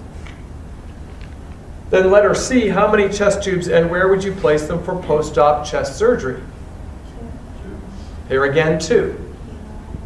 An apical and a basilar on the side of the surgery. Because you are to assume that chest surgery or trauma is unilateral unless otherwise specified. So if they just said he had chest trauma, would you assume it's unilateral or bilateral? Unilateral. Chest surgery, unilateral or bilateral? Unilateral. You always assume unilaterality. Never assume that it's bilateral. So the only time you're taking care of bilateral is when they say bilateral. Alrighty? Oh, there's a trick question though about chest tubes. How many chest tubes would you need and where would you place them for a post-op right pneumonectomy? None. Why? Pneumonectomy means removal of the what? Whole lung. There's no lung, there's no pleural space, there's nothing. So if there's no pleural space, why do you want to reestablish pressure in something that does not exist? Correct? So you do not use chest tubes for pneumonectomies. You use them for lobectomies, wedge resections, those kinds of things. All right, turn the page. Let's talk about troubleshooting.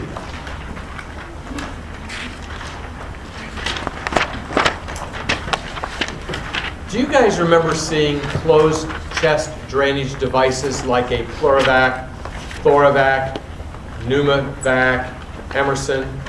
And they're those plastic containers that the tube is connected to. Well, what do you do if you knock that over? I mean, you didn't break it, you just knocked it over. What do?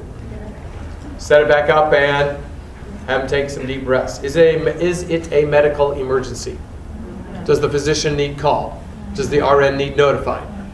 Do you need to do anything other than have them take a couple deep breaths? No. It is no big deal. Do you understand that? So do not get all uptight when you knock over that device. But number 2, what do you do if the water seal breaks? The actual device, that device breaks. Now, is that the same thing as we were just talking about, or is this something totally different? Totally different, because now positive pressure can get in the pleural space. So what do? Let's say you break it. What do? Clamp it. Clamp it. That's the first thing you do is clamp it. Why? So nothing gets in. Then what do you do next? Well, there's a couple of steps they're going to put in between there. Clamp it. Put it in sterile water. There's a step before that. That's the third step. Clamp it. It's too obvious. Cut it away from the broken device. Take your scissors and cut that tube away from that broken device because it's no good anymore, right? So cut it all away. Then, what do you do to the end of that tube then that's been cut away? You said it in the back here. Sterile water. Stick that end of that tube under sterile water, okay? Now, what are you going to do next? Unclamp it. Why unclamp it?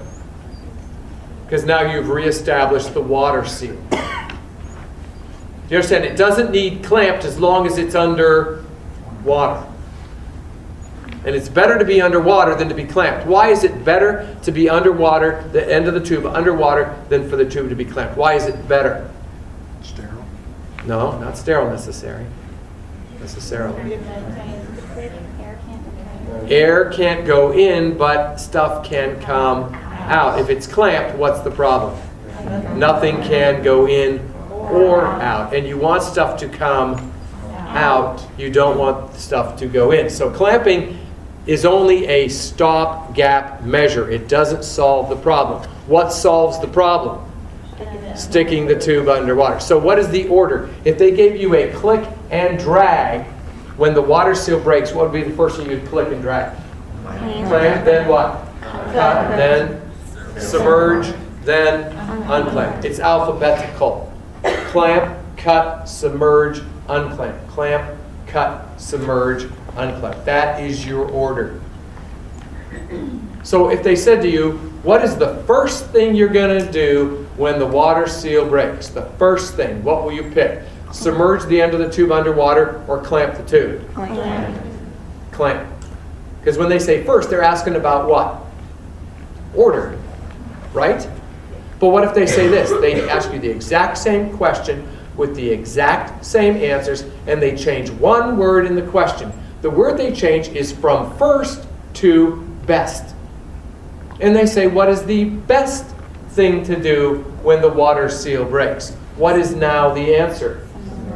Submerge it under sterile water, the tube under, the end of the tube underwater. Why is it the best? Because it actually solves the problem by reestablishing the water seal. The clamping was only what? A temporary fix. It's not the best, it's the first, but it's not the best. So do you understand that a best question is different than a first question? Very different.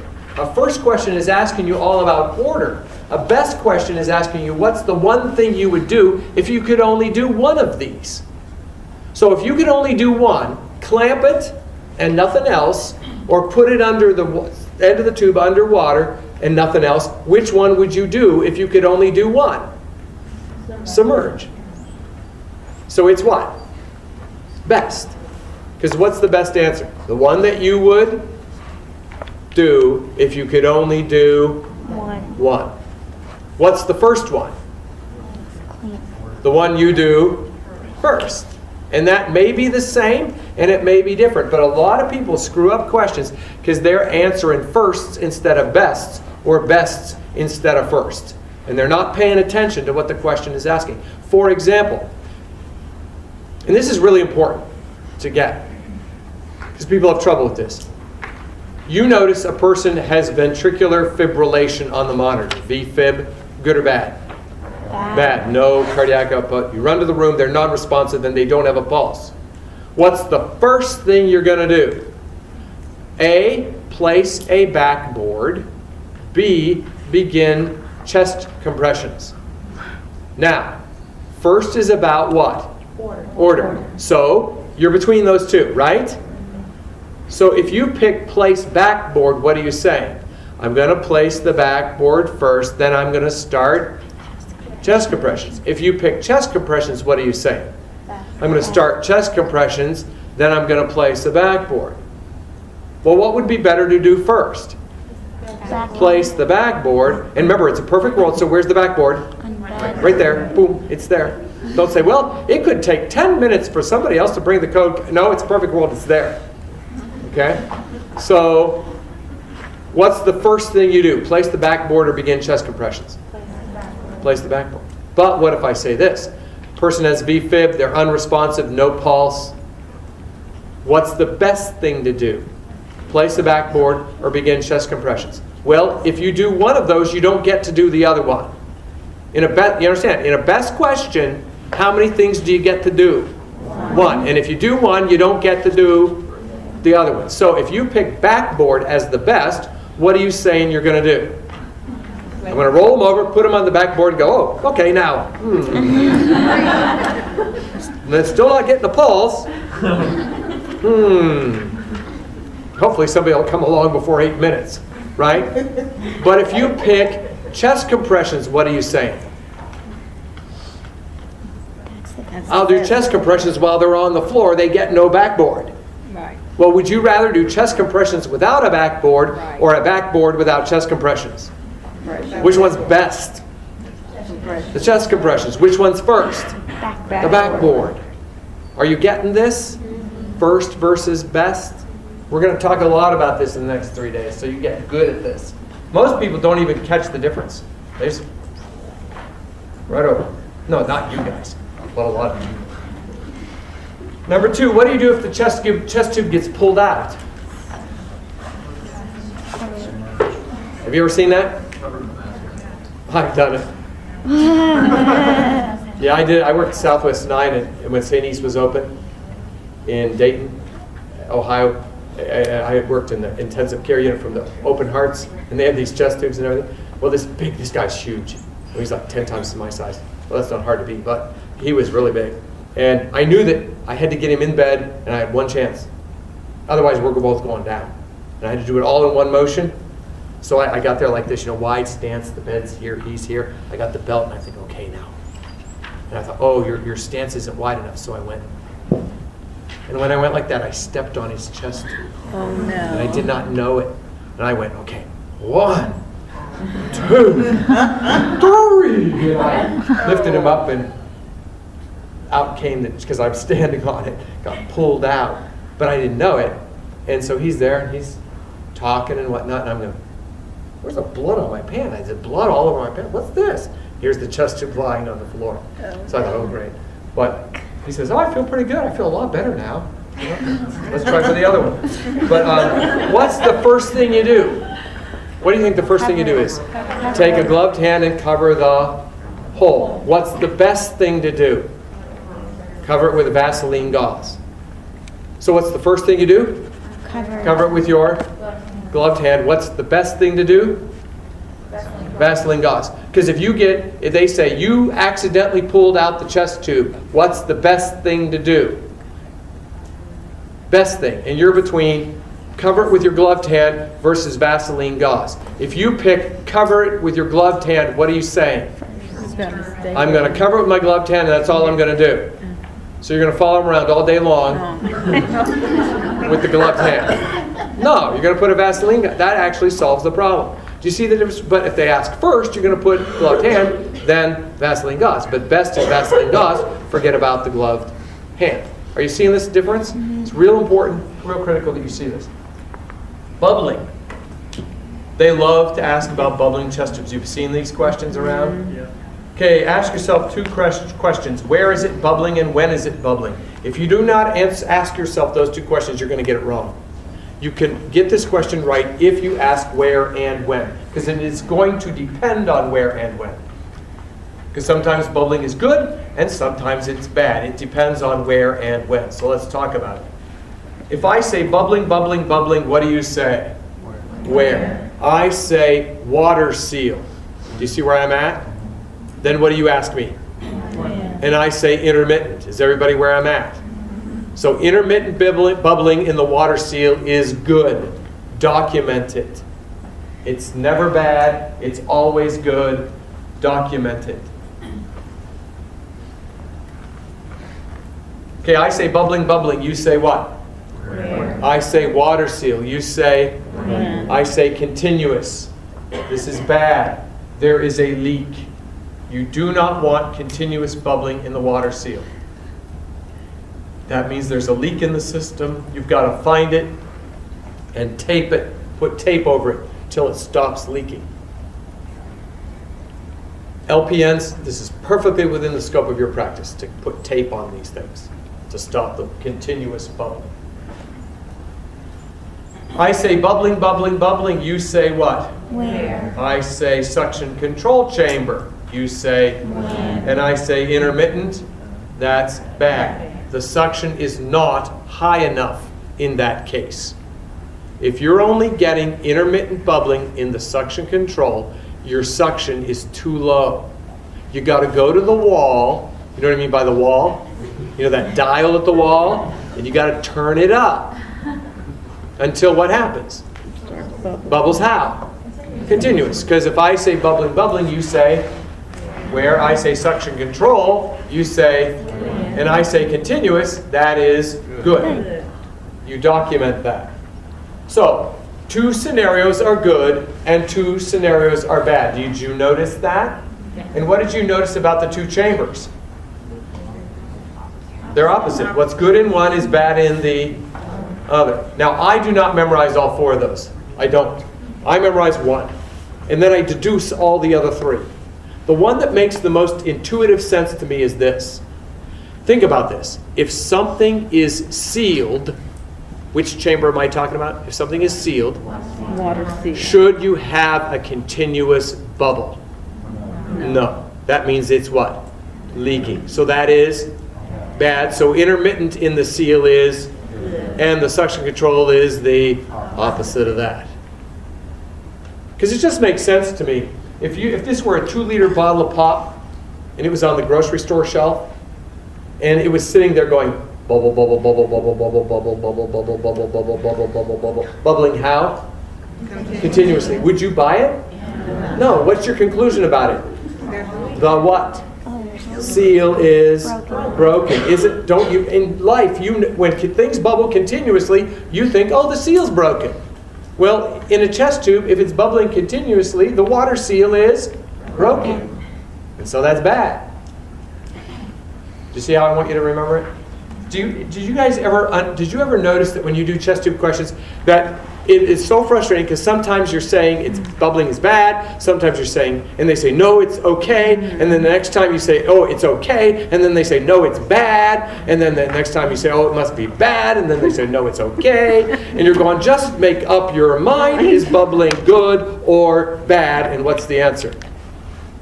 It's both. It depends. And that's what you're not picking up. You have made all chest tubes the same, right? Yeah. And they're very different. See, my philosophy is make something simple if it's simple, but don't oversimplify if it's actually more involved. So hopefully that will help you with your chest tube questions to know when bubbling's okay and when bubbling's not okay, and when draining's okay and when draining's not okay, and what the purpose of it is. Do any of you like analogies? Learn by analogy. Dog is to meow as bark is to cat. You know that you're not good at analogies when I say meow is to cat as bark is to, and you say tree. You're not very good at it, But here's an analogy that might help you. A straight catheter, you got where I'm at? A straight catheter is to a Foley catheter as a thoracentesis is to a chest tube. Did you get the analogy? Because what's a straight cath? In and out. What's a Foley? In, secure, drain in. Keep continuous drain. What's a thoracentesis? In and out to reestablish negative pressure. What's a chest tube? Stick it in, secure it, leave it in. So, do you see the point? So just think of a thoracentesis as an in and out chest tube. And that will help you answer questions there too.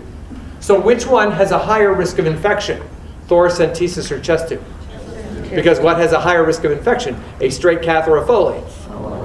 Right? Same idea. Rules for clamping tubes. Never clamp a tube for longer than 15 seconds without a doctor's order. You're not allowed to clamp chest tubes for longer than 15 seconds without a doctor's order. So if you break the water seal, what is the first thing you do? Break the water seal. First thing. Now, how long do you have to get that thing cut off and underwater? 15 seconds. Or you got to what? Unclamp it. So have those sterile water bottles nearby.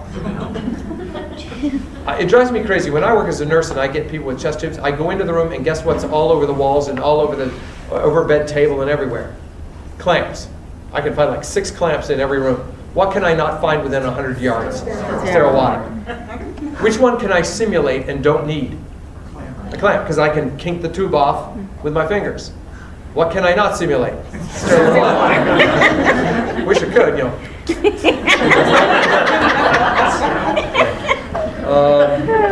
Number 2, use rubber tip double clamps. Use rubber tip double clamps. In other words, if you're going to clamp something, what should they be covered with? The teeth.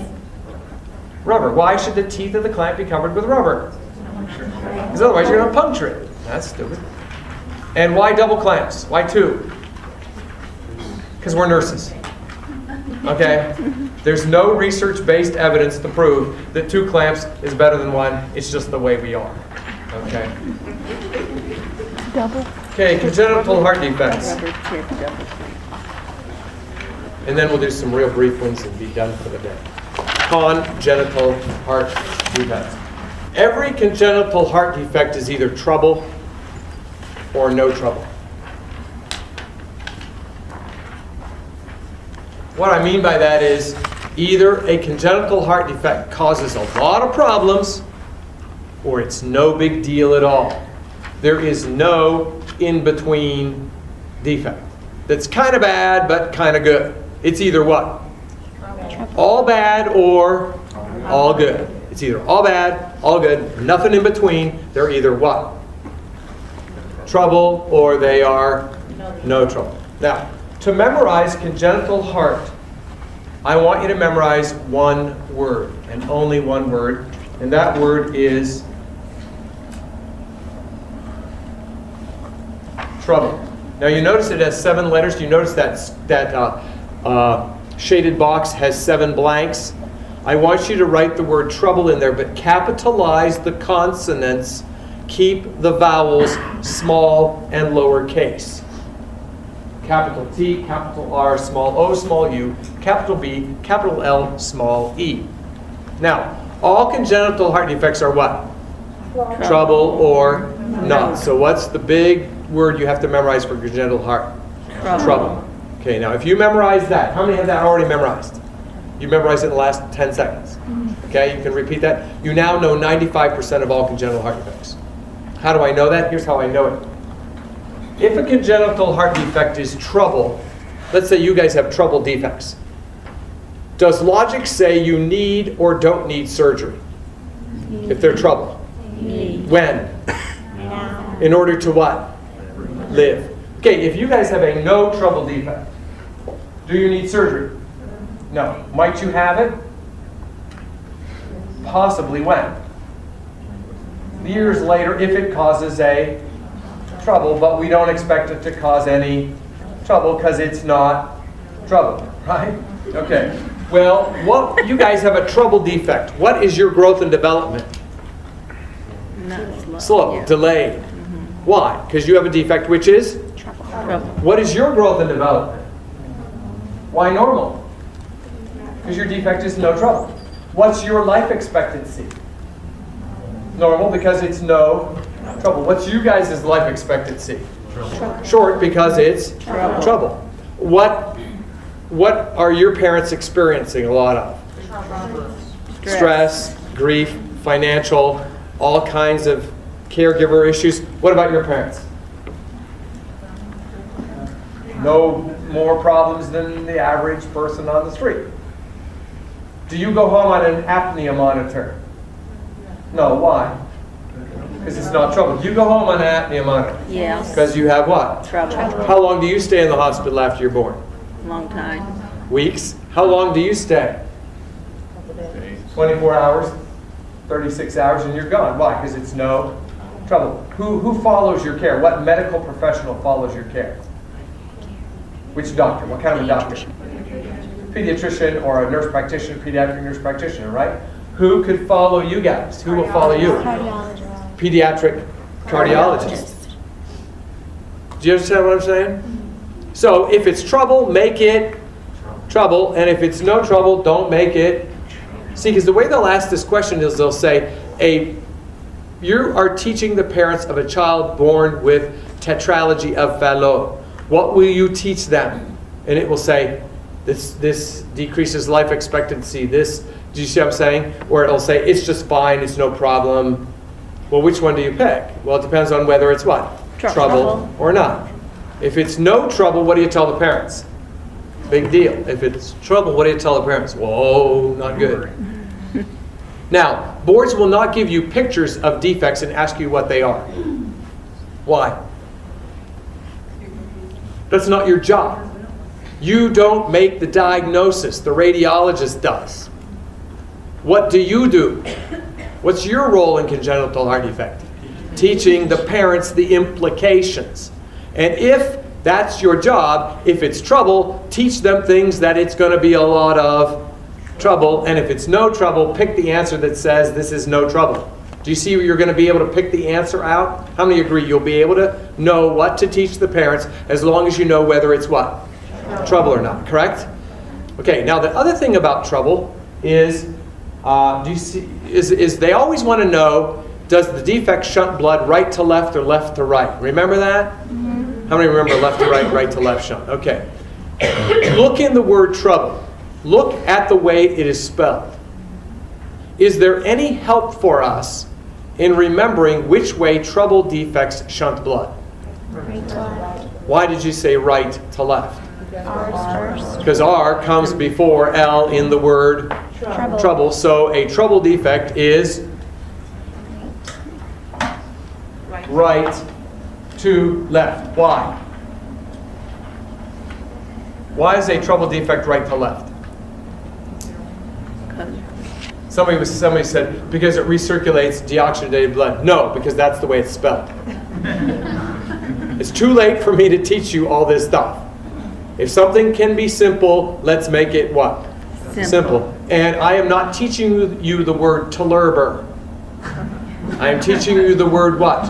Trouble. And in the word trouble, what comes first?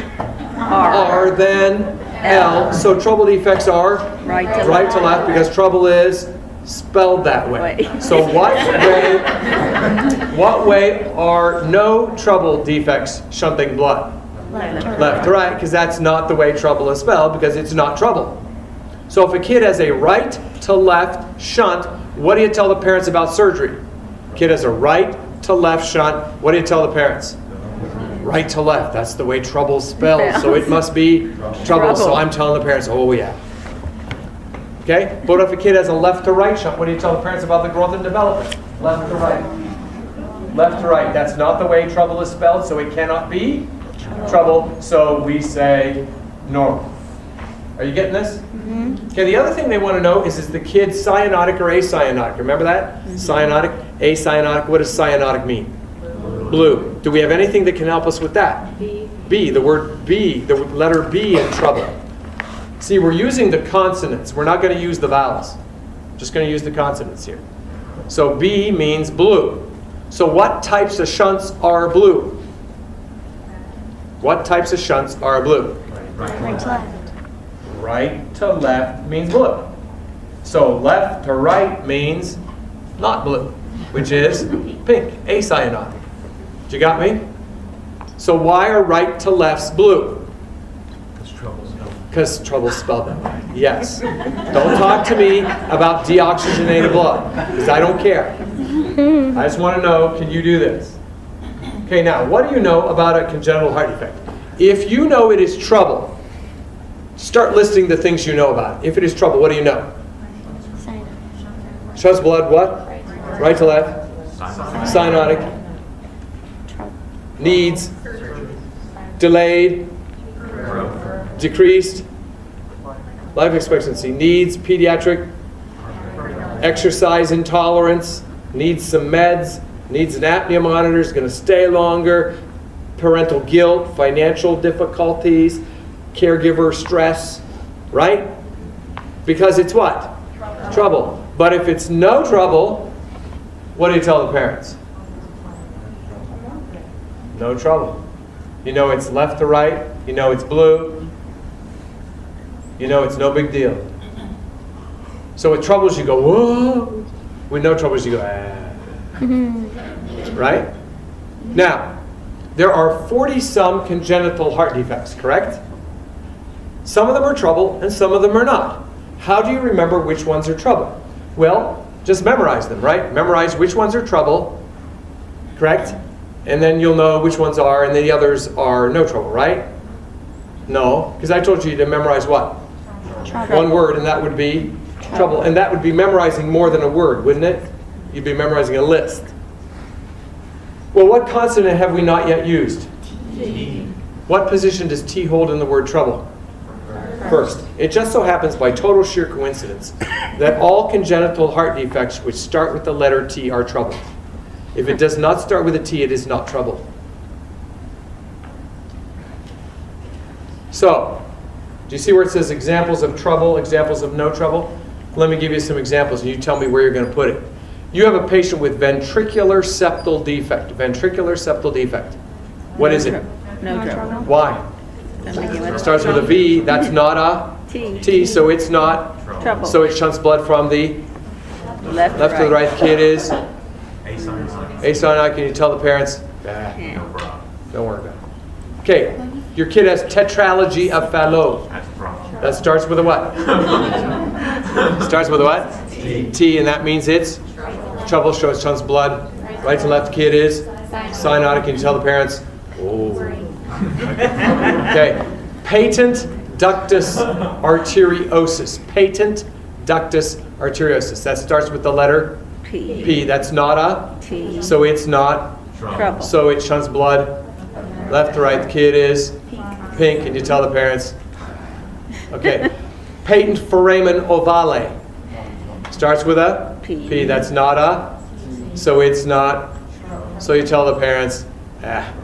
Truncus arteriosus. Starts with a. T. And that means it's. Trouble. So it shunts blood from the kid is blue, and you tell the parents, whoa, not good. Transposition of the great vessels, trouble. Tricuspid atresia, atrial septal defect, pulmonic stenosis, totally anomalous pulmonary vasculature, TAPV. Do you know what it is? Do I care? No, they don't care what it is. They want to know what you're going to tell the parent. And since it starts with a T, you're going to say what? Oh, surgery, right? Okay, now there's only one exception to this rule, and only those of you from Columbus know it. Those of you from not Columbus don't hear of it, because Columbus is a nationwide center for the treatment of these children. It is a research place for left ventricular hypoplastic syndrome, which you don't, if this were a class in Cincinnati, no one would know it. How many have heard of it? Raise your hand. Now that is shocking for a Columbus. Well, how many of you are actually Columbians? Okay. Well, I'm surprised you haven't heard about it, but boards will never bring up what? Left ventricular hypoplastic syndrome, because it's like 0.1% of the whole congenital heart defect. They're going to bring up those more popular ones. You see what I'm saying? So for boards, if it starts with T, it's what? Trouble. If it doesn't start with T, it's... No. So are you going to memorize your defects? No. No. Just the word trouble. Okay? So that'll save you some time, won't it? So that whole chapter you got. Now there's just a couple more things you need to know. All congenital heart defect kids will have two things, whether trouble or not. Number one, they'll all have a murmur. Why do they all have murmurs? Because of the shunt of the blood. They're either shunting from the left to the right or the right to the left. It really doesn't matter. You're going to hear a murmur. What I don't want you to think is, oh, only troubles have murmurs. And no troubles don't have murmurs. No. They all have a murmur. You got that? And they all have an echocardiogram done. Because they got to find out why. So even your no trouble kids will have an echocardiogram done. The last thing about congenital heart defect is you need to know the 4 defects of tetralogy of Fallot. The 4 defects of tetralogy of Fallot. Now, I've been working for 20 years to come up with a good way to remember these, and I haven't come up with a good way. I've come up with an okay way. If anybody knows a good way, let me know. Okay? The best way I know is the saying, varied pictures of a ranch. Imagine you went out west to a dude ranch and you have all these pictures on your cell phone. You have varied pictures of a ranch. Well, what I did with these is, do you see the word varied? What did I do with it? B and D. Capitalized what letters? B. The first and last. Pictures, what did I capitalize? First and last. Of a. First and last. Ranch. First and last. Well, do you know what VD, PS, OA, RH are? Those are the initials of the 4 defects. So varied becomes VD, which is VD. What would VD stand for in the heart? Ventricular defect. What would PS stand for in the heart? Pulmonary stenosis. Stenosis, exactly. What would OA stand for in the heart? Overriding aorta. Overriding aorta. And what would the RH stand for? Right hypertrophy. Right. So here's the good news, everybody. You don't have to recall these. You just have to recognize them. What is the difference between recall and recognition? What's recall? Remember it from nothing. What's recognize? Spot it when you see it. So here's the deal. All you need to do is, in the way they'll do this is they'll say, your patient has tetralogy of Fallot, select all the defects that apply. So you're going to pick out a what? A VD, a PS, an OA, and an RH. Do you understand what I'm saying? And you don't really have to memorize even what they are. Just a VD, a PS, an OA, and an RH. Varied pictures of our ranch. And they don't know about this, so they don't have like 2 VDs, 2 PSs, 2 RHs. You see what I'm saying? So you should be okay with that. Now, does anybody have a better one?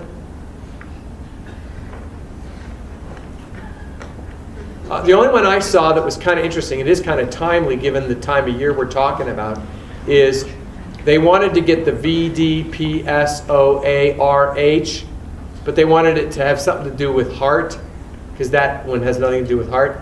So they said Valentine's, starts with a what? V. Day, D. starts with a what? D. Pick someone out a red heart. H. Valentine's Day, pick someone out a red heart. VDPSOARH. So I don't care what you do, but I suggest you remember VDPSOARH. Okay? But Varied Pictures of a Ranch does it for me because I always mess up. I always go, Valentine's Day, pick out someone, pick someone out, I go, so it's kind of sloppy, but I have to tell you that because that's on there all the time. What are the 4 defects of tetralogy of Fallot? It's the only defect where they ask you what it is. So what do you have to memorize to know all of your congenital heart defect? Trouble and VDPSOARH. And you should get the whole chapter. All right, just in conclusion, I want to do a couple things so that you know where we're headed, and just a few short things. There are 4 transmission-based precautions. Standard, universal, contact, droplet, and airborne. Which one did I leave out? Standard, universal. Why? I'm assuming you know that. If you don't know that, I don't want you to pass. But so the ones you probably need help with are droplet, contact, and airborne. So let's talk about it. Contact isolation. It is for anything enteric. Enteric, which means what? Can be caught from intestine. Fecal oral. Fecal oral. So that would be C. diff, Clostridium difficile, remember that one? Hepatitis A would be there, that's enteric, that's intestinal. Any of those cholera, dysentery, those ones where the bug's in the diarrhea and you don't wash your hands and then you touch somebody and then they eat their food and they... Okay? Sometimes people get confused at hepatitis A and hepatitis B, which one's which. I always say hepatitis A the A stands for anus. I mean, it doesn't, but when you see hepatitis A, think hepatitis anus, which tells you it's what? Fecal oral. Hepatitis B is hepatitis blood, so it's by the blood. Question? They taught us anything with a vowel comes from the vowel. Anything what? The vowel. Oh, anything with a vowel comes from the vowel. What do they mean by that? Oh, okay. The types of hepatitis. Anything with a vowel comes from the vowel.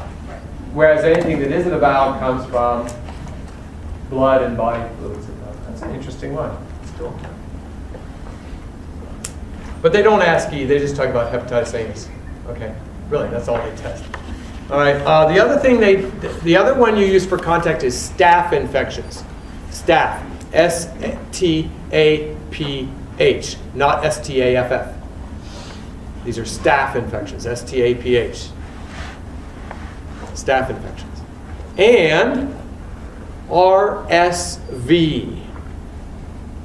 RSV. Does anybody know what RSV is?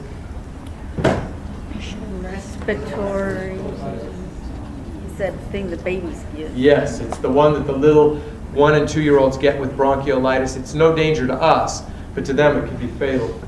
Respiratory syncytial virus. RSV. They will give you both names. Now, the interesting thing about RSV is how is it transmitted? Droplet. But what precautions is it on? Contact. See, there's where you don't get confused on this. You put RSVs on contact precautions even though it is transmitted via droplet. Because with little kids, they catch it from touching other things that other kids touched and put in their mouth. It's not because they're sneezing on each other. So you could put them on droplet and it still would pass. See, what they did is they used to put RSV on droplet, but it was still going all over the place because they weren't, it was by the contact with objects that it was passing. So when they put them on contact, it stopped being passed even though it's transmitted via droplets. Does everybody make sense? So how is RSV usually transmitted? Kid takes a toy, puts it down, next kid takes the toy and then they get it. So contact works best, even though it's transmitted via droplet. So don't get confused there. It is transmitted droplet, but it's on contact precautions. And herpes infections. So enterics, staph, RSV, and herpes. These infections are contact isolation. Now, what is involved in contact isolation? Now, I'm going to give you all the latest, newest things because they're really up on this. So this may have changed if you've come to another review. So you need to make sure if you're refreshing that you get this down. Alrighty? Because some things have changed. In contact, they are now saying private room is preferred. So therefore, while it is not required, it is preferred. Therefore, you would say yes to the private room. Do you understand? So that's a change. Yes to the private room because it is preferred. However, these kids can be put in the same room as long as you cohort. What does cohort mean? Same. So if you got 2 RSV kids, can you put them in the same room? Yes, but otherwise an RSV needs to be in their own room. Somebody said, well, at Cincinnati Children's, we put them all in the same room. Yeah, you're putting 6 RSV kids in the same room. Go at it. That's cool. What about an RSV kid with a suspected RSV kid? Yes or no? No. They have to be cultured and positive before you can put them in the same room, before you can cohort. So cohorting is done on the basis of culture or symptom. Culture, not symptom. You understand that? Mask, no. Gloves, yes. Gown, yes. Hand washing, when's that ever wrong? Yes. Eye face shields, no. Not unless you need them for universal, right? But you don't need them specifically for this. Special filter mask, no. Patient wear mask, no. Disposable supplies, dedicated equipment, yes. What is the difference between a disposable supply versus a dedicated equipment? Give me an example of a disposable supply. Pressure cuff. What's that? Blood pressure cuff. No, we don't throw the pressure cuff away. Do we throw the thermometer away? Like I was thinking of paper plate, a plastic utensil. What is a dedicated equipment? Stethoscope, a blood pressure cuff that stays only in their rooms. So what are the toys with these kids? If it's a kid, what's the toy? Disposable or dedicated? Dedicated. Only they play with them, no other kid plays with them. Of course, the 2 respiratory syncytial virus kids can play with it, what? Together. Negative airflow, no. Okay, droplet. Droplet is for bugs that travel 3 feet on large particles due to sneezing and coughing. They are for meningitises, all meningitis, and H flu. Have you heard of H flu? Yeah. Haemophilus influenza B? H flu? What's the big bad disease that H flu causes? Does anybody know which one it is? Meningitis. It can, but it's more likely to cause epiglottitis. You're right. H flu meningitis is common, but H flu causes epiglottitis more. Remember, that's that airway disease that if you stick something down their throat, they're going to obstruct so you don't look down their throat or mess with their throat. So what do? Here's another change. Private room is preferred. Not required, but it is preferred. So on boards, you would select private room. It is preferred. Unless you are what? Cohorting. Based on? Culture. And if it is meningitis, what did they all have to have? Lumbar punctures, right? Because that's where you culture the meningitis. Private room is preferred. Mask. Yes. Gloves. Yes. Gown? No. You don't need the gown. Hand washing? Yes. Special eye face shields? No, not unless you're doing something for universal. Special filter mask? No. Patient wear mask when leaving room?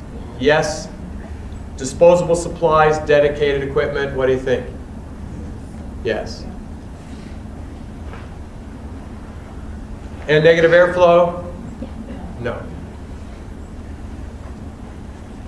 Okay, airborne. Airborne is for measles, mumps, rubella, tuberculosis, and varicella chickenpox.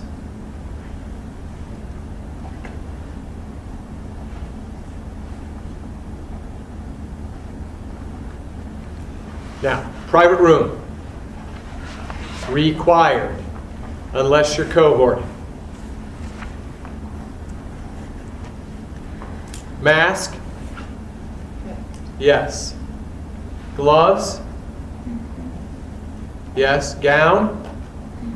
Not necessarily. The gown is more for contact. It really, really is. Hand washing? Yes. Eye face shields? No, not really. You don't need them for this.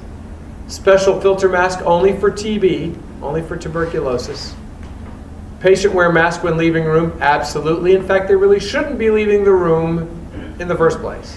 But if they do, they have to wear the mask. Disposable supplies, dedicated equipment's probably a good thing, but it's not as essential as in the other two. So you could let that one slide. You could let that, because it's what? Airborne, not droplet or contact. And negative airflow, yes. Now the interesting thing about tuberculosis is, how is tuberculosis spread? By what method? Droplet. But what precautions is it on? Airborne. See, so what are the two that don't make a lot of sense? RSV and TB. They're both what? Droplet. One is however on contact, the other is on airborne. But they're both transmitted via droplet. Question? Where's shingles going to be placed on? Shingles would be herpes zoster, so it is a contact. It's by the varicella, but it's not a respiratory varicella. It's a contact varicella. Good question. The other thing that I want you to know, because they're really, they're like white on rice on this one, is personal protective equipment, PPE, and they want to know what order you put it on and what order you take it off, because it's a drag and click, or click and drag. Well, here's the deal. You always take it off in alphabetical order. You take it off in the alphabetical order. So, what would be the first thing you'd take off? Gown, mask, gloves, or goggles? Gown, gloves, mask, or goggles?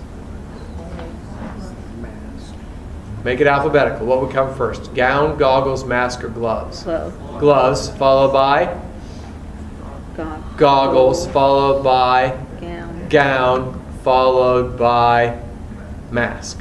So it comes off, and it's hard for you right now to think alphabetical, right? But when you see it, and when's alphabet? On or off? Off. Off is alphabetical. On is the reverse alphabetical for the G's, but mask comes second. So what would you put it on? It's reverse alphabetical for the G's, and mask comes second. So it's G, M, G, G.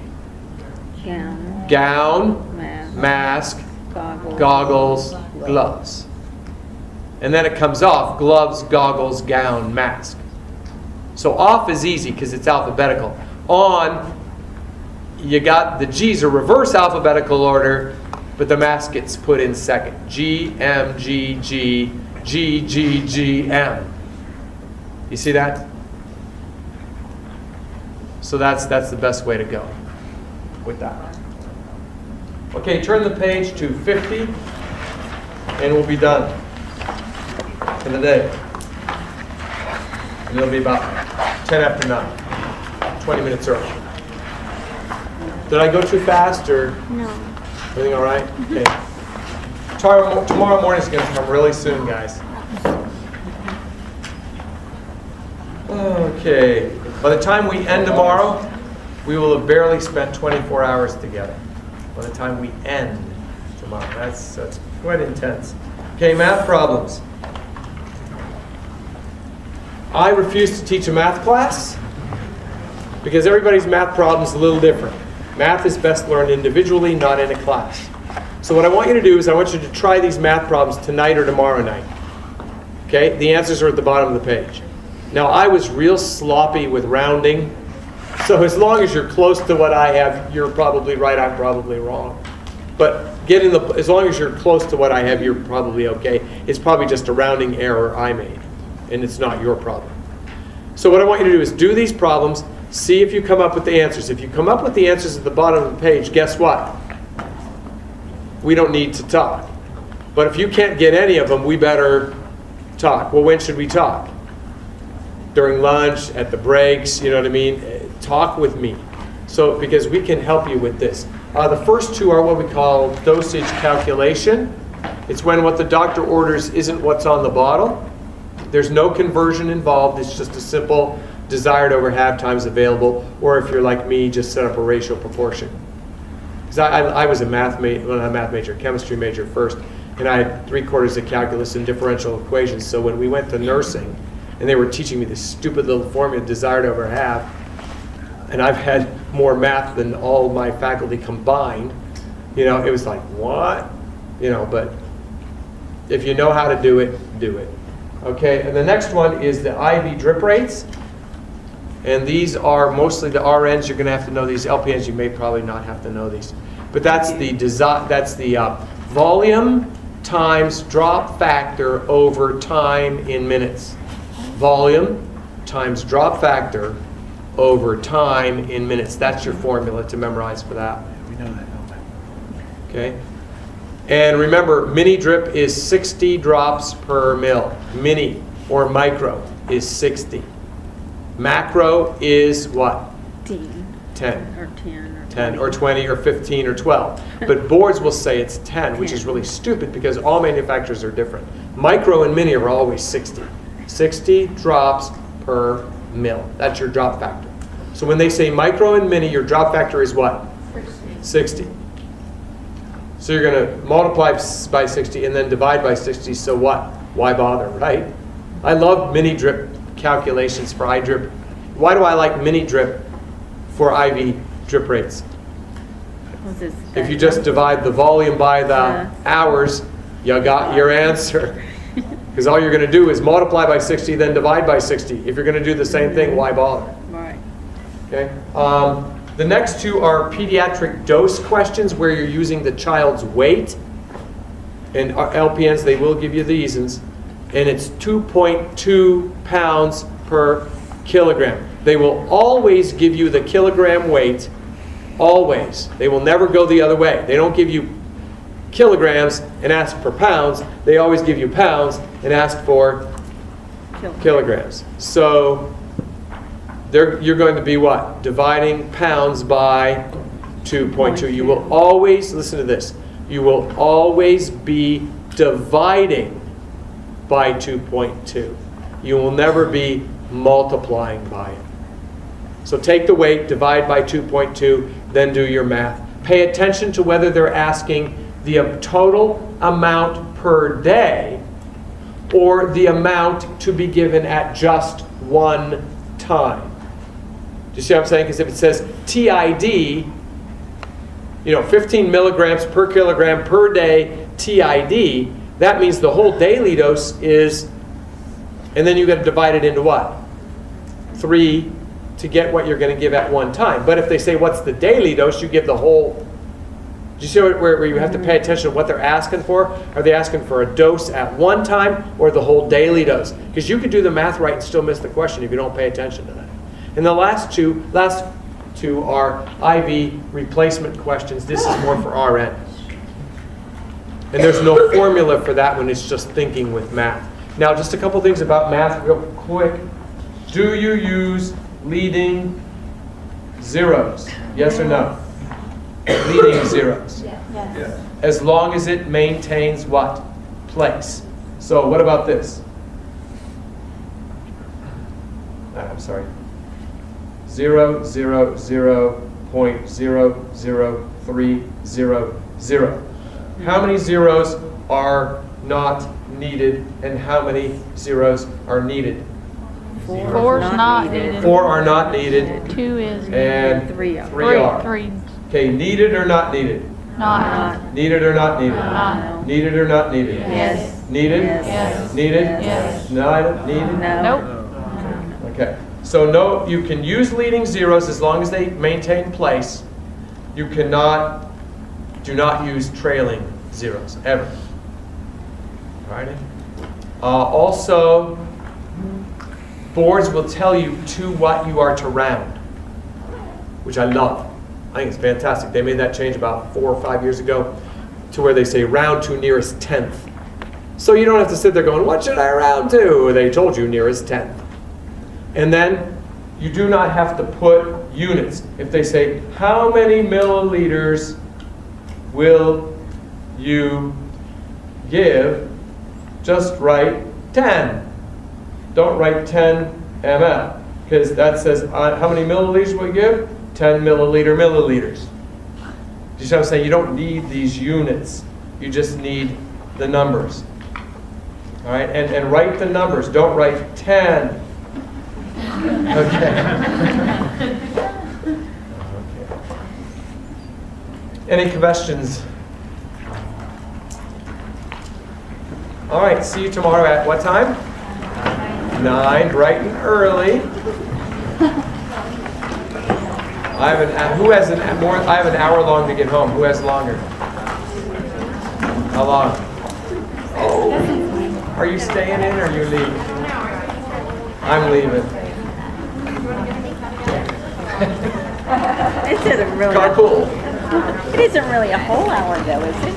What's that? It's not really a whole hour because I'm spring.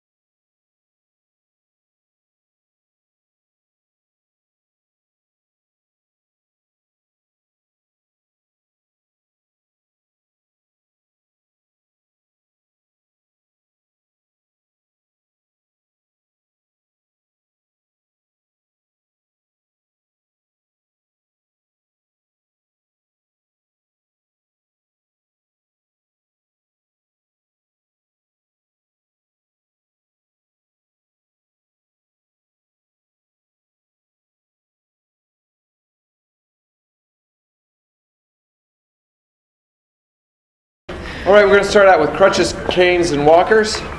So let's talk about crutches. The first thing is how do you measure crutches? The reason why they want you to know how to measure crutches correctly is for risk reduction, so that you don't cause nerve damage. The first thing is the length of the crutch. How do you measure the length of the crutch? It's 2 to 3 finger widths below the anterior axillary fold to a point lateral to and slightly in front of the foot.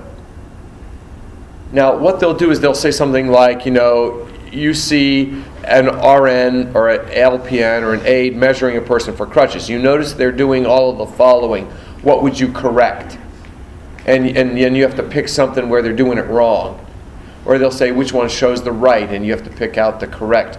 The deal is they'll often write sets of instructions where you're measuring from the wrong point to the wrong point. For example, they'll say, to get the length of a crutch, you measure from the axilla.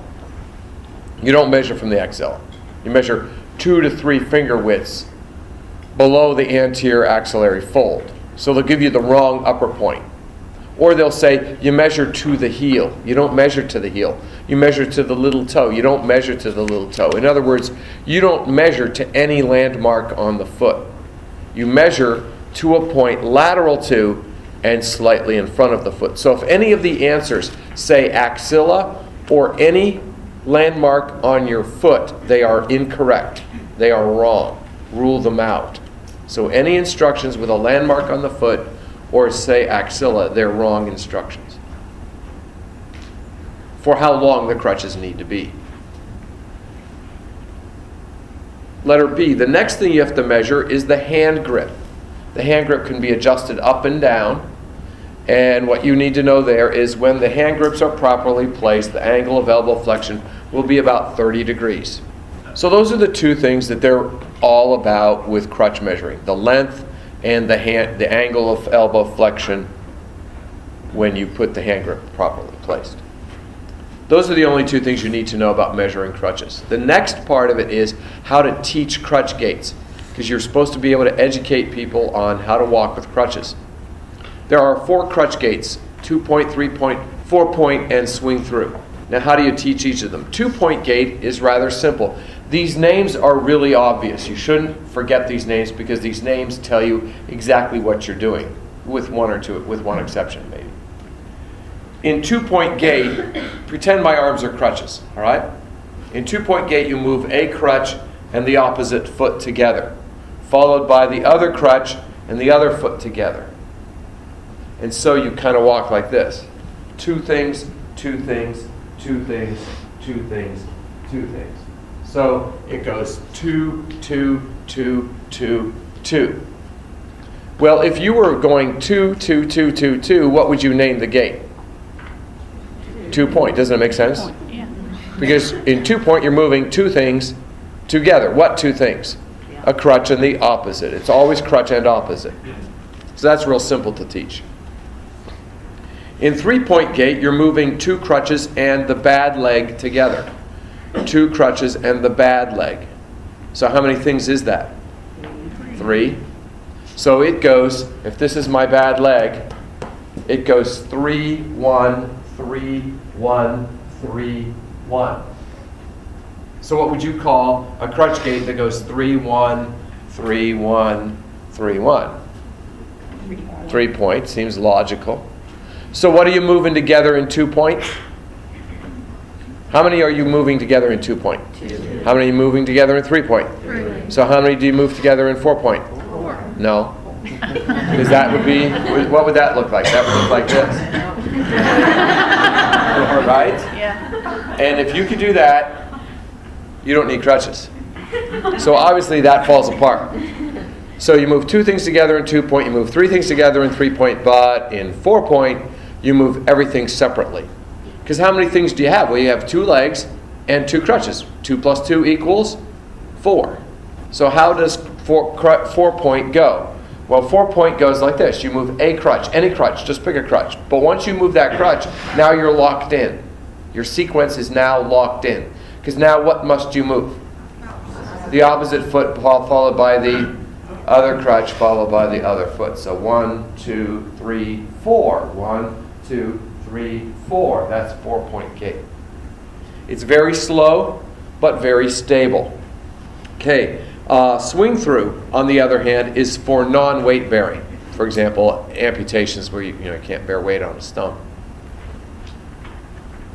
Or whenever they say non-weight bearing. And what swing through is you've seen it. I can't illustrate it because I don't really have crutches. But it's where you can't bear weight on this leg. And so you plant the crutches, all right? And then you swing through, you see? And then and you never put this leg down. And you've seen them. They kind of go whoosh, whoosh, and they just... My father-in-law's missing a leg. And that's exactly what they do. And they just swing it. And it actually can be really fast. Have you seen people go pretty fast with this? They just move, and that leg never touches down. So when do you use swing through? Non-weight bearing. I did have a student who called me after she took her test, and she says, that crutch stuff was on there, but what you taught me didn't help. Oh, okay. Rather accusatory, but hey, whatever. And I said, well, why didn't it help? And she said, well, you were telling us about the different crutch gaits, and she said, the one they gave me, nothing you taught us helped. And I said, well, what did they tell you? She said, well, he had an amputation. So I didn't know which crutch gait to use. And I said, well, what do you mean you didn't know? She says, well, 2-point wouldn't work, 3-point would. She says, and then swing throughs for non-weight bearing. And I said, well, amputation, you can't bear. Do you see what I'm saying? Why do people make those kinds of mistakes on tests? They're not thinking. Why are they not thinking? They're anxious. And they're not taking steps to manage that anxiety. Now, I will never tell a student, when you take this test, don't be anxious. That's stupid. You can't tell a person not to be anxious, because they're going to be anxious as whatever they're going to be. But what you have to teach them is how to what? Manage the anxiety. And she wasn't managing the anxiety. And I was thinking, but if you think about it, could you really do 3-point? 1, 2, 3. You can't do that with an amputation. You have to do a swing through. Now, what if they said they had an amputation with a prosthetic device? Could you bear weight? Yeah. On the next page, which is what you asked, which is when do they use these? In what situations do they use these? You also have to know that. Now, this is easy because there's a little saying we often use, and that's even for even, odd for odd. Even for even, odd for odd. Use the even numbered gaits, which are what? 2 and 4, correct? When the weakness is evenly distributed. That's even for even. Meaning use an even numbered gait when you have an even number of legs messed up. Use 2-point for a mild problem and 4-point for a severe problem. So generally, answering your question, when do you use 4-point? With severe bilateral weaknesses.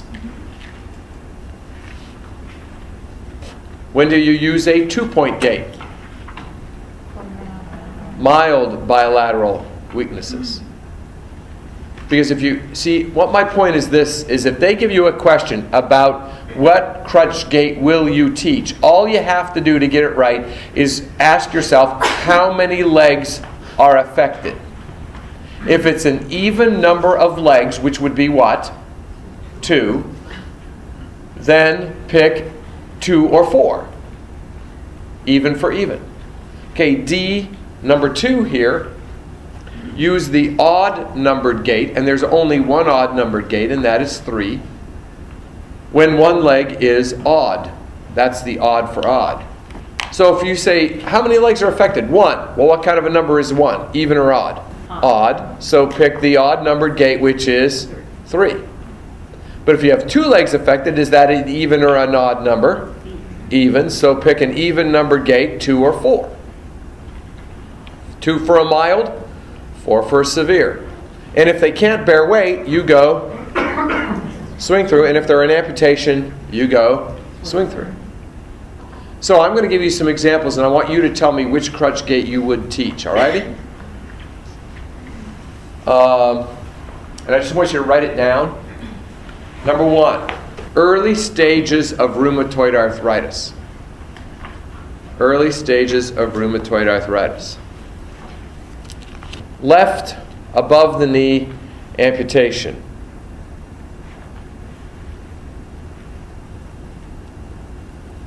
First day post-op right knee replacement, partial weight bearing allowed.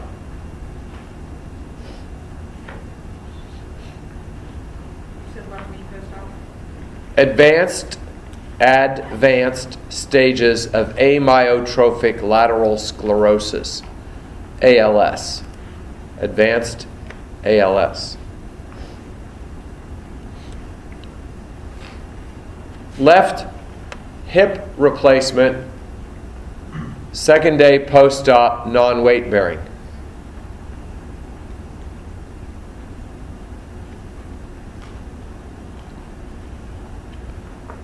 And just write down the crutch gait you're going to teach.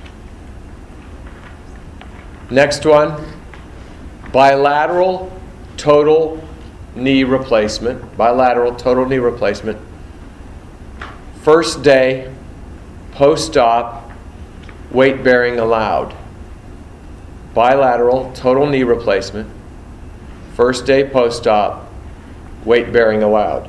And last patient, bilateral total knee replacement, 3 weeks post-op. So do you have your crutch gaits down? Okay, what's it read? What's the first one? 2. Why 2? Did I tell you how many legs were affected? No, but it was a systemic disease. And what should you assume if it's a systemic disease? Both legs. So is 2 an even or odd number? Even. So you would have picked 2 or 4. Why did you pick 2? Early. Okay, then what was the next one? Swing through. Then what? 3. Then, which one? Is everybody getting 4? Okay. Then swing through. Then 4. Then 2. Did you get those? Any questions about any of them? Okay, good. All right, stairs, going up and down stairs with crutches, letter E, going up and down stairs. Again, it's going to be patient teaching. Remember the saying, up with the good, down with the bad. Up with the good, down with the bad. In other words, when you go upstairs with crutches, go up with your good. That means lead with your good. So what goes first? Crutches or the foot?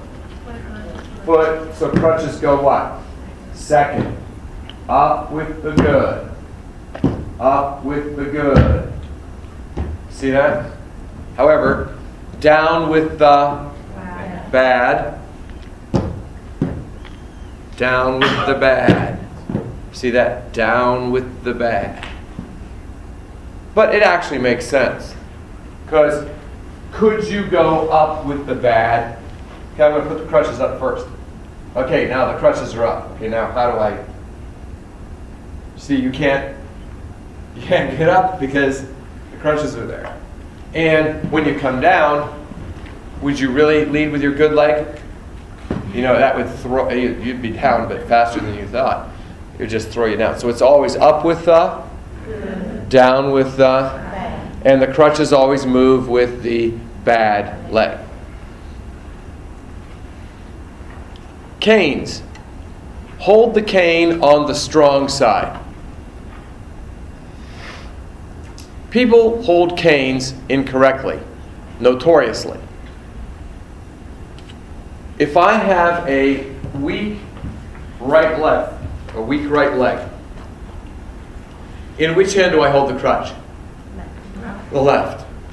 But I advance it with the bad leg.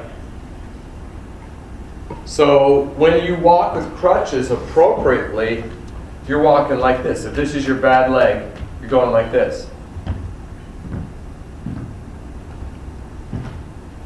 And see, when you put your crutch down, you have a nice wide base of support, which keeps you upright. When people do it wrong, they hold the cane on the bad side. And what they do is, here's the bad leg, here's the cane, and they go like this. When they go like that, it's a point. So they have to shift their weight over that base of support. And then they rock back. And they go like this. And if you see anybody doing that, what do you know? They have the cane where? Wrong hand. They need to switch it over and walk correctly. So whenever you see people walking that way, they're wrong. Okay? Even if they are a television doctor. Walkers. Pick them up, set them down, walk to them. Pick them up, set them down, walk to them. In other words, it's slow. Yeah, it's slow. No big deal. They pick it up, they set it down, they walk to it. They're supposed to pick it up, set it down, walk to it. Pick it up, set it down. What do? They go like this and then they go. Right? They don't do it right. Okay, and number 2, if they must tie their belongings to the walker, have them tie it to the sides, not the front. Why? Tipping over. What's that? I didn't hear you. Can you repeat that? Okay. If they must tie their belongings to the walker, have them tie belongings to the side of the walker, not to the front of the walker. So even though it is done by 99% of everybody you see, Boards does not like stuff tied onto the fronts of walkers. Alrighty?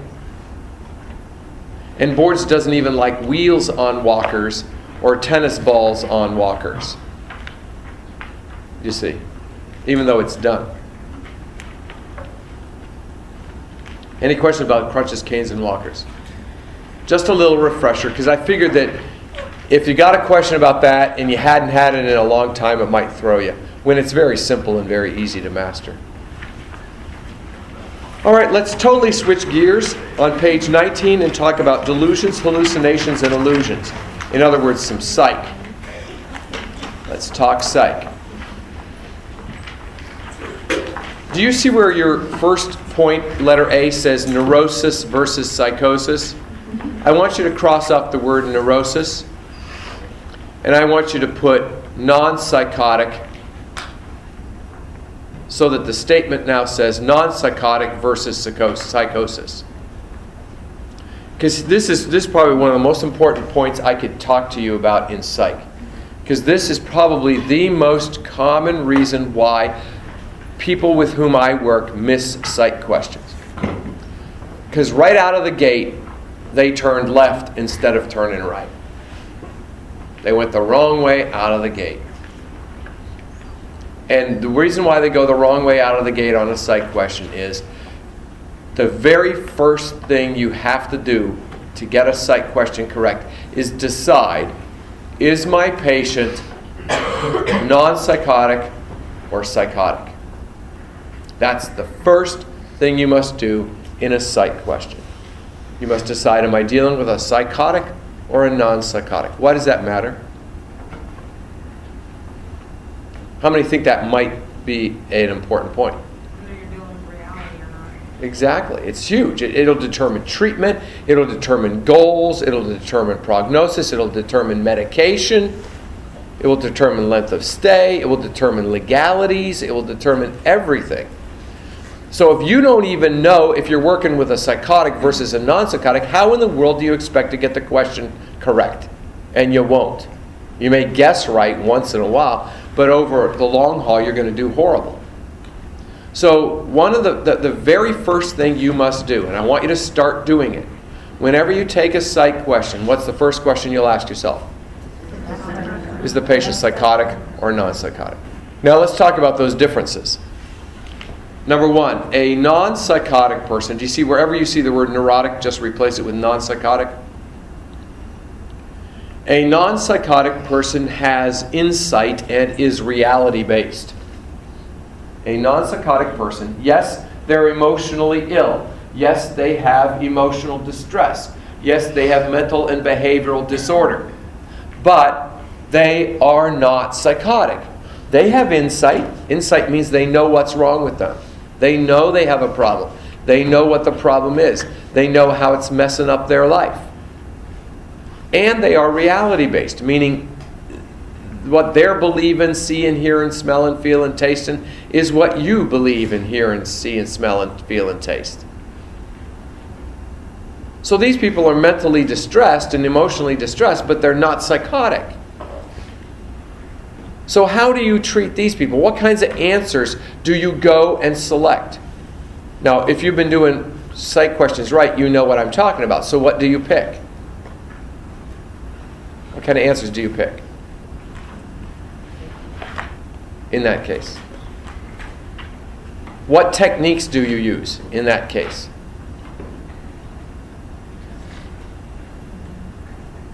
You guys never made this differentiation when you take psych tests?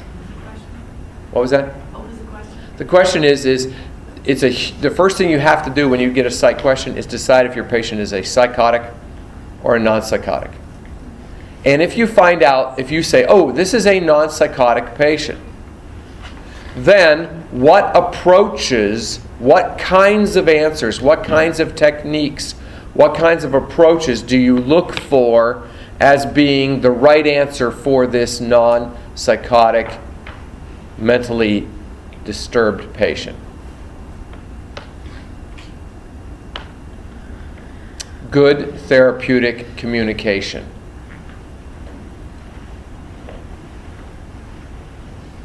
What do I mean by that? Good therapeutic communication. Asking them to talk about how they feel. Why? Because isn't that what you do for everybody? Yeah. Do you do that for med-surg patients? Do you use good therapeutic communication skills with med-surg patients? Do you use good therapeutic communication skills with pediatric clients? Do you use it with OB clients? Community health clients?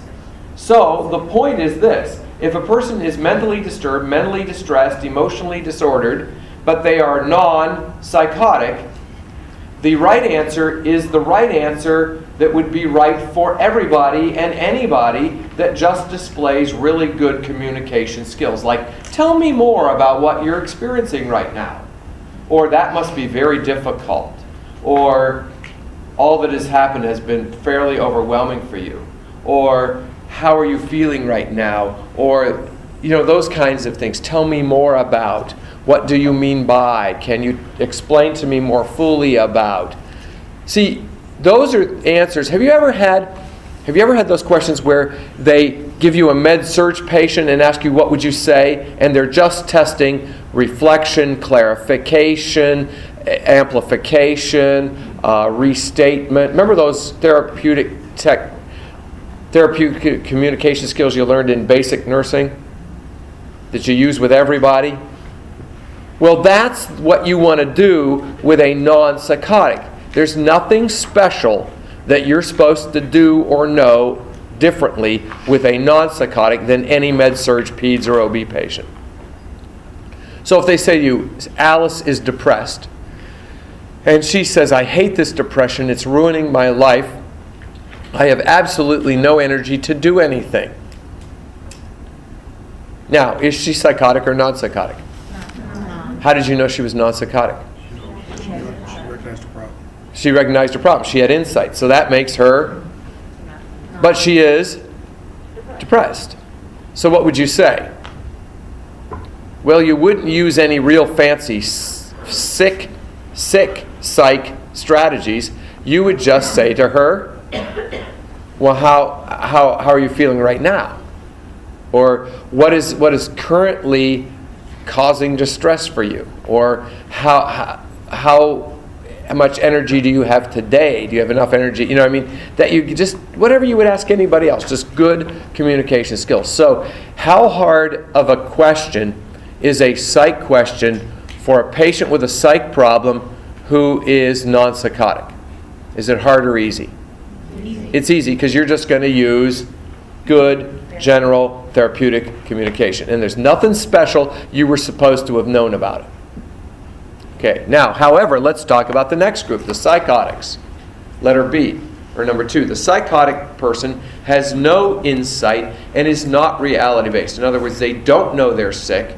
They think everybody else has the problem, not them. Have you ever met these people? What do they say about themselves? I'm not sick. Who do they blame? Everybody's got, it's the doctor, it's the nurses, it's my neighbors, it's my wife. So you have to understand that psychotics don't think they're sick. And if they say they're sick, because I've heard psychotics say, I'm a schizophrenic, undifferentiated type. And they'll even quote the ICD-10 code for insurance purposes. But yet then they say that the Martians are causing all their problems in life. Well, that's not insight. Because insight means you know you're sick and you know how it's messing up your life. Well, they may be able to state the disease, but that doesn't mean they have insight. Do you hear that? How many have heard psychotics tell you that they've actually told you their diagnosis, but they have no insight? Okay. Now, these people are treated very differently, because what does not work with these people? Good therapeutic communication skills. Because that assumes that people are rational, reality-based, and know they have a problem. Well, these people don't have any of that. So what you've got to memorize is unique, specific strategies, which I will teach you on the next page. But for right now, let's move into symptoms. Delusions, hallucinations, and illusions are psychotic symptoms. Only psychotic people get these. Non-psychotics do not have delusions. Non-psychotics do not have hallucinations. And non-psychotics do not have illusions. So the minute your patient has a delusion, they have crossed the line and they are now in the camp of psychotic.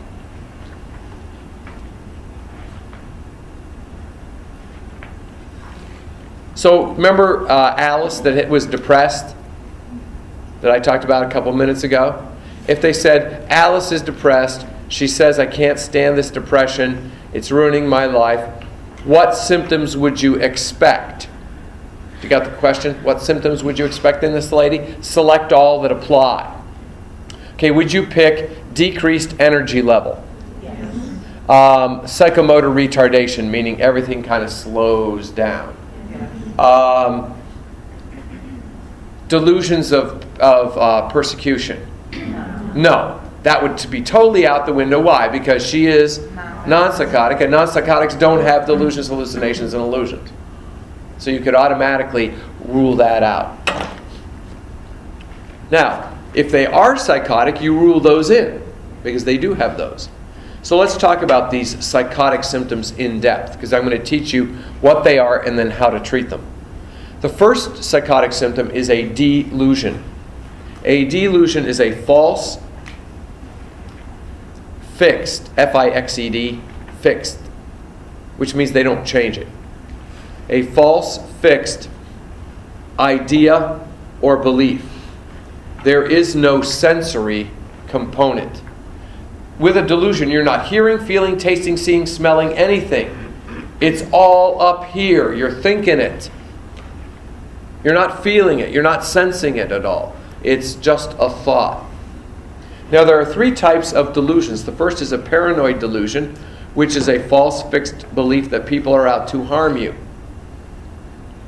Like the police are out to kill me, the mafia's out to kill me, my wife is having me committed so she can run off with the psychiatrist, the kids are lying about me so they can get my house, the neighbors are shining lasers on me to hurt me, that kind of stuff. Grandiose delusion is a false fixed belief that you are superior. So this is where you think you're Christ or Muhammad or Genghis Khan or, whomever. Or you generically think that you're the world's smartest person. You're the world's greatest person. The future of the universe hinges on you. Those are all grandiose thoughts. The third type of delusion is a somatic, which is a false fixed belief about bodies, about a body part, about your body. In other words, I have x-ray vision, I can melt stone with my eyes. My brain is a Martian superconducting proton accelerator. There are worms inside my arm. My body is hollow. You're pregnant, you're 83, and you're male. You know, those are delusions, somatic delusions. Now, hallucinations. How are hallucinations different? A hallucination is a false fixed sensory experience. You see, with a delusion, there was no sensation going on. With hallucination, it's purely sensory. You see, hear, feel, taste, hear, feel, taste, smell, all those things. So how many senses do we have? We have 5. So how many types of hallucinations? 5, 1 for each sense. The most common hallucination is letter A, auditory. And auditory, A-U-D-I-T-O-R-Y, auditory hallucination, where you hear things. And primarily, they are voices telling you to hurt yourself. So the most common hallucination is an auditory hallucination, and the most common auditory hallucination is voices telling you to harm yourself. That is by far and away the most common hallucination reported. The next most common hallucination is a visual, which is seeing things that are not there. The third most common is tactile, T-A-C-T-I-L-E, which is feeling things that are not there. And the last two are gustatory, G-U-S, and then the word tat, T-A-T, and then O-R-Y, gustatory, which is smelling, or tasting things that are not there. And the last one is olfactory, O-L and then the word factory, which is smelling things that are not real. So you have auditory, visual, tactile, gustatory, olfactory. The first 3 are the most common in that order. The most common is auditory, second most common is visual, third most common is tactile. The last 2, gustatory and olfactory, are relatively rare, and you don't usually hear of them much. Now let's turn the page and talk about an illusion. What is an illusion? Well, an illusion is a misinterpretation of reality. A misinterpretation of reality. You're misinterpreting what's going on. It is a sensory experience. Sensory. Well, that's just great.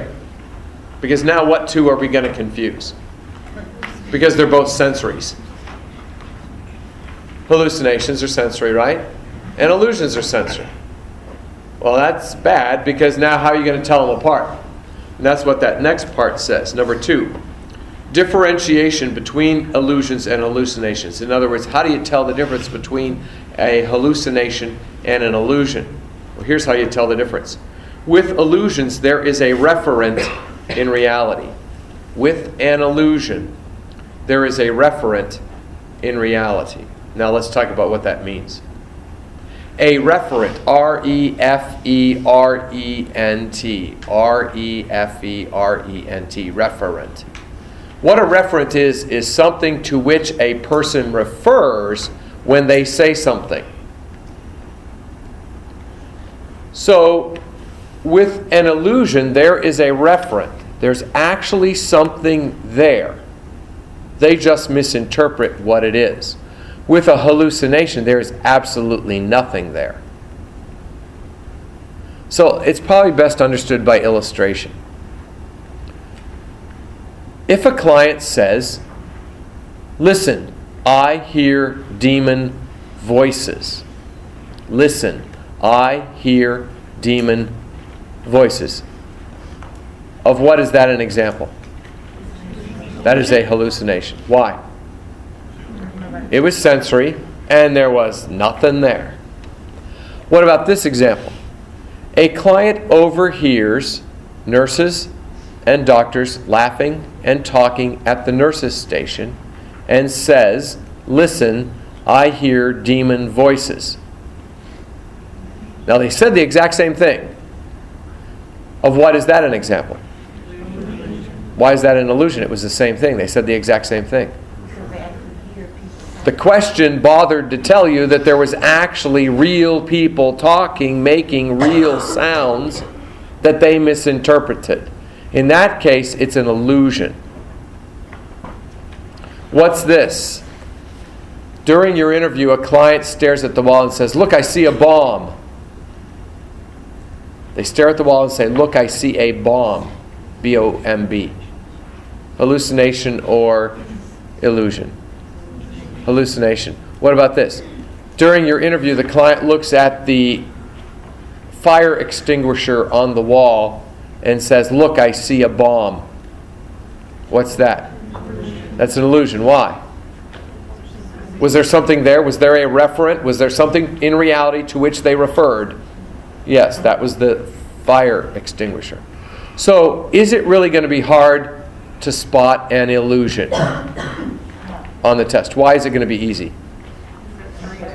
Because they're going to add a whole bunch of words, a whole big sentence telling you there was actually something there. And when you see all that there, you go, "Oh, that's an illusion." Okay? So it's sort of like an illusion is a hallucination with a referent, basically. Now the bigger question is letter E. How do you deal with these psychotic symptoms in a psychotic patient? When dealing with a patient experiencing psychotic symptoms such as delusions, hallucinations, and illusions, the first thing you, the nurse, must ask yourself is, what is their problem? In other words, what kind of psychosis do they have? I hope you guys were taught that there are basically 3 types of psychosis. Were you taught that? Because if you weren't, I don't understand how you're supposed to answer questions. Because these 3 different types are huge differences. The first type of psychosis is what they call a functional psychosis. Now, you don't have to know the names of all of these. You just have to know there are 3 types and what they mean. The first type of psychotic is a functional psychotic. And what do you suppose that means? Functional. They can function in everyday life. Can they have a family? Yeah. A marriage? Yeah. A relationship? Yeah. A job? They can do all that and live alone, take care of themselves, pay their bills, pay their taxes. They can function. But they are what? Psychotic. They can function, but they're psychotic. Now, there are 4 diseases that make up 90% of this category. And they are what I call the schizo-major manics. The schizo-major manics. Now, what are those? Schizo for schizophrenia. The second schizo is schizoaffective disorder. I hope you've heard of that. The third one is major depression. Major depression, not depression. You understand? Depression is not psychotic. Major depression is psychotic. So it has to have major there. And then manic. People that are acutely manic. So are bipolars functional? Yes. But are they always psychotic? No. They're only psychotic in what phase? The manic phase. The rest of their life, in fact, you guys could be bipolars and I wouldn't even know it. You could all be bipolars for all I know.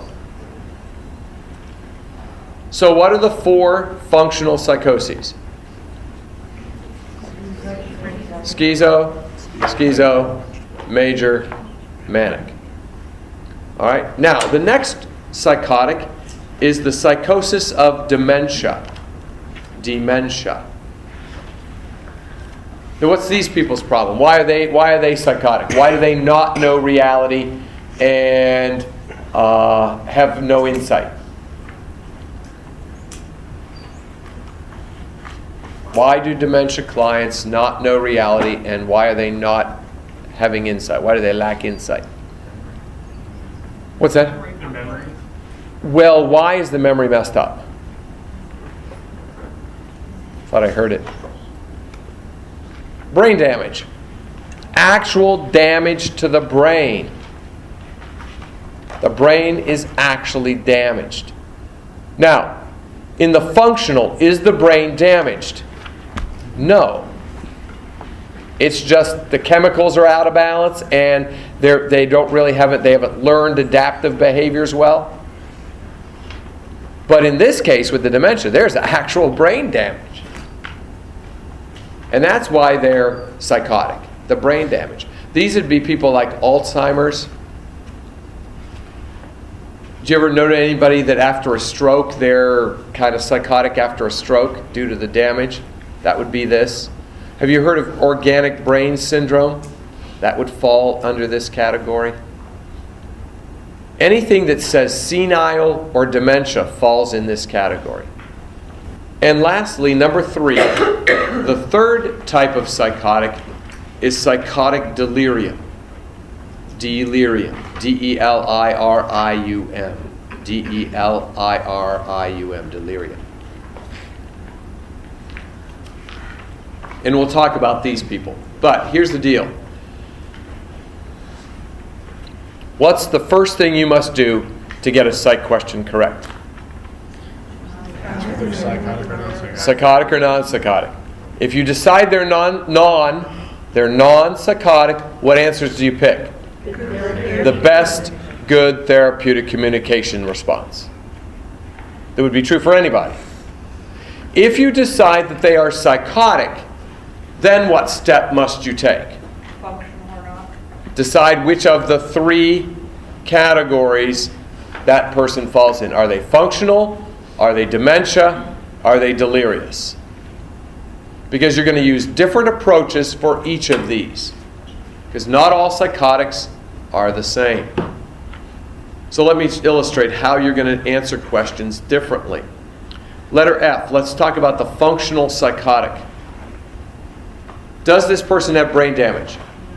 No. So number 1, this patient has the potential to learn reality. Why can they learn reality? Because they don't have any damage. They can learn it. They might need some meds to balance some chemicals, and then you might need to set some structure, but they can learn it. They can improve. Well then if they can learn it, what's your role as a nurse? If they can learn reality, what is your role as a nurse? Teach reality. So how do you teach reality? You use the 4-step process that's here. This 4-step process is the way we teach reality to a functional. First step, acknowledge feeling. Second step, present reality. Third step, set a limit. Fourth step, enforce the limit. Now, that isn't good enough for me just to tell you that. I need to illustrate to you how that would look in a question. Because boards doesn't say, what's the first thing you do? A, acknowledge feeling. They don't say that.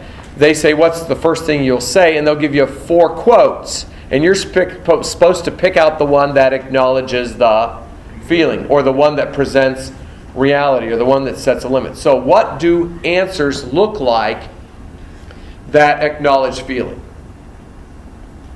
If you said, I got to look for an answer that acknowledges their feeling, what would it look like? How would you spot it? What would it say? So you're saying you feel this and this. Usually the word feel is in the answer, yes. So you'd say, or you could even specify a feeling, couldn't you? If you don't say the word feel, usually there's a specification of a feeling. For example, you'd say, I see you're angry. Or you seem upset. Or that must be distressing. Or that's so sad. Or all that has happened has been so devastating. Or tell me more about how you're feeling right now. See, all of those go to what? Feeling. And that's the first thing you do.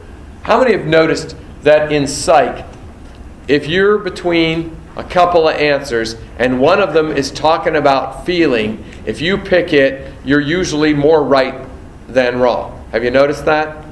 Because what are you doing? Acknowledging their feeling, which is the very first thing you should always do with a functional. Secondly, you present reality. Well, how does presenting reality look like? Well, it has different forms. One of the classic forms of presenting reality says, I know that blank is real to you, but I do not blank. Do you see what I'm saying? I know that you see that demon, but I do not see a demon. Do you see what I'm saying? I understand those voices are real to you, but I do not hear any voices. Do you see what I'm saying? I understand that you think that the mafia is out to kill you, but in reality, no one is going to harm you. Do you see that? That's one format. The other format of presenting reality is just to tell them what is real. I am a nurse, this is a hospital, and this is your breakfast. Do you see what I'm saying? So you can either tell them what actually reality is, or you can just say, I know that's real to you, but I do not. Both of those are acceptable formats for presenting reality. Either one is good, but it's not the first thing you do. It's the second thing you do. Setting a limit, what setting a limit looks like is when you set a limit, the answer will say something like, that topic is off limits in our conversation. Or, when we talk together, we are not going to address that problem. Or we're not going to talk about that. And sometimes it can go all the way and be as extreme as stop talking about. That would be all right. To tell them to stop talking about those aliens. Stop talking about the voices. And you can be that strong. Or you can be strong enough to say, we're not going to talk about those voices. You see, you can be that directive and that strong. And then enforcing a limit usually takes the format of saying something like, I see you're too ill to stay reality-based, so our conversation is over. That's enforcing the limit. Enforcing the limit is ending the conversation. Enforcing the limit is not taking away a privilege. You see, that's punishing. Does everybody understand the difference between enforcing a limit and punishing them? What are you doing when you punish somebody? What actions do you take to punish? What would be bad answers that would be construed as punishing? Because you've told them to stop talking about the voices, right? And they keep talking about the voices. They violate the limit. So how are you going to, what would be a bad way to enforce it? Such as? Taking away their privileges. Yeah, you can know, since you can't follow the rules, you lose your telephone privileges. You lose your refrigerator privileges. You're going to be restricted to your room. No, that's not enforcing the limit. That's punishing them. The only enforcement is ending the conversation. That's the enforcement. Why is that appropriate? Why is it good to end a conversation with them when they are not reality-based and won't stay reality-based? You're not going to accomplish anything, and by continuing to talk, what are you reinforcing? The non-reality. Okay? So how does it go? Well, let's talk about this. You have a patient who says to you, and he's schizophrenic. Does that matter? Schizophrenic. Why does that matter? It throws him in what category? Functional. And you know to do the 4-step functional process. He says, schizophrenic says to you, I'm going to kill you all. You're all going to be dead by morning. I'm going to slit your throats, and I'm starting with you. Okay? Rather paranoid, violent, delusional thinking. What's the first thing you say to him? What's that? Right. You could say that, I understand you're upset, or you could say, I see you're angry. I wouldn't say, how do you feel right now? Because I think I know. You know, I mean, sometimes they give you enough data in the question to kind of know what they're feeling like. Okay, so I see you are upset. Then what do you do? What did I tell you to do next? Okay, but they're not going to say present reality. What? Give me a quote. In this case, you'd say, I see you are upset. But there are no bugs on the wall. But he didn't talk about bugs. Okay. That's the only problem. That is presenting reality, but he didn't say that. He said he was going to kill us all. We're all going to be dead by morning. He was going to slit our throats, and he's going to start with me. Killing us is unacceptable behavior. Okay, and I think that's a great answer. I think we could go better with talking about it more positively than negatively. Rather than saying you're not going to kill anybody, I would say we're all going to be kept safe. So I would present the reality, and always try to, if you're between two things, sometimes, Derek, it comes down to one is stated positively and one is stated negatively, and you always want to, rather than saying you can't have, you're on a fluid, you're only allowed to have 10 cc's at breakfast time, you say, you can have 10 cc's at breakfast. You know what I mean? They always like you to state it positively. Like with diets, it's better to emphasize what they can have than what they cannot have.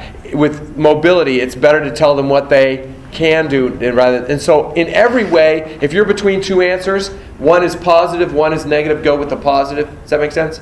Okay, in this case, Derek said what? Killing us is, murder. Killing is inappropriate and not going to happen in this situation. Versus, I see you are upset, but everybody is going to be kept safe while we're here. This is a safe. Do you see? It's the same thing, only stated more positively. It's presenting the reality of what's going to happen. No one is going to get killed, right? Okay, then what do you say? We're not going to talk about that kind of stuff. We're just those kinds of ideas, although they are real to you, are off limits in our conversation. So then he keeps talking about it. I'm going to kill you. I'm going to slit your throat. I've got this knife. I'm going to shank you. What do they say? What do you then say? I see you're too ill to have a reality-based conversation, so our conversation is over. And in reality, in real life, when I work psych, I then offer them a tranquilizer. I say, and we have some medication that can help you control those things. Would you like some? And that kind of thing. A lot of times they do. And I always like to say that because I like to say, I see you're too ill. I love to say that because what's it telling them about their experience? That is a symptom of their illness. And they're gaining, I'm hoping to teach them that it's not them, it's their illness and they need to recognize what's ill me and what's healthy me. And so I always love to say, I know that's a symptom of your illness, but I see you're too ill to have a reality-based conversation. So we're done now. But I always like to say, but we have medication to help you with those symptoms. Now, again, what am I reinforcing? That's a symptom, and that this is a symptom of your illness. And it's controllable, and we have meds for it, so comply with it. Do you know what I mean? Because non-compliance is the number one reason why psych patients are readmitted to facilities, correct? So I always find that, and I say, and they say, well, what medication? Well, like Xanax, or what? Well, I don't like, okay, well, you have this. Okay, well, I'll have some of that, I guess. And it works like about 1/3 of the time. And you say 1/3 of the time isn't very good. Oh, it's a lot. I mean, that's pretty good for a psych hospital. 1/3 compliance rate. So then they do well. Okay? So that's a good way to go. Do you understand the process? Acknowledge feeling, present reality, set a limit, enforce. However, if they have psychosis of dementia, who are these people? Dementias. Seniles, Alzheimer's, brain injuries, organic brain syndromes, post-strokes. Number 1 says this patient has a brain problem, structural brain problem, and cannot learn reality. They cannot learn reality. Do you think that makes any difference? Yes. What about the functional? What's the positive point about functional. They can learn reality. What's the best for a dementia? They can't learn it. Do you think that difference is minor or major? Major. That's a major difference. Do you see why you have to differentiate which of the three categories your psychotic falls into? Because it makes a huge difference in how you deal with it. Well, how do you deal with a dementia, a psychotic dementia, a person who has brain damage, and they can't learn reality? Well, number one, you do 2 steps. The first step is you acknowledge their feeling, and the second step is you redirect them. You redirect them. So what am I telling you you don't do? Present reality. Why is presenting reality for a dementia not appropriate? They can't learn it. And you keep trying to teach something that they can't learn. It's ridiculous. It's going to frustrate them, anger them, discourage you. You can't. They can't learn it. It's impossible. So don't try. So what do? You redirect them, and redirect means to channel them from something they cannot do to something that they can do.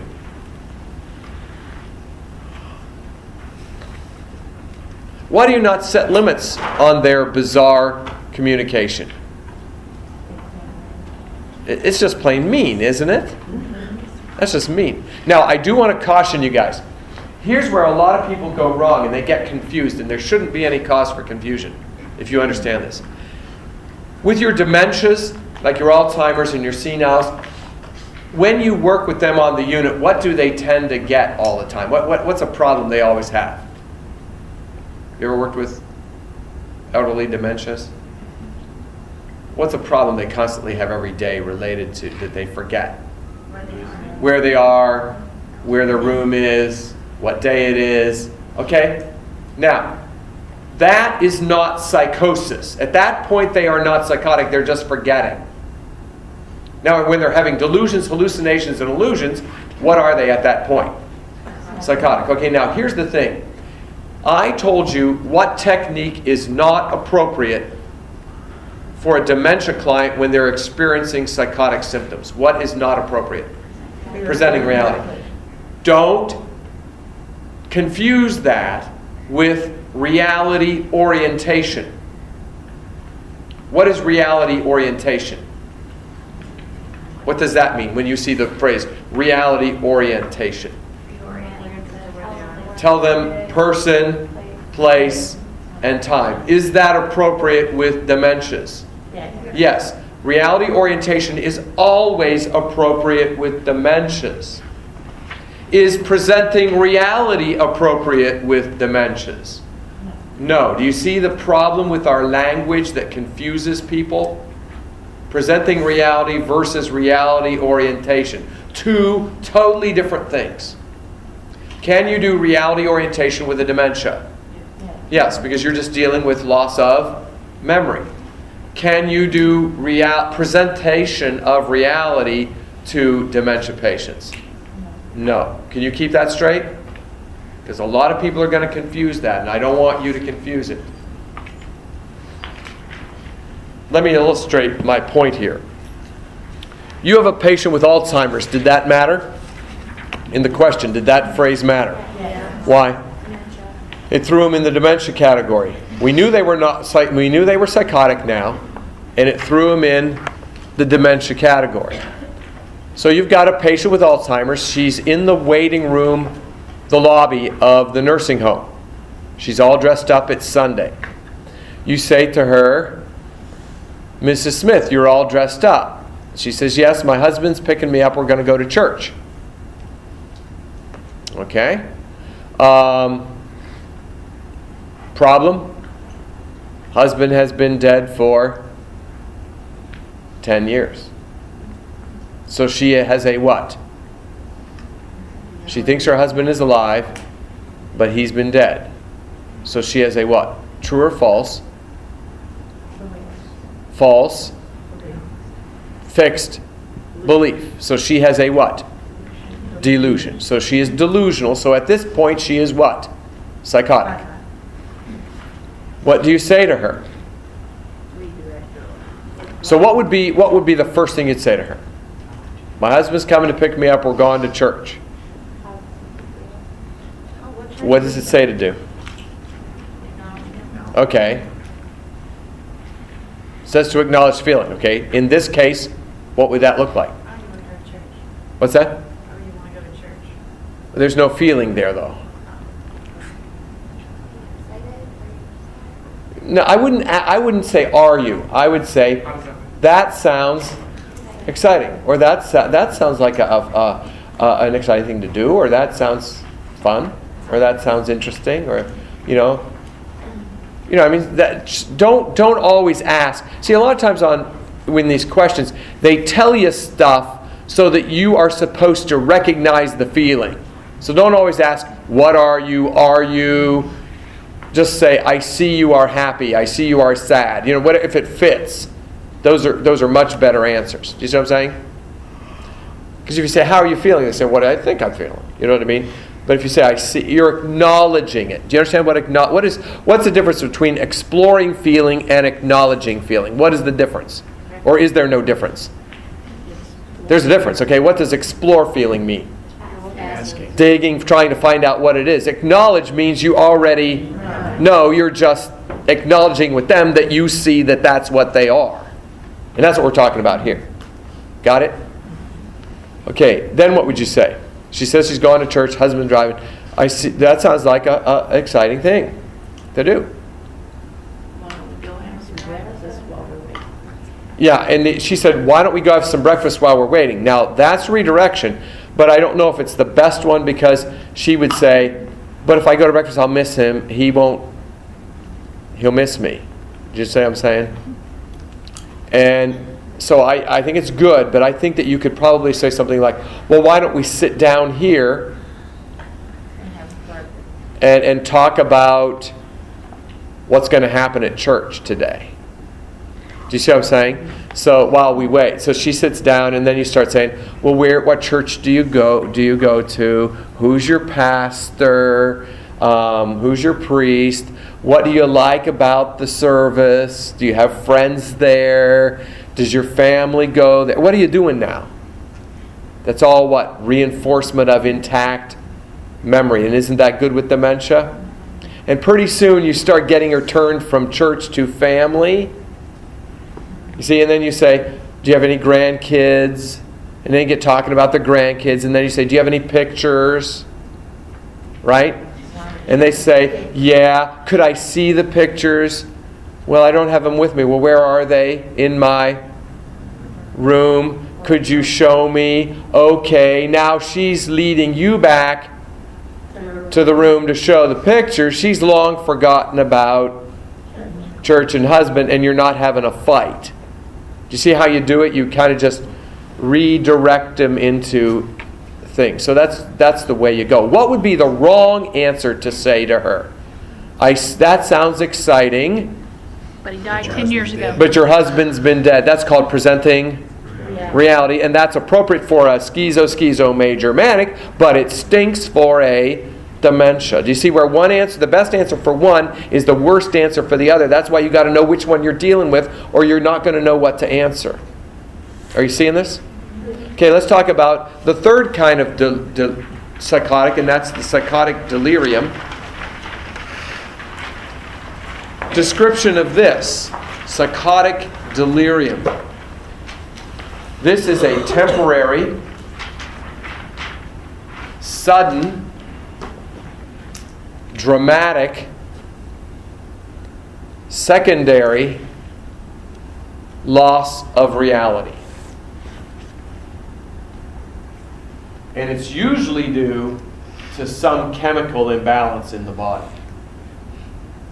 So it's temporary, it's sudden, it's dramatic, it's episodic, it's secondary, and it's usually due to some chemical imbalance in the body.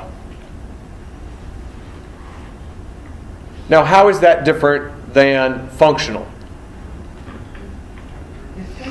It's temporary. What else is different than functional? It's sudden. How is this different than dementia? It's temporary. It's sudden. It's secondary. You see? So it's different. Now, who are these people? These would be people that are crazy for the short term because of something else causing them to be crazy. For example, have you ever seen anybody go crazy or psychotic because they're on a particular drug? They have a drug reaction and it makes them lose touch with reality. Have you ever seen that? Yeah. Tagamet will do it, as obvious as innocuous as Tagamet could do that. Another area is people that are high on uppers. You know, intoxicated on uppers, they'll be this way. Or withdrawing from downers will be this way. So delirium tremens would be this. Cocaine overdose. Methamphetamine overdose. Have you ever, what are some other chemical situations where you've seen people act crazy? It's temporary, it's due to some other imbalance in their body. What's that? Post-op psychosis, it's due to withdrawing from a downer. Because what's an anesthetic agent? A downer. What are the pain meds? Downers. So as you withdraw from the downers, everything goes up and you have this. Particularly in the elderly. If you have an elderly patient who's had anesthesia and a PCA pump, the third post-op day into that fourth post-op day, they can go wacky crazy for about 48 hours. Just plan on it. And then they'll come right out of it. But they will be loony as a tune. So don't start zapping them full of tranquilizers or you'll confuse them and they'll end up in a nursing home when they would have come out of it in 48 hours and gone home. Who else? Post-op's classic. What else? If you're in ICU really long. Yeah, ICU psychosis can do it with the sensory deprivation can cause it. What else? UTI in the elderly. A UTI, an occult hidden urinary tract infection in the elderly. Classic. Any occult infection, but the UTIs in the elderly are the major ones. Have you heard of thyroid storm? That's another one. Have you heard of adrenal crisis? It's another one. So those are your, I even think roid rage, to some extent, could be classified something like that if they're actually seeing, hearing, hallucinating, and if they're that bad, they can be that. Well, what's the good news for these people? It's temporary. So really, what's the focus of managing these people? Removing the underlying cause and keep them safe. So what is the 2 steps? Acknowledge what? Feeling. And then reassure. Reassure. Of what 2 things are you reassuring them? That it's temporary, it will go away, and they will be kept safe. So reassure them of safety and that it will go away. Why don't you present reality? They're not going to get it. Why do you not redirect them? Because it's not going to work. It's just reassure them.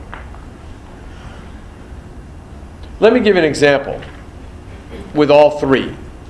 Functional, dementia, delirium, and show you how the answer changes.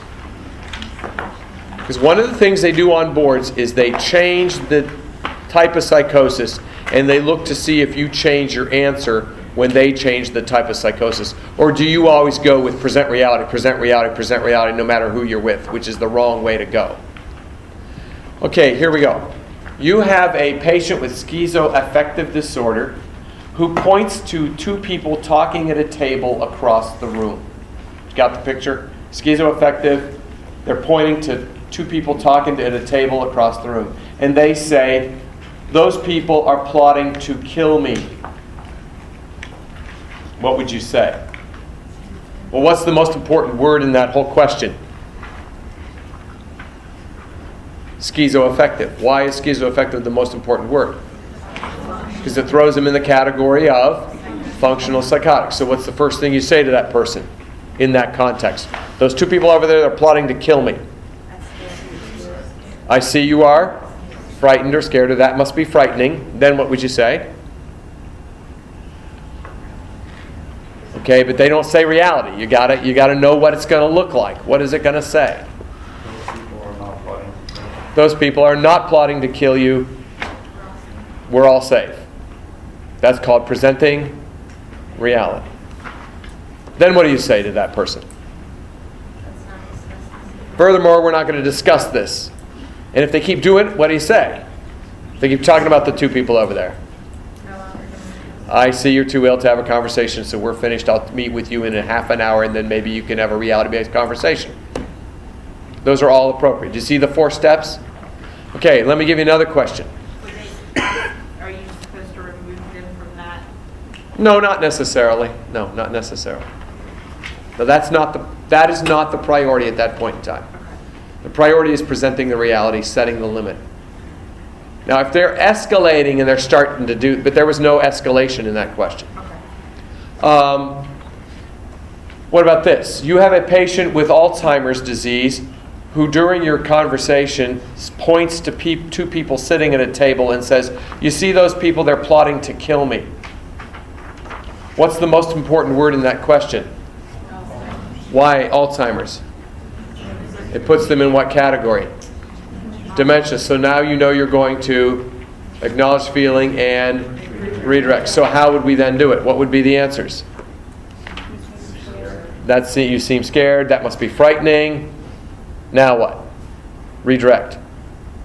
What are we going to order for lunch? That's actually changing the subject. And redirection is not changing the subject. Redirection is going with what they're talking about, but getting it achieved in a right way. Why don't we go somewhere you feel safer? Exactly. That would be better than, they will have both of those there. What was your answer? A? Why don't we go somewhere you feel safer? Yeah, let's go. We don't like why. Okay, let's go somewhere where you can feel safe. Versus, what did you say? Let's go eat? Lunch. Let's go eat lunch. Why would A be better than B? It's more. A is more relevant to what they're feeling and what they're talking. B says, B kind of ignores it, but it's better than presenting reality. Do you see what I'm saying? And that's why they would put A with B, because B's a good answer, but A's better. Do you understand that? Okay. What about this question? A client with delirium tremens says to you, you see those two people over there at the table? They're plotting to kill me. What's the most important word in that question? Delirium. Delirium tremens. So that makes them delirious. So what do you say? I see you're scared. I promise you. And don't say I promise. Or I can assure you. Well, just say you are safe. Just say you are safe, and that will go. That feeling will go away when you get better. Do you see that? You are safe. That's a symptom of your illness. It'll go away when you get better. Now, could you say to the first person who had the schizoaffective, would it be okay to say, I see you're frightened, I'll keep you safe, and that will go away when you get better? No, because they didn't learn anything, right? And you can't say it'll go away when you get better to an Alzheimer because it's permanent. So do you see where the good answer for one is a bad answer for the other? How many of you in your psych questions have up to this point basically treated all psychotics the same? Do you understand now there are 3 varieties and the answers are different? Have you ever had this experience in taking psych questions? Because a lot of people do. Like, for example, you'll get a question that says the patient is hallucinating. What are you going to do? And you go, oh, I'm going to present reality. So you pick present reality. You go back to the rationale and it says, no, you should redirect the patient. And you go, oh, that's interesting. So then you take some more psych questions, and about 30 questions later, you get another question about hallucinations, right? And they say, what are you going to do about this hallucination? And you go, oh, I know. It's what? Redirect, because that's what it was the last time. So you pick redirect. You go back to the answers, and they say, no, you should reassure the patient. And you go, what? I wish you'd make up your mind. Last time you said redirect. This time you're saying reassure him. So you take some more psych questions, and about 30 questions later, you get another question about hallucinations. And it says, what are you going to do about this hallucination?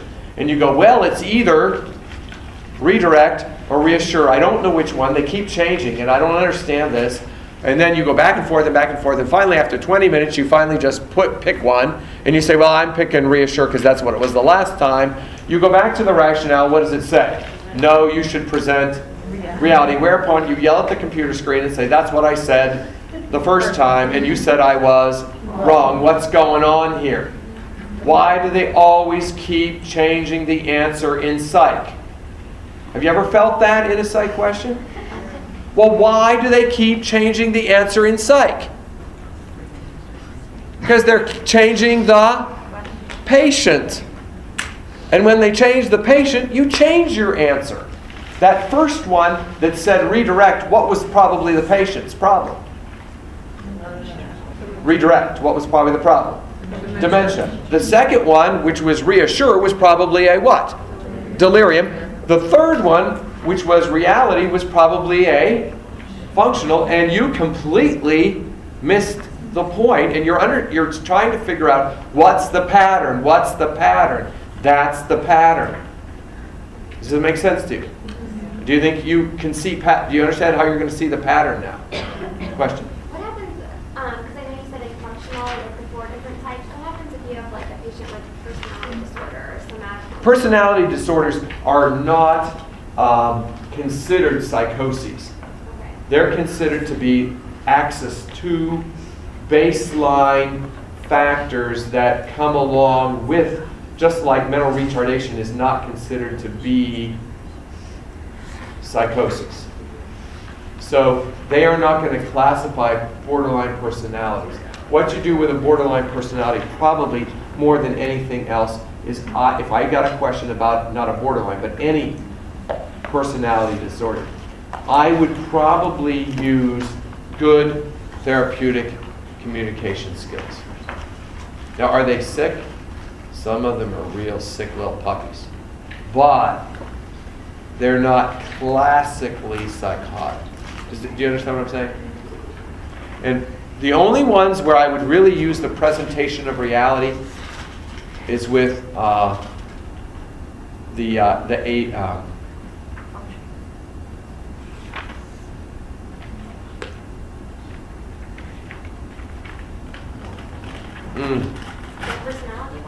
There are 3 personality. The personality disorders go in clusters. There's clusters, 3 clusters. Obsessive compulsive is in the last one. Right. Narcissistic. Yeah.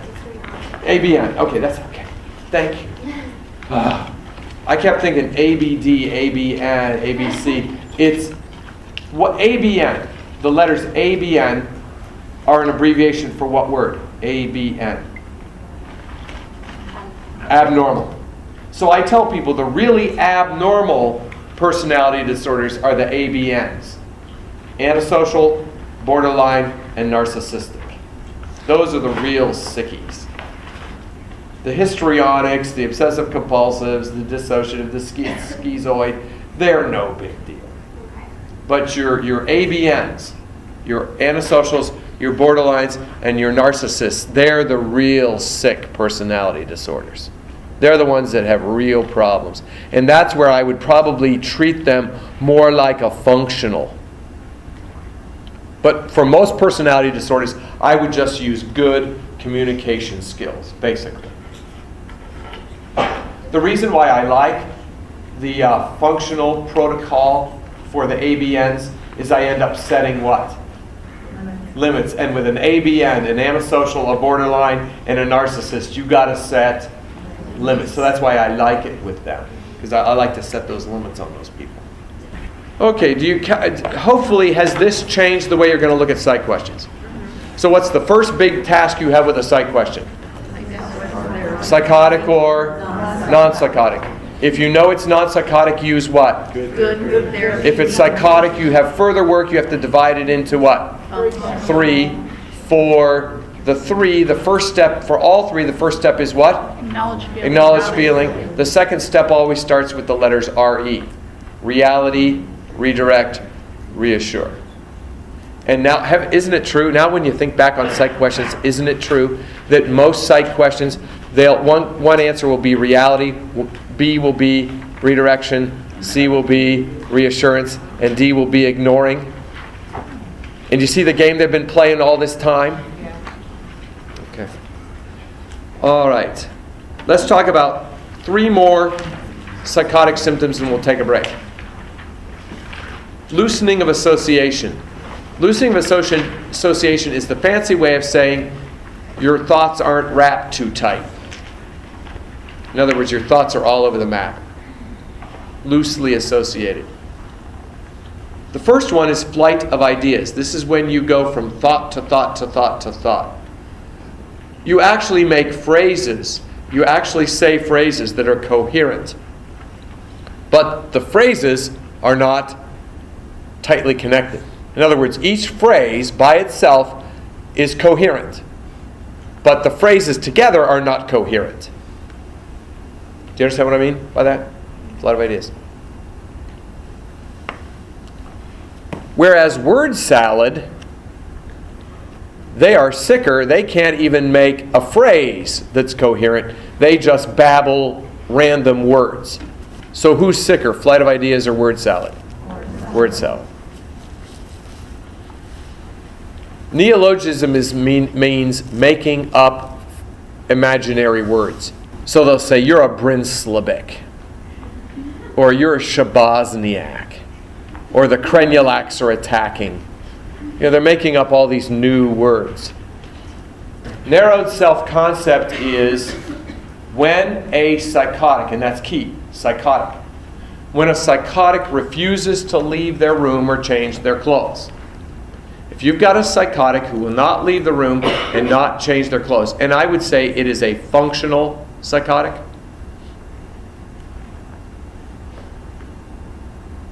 The reason why they're doing it is why. Why is the functional psychotic refusing to change their clothes and refusing to leave their room?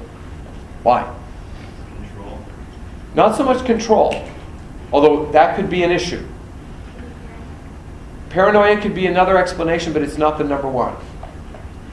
Think of narrowed self-concept. What would that mean? Not worth it. What's that? Not worth it. That would be sense of, that'd be low self-esteem. Yeah. This is narrowed self-concept. Your self-concept is how you define who you are. And how they define who they are is extremely narrow. Meaning they define who they are based on what 2 things? Where they are and what they're wearing. So the reason why they refuse to change their clothes and leave the room is they don't know who they are unless they are wearing those things in that room.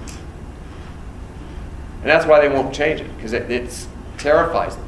So, as a nurse, would you make a functional psychotic who is refusing to leave their room and change their clothes, would you make them do it? Why? If you made them do it, they would cease to know who they were. You would have a panic escalation. Somebody would get hurt. So you do not do that. So what do you tell them when they refuse to leave their room and change their clothes? What do you tell a functional psychotic? I see you are uncomfortable or upset. You do not have to change your clothes or leave the room until you feel comfortable or until you're ready. And it's a perfect world so they can stay there for 30 years if that's the case. Don't say, well, they can't stay. I mean, that won't work because what if it's 3 weeks and they still don't feel comfortable? They won't be able to stay in the hospital that long. Hey, it's a perfect world. Yes, they can stay that long. However, what if they say this? Mrs. Jones has been depressed since her last child went to college 3 months ago. She has no energy to do the housework. She has lost her job because she didn't have the energy to get up and go to work. She says, I hate the way I feel. I am going to kill myself if things don't get better because this depression is ruining my life. Please help me.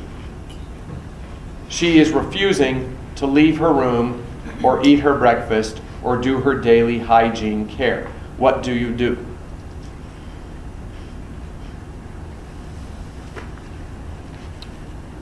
Acknowledge reality that she needs to be. Okay, but see, now you're taking the 4-step process for a psychotic. And this lady is a what? Isn't she major She's a depressed? non-psychotic. She's a non-psychotic. She just said depression. She had insight, right? So it won't you don't have to read into it if it's major or not? If they don't say major, it isn't major. Okay. They have to specify major. Okay. So what do you use? Good therapeutic communication skills. But what do you say? I see you are depressed and feeling down, but what? What if a surgical patient is refusing to get out of bed after surgery? What do you do? Do you say it's okay? They can stay in bed all day? Maybe you'll feel What do you better tell if them? Do you get them up and out? Yeah, I say, maybe you'll feel better after you get up. Yeah, but that's a guarantee. Maybe you'll feel better because they could walk and feel worse, and then now they don't trust you. You know what I mean? So what you would say is something like, it's time for you to shower, come with me, we will do. You're very, directive, because she doesn't have the energy to do it. Tell them. What's that? Tell them. Yeah, just like you would a post-op who won't get out of bed. Okay, now put your foot over the bed. Okay, now I'm going to raise you up. Now put your feet on the floor. Now, okay, now stand up. You know, you're very directive because they're not what? Psychotic. So what's my point? What's similar about those two situations I gave you? And what's different? The one was psychotic, had the narrowed self-concept, was refusing to leave his room and change his clothes. The other one was non-psychotic, depressed, who was refusing to leave the room and change their clothes. One, I told you what? Do not push them. Do not make them. With the depressed, what do? You force them. You make them. If they don't make choices, you make choices for them. You understand? The only time you're allowed to make choices for patients is with depressed, psychomotorly retarded patients. You see? So, do you see the difference in the answers? Because your patient changed? Okay. Ideas of reference, that's when you think everybody's talking about you. For example, if two people were out there in the hall and they were talking, if I had ideas of reference, I'd think, what are they saying about me? Now, psychotics have really take this to the limit. I had one psychotic patient at Twin Valley where I took care of her. And every evening when Katie Couric came on the news, she'd take her shoe off and throw it at the TV and call Katie all kinds of choice names and say, why are you lying about me? I was never in New Mexico. I could not have done that. What did she have? Ideas of reference, because she thought Katie Couric was telling stories about her when it had absolutely nothing to do with her. That's ideas of reference. Do you remember that I said about the people that pointed at the table and said those people are plotting to kill me? That's paranoia plus ideas of reference. And we dealt with it 3 different ways depending on who the patient was, correct? Okay. Take a break, come back at 10 till, and we'll do diabetes. Most important lecture in the whole review. Everyone will get at least 15 questions on this. You'll think this is all your test was sometimes. Most people just dead guess on these ones. I don't want you dead guessing. And if they don't get dead guess, they use ABCs. I don't want you using ABCs on this. So let's talk about how you prioritize.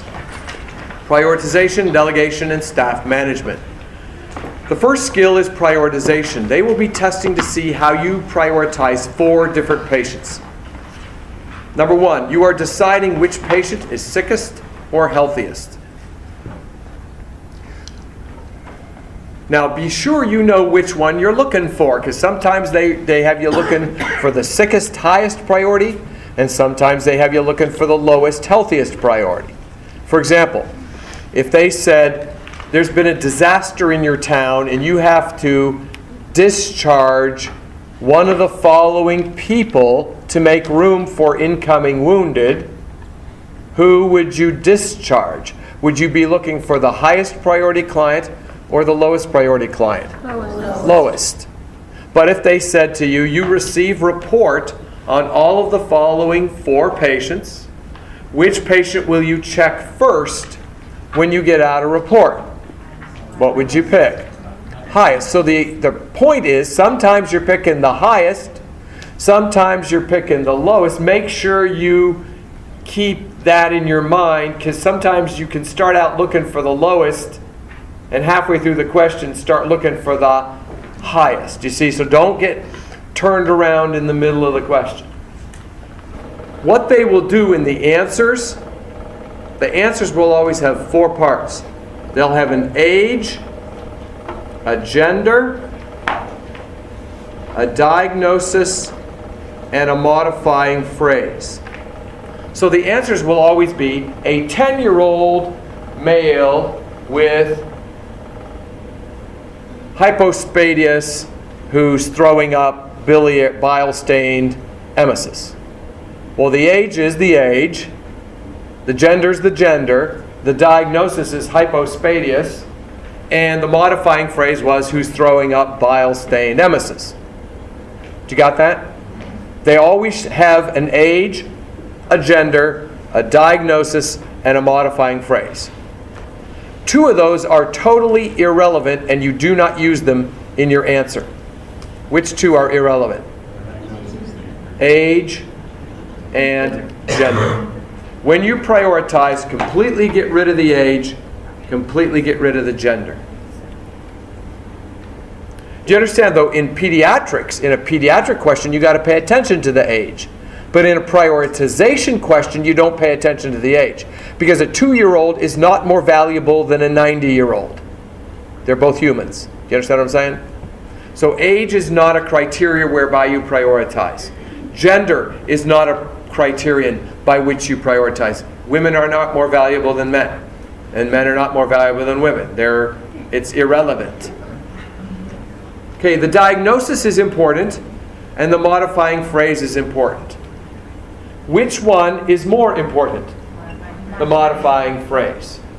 The modifying phrase is always more important. Okay, if the patient had angina pectoris versus myocardial infarction. Angina pectoris versus myocardial infarction. Who's the higher priority person? The heart attack, the MI. However, look at this. With unstable BP, with stable vital signs, I added a modifying phrase. Did you see that? Now, who's a higher priority? The angina, because he has what? Unstable blood pressure. The myocardial infarction, they told me, was stable because he has stable vital signs. So here we have low priority, high priority, high priority, low priority. We always pay more attention to which one? Modifying phrase. So he's the higher priority, he's the lower priority, regardless of this. Do you see that? That's why you can't use ABC. That's one of the many reasons why you can't. So this person is more stable, this is more unstable. Here's your higher priority, here's your lower. So always break the tie in favor of the modifying phrase. All right? Now let's go to the 4 rules for prioritization, the 4 rules. Rule number 1, acute beats chronic. Acute beats chronic. What do I mean by beats is a higher priority than. In other words, an acutely ill person is a higher priority than a chronically ill person. Now let's look at this, how this works out. If you had the following patients, a COPD, a CHF, and an appendicitis, who would be the higher priority? Exactly. Why? Because what are the other 2? Chronic illnesses. The appendicitis is acute. If you used ABCs, who would be your highest priority client? COPD, and you'd be dead wrong. Are you seeing what I'm talking about?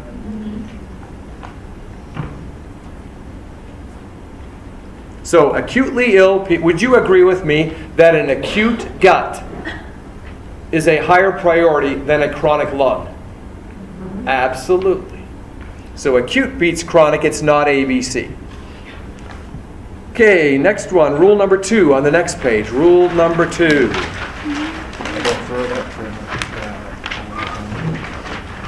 Fresh post-op,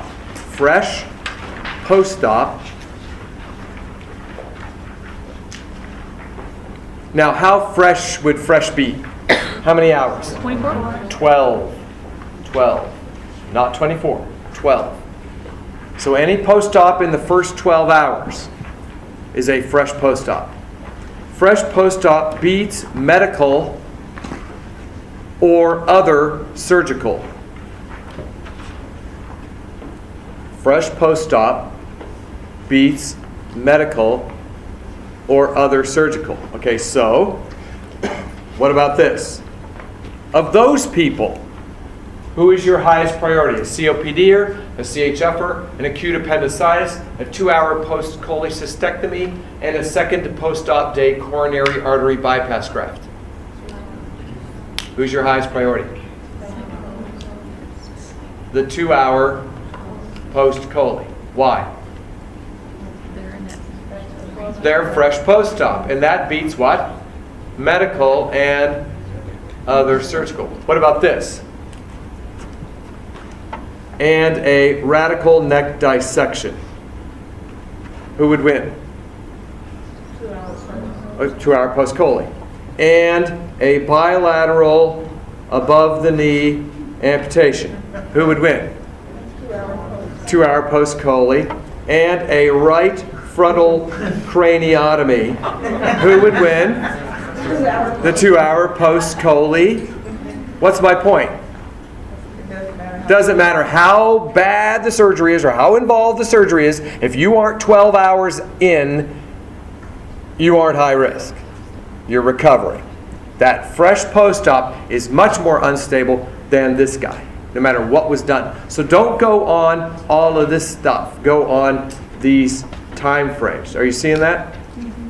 Okay. Rule number 3. This is my favorite rule. I use it. I use it. This is the one I use. And that is unstable beats stable. Unstable beats stable. So that means unstable people are a higher priority than stable people. Duh.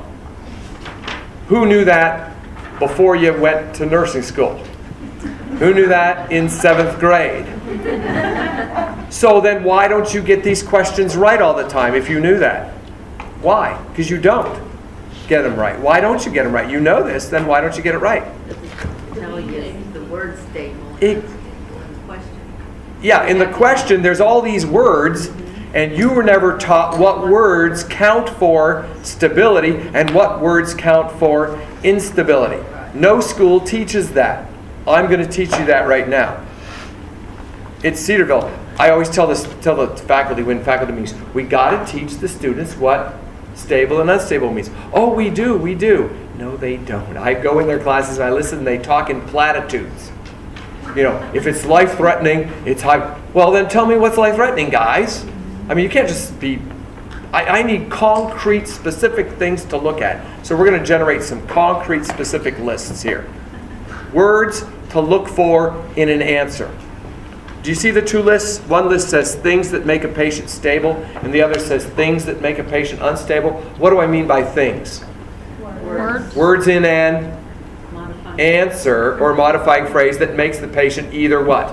Stable or unstable. So that you can actually take this to a question and use it, and you'll know what you're talking about. Okay, let's go through the list of things that makes a patient stable. Let's start there. What makes an answer stable? Number 1, let's start real easy. Use of the word stable. No, I'm serious. People, I don't know how many people will say, well, it says they're stable, but they could just a second later they could just like decompensate and they could herniate and then they could die and that could happen in seconds. So while it's saying it's stable now, they're really like a ticking time bomb, so I'm going to put them high priority. No! They said they were stable. They're stable. Don't argue with the fact that they said they were stable. You have to answer it at this moment in time for this patient. If they said this patient was stable right now, what are they? And if they destabilize in 1 second, we're not talking about that. Do you understand what I'm saying? We're talking about right now when they're talking about this patient. So let's go across to the other list.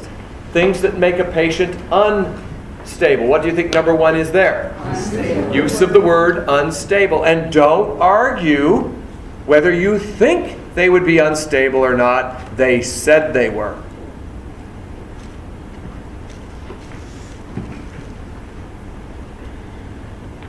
Okay, next, go back to stable. Go back to the stable column. We're going to bounce back and forth between stable and, you see what we're going to do here? Okay, stable. One thing that makes a patient stable. Number 2, chronic illness. Chronic illness makes you stable.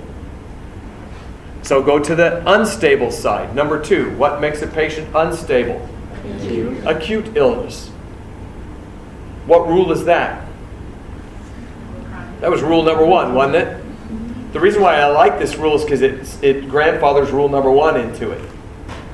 Okay, go back to the stable side. A phrase that makes you stable. Post-op greater than 12 hours. If the patient is post-op greater than 12 hours, they are stable. So what makes a patient unstable? Post-op less than 12 hours. Now what rule is that? That was rule number 2. So I use rule number 3 because it includes rule number 1 and rule number 2. Okay, go back to something that makes you stable. Go back to the stable. Local or regional anesthesia. If you had a procedure with local or regional anesthesia, you are stable. So what makes you unstable? General anesthesia. But only in the first 12 hours.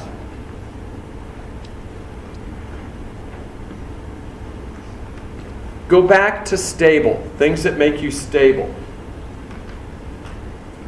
Lab abnormalities of an A or B level. Lab abnormalities of an A or B level. What am I talking about? Remember this morning? Yeah. If you got a lab abnormality, yes, it's abnormal, but it's an A or a B, guess what the patient is? Stable. Okay, then what makes you unstable? Lab abnormalities of a C or a D. So who's unstable? A client with a creatinine of 17.8 or a client with a potassium of 6.1? Potassium 6.1, because that's a D versus an A right there. Go back to things that make you stable. The phrases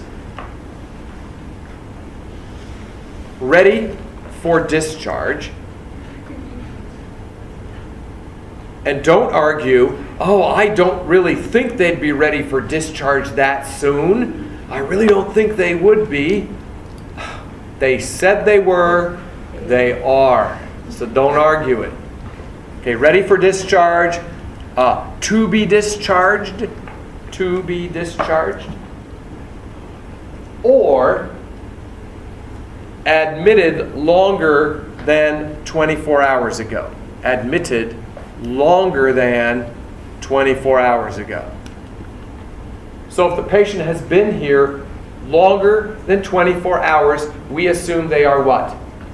Stable. And don't say, well, I don't think it would take that long to stabilize them.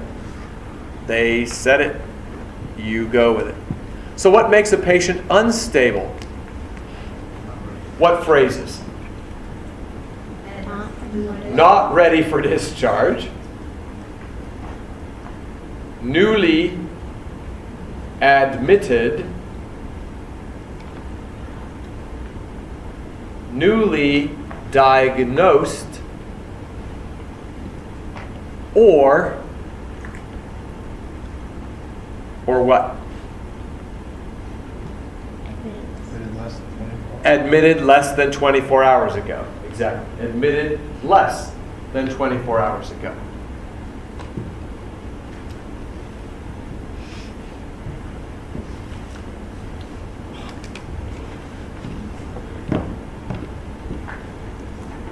Another one.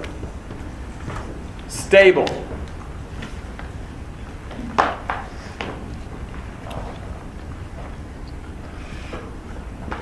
Unchanged assessments. Unchanged assessments, meaning the assessment is unchanged.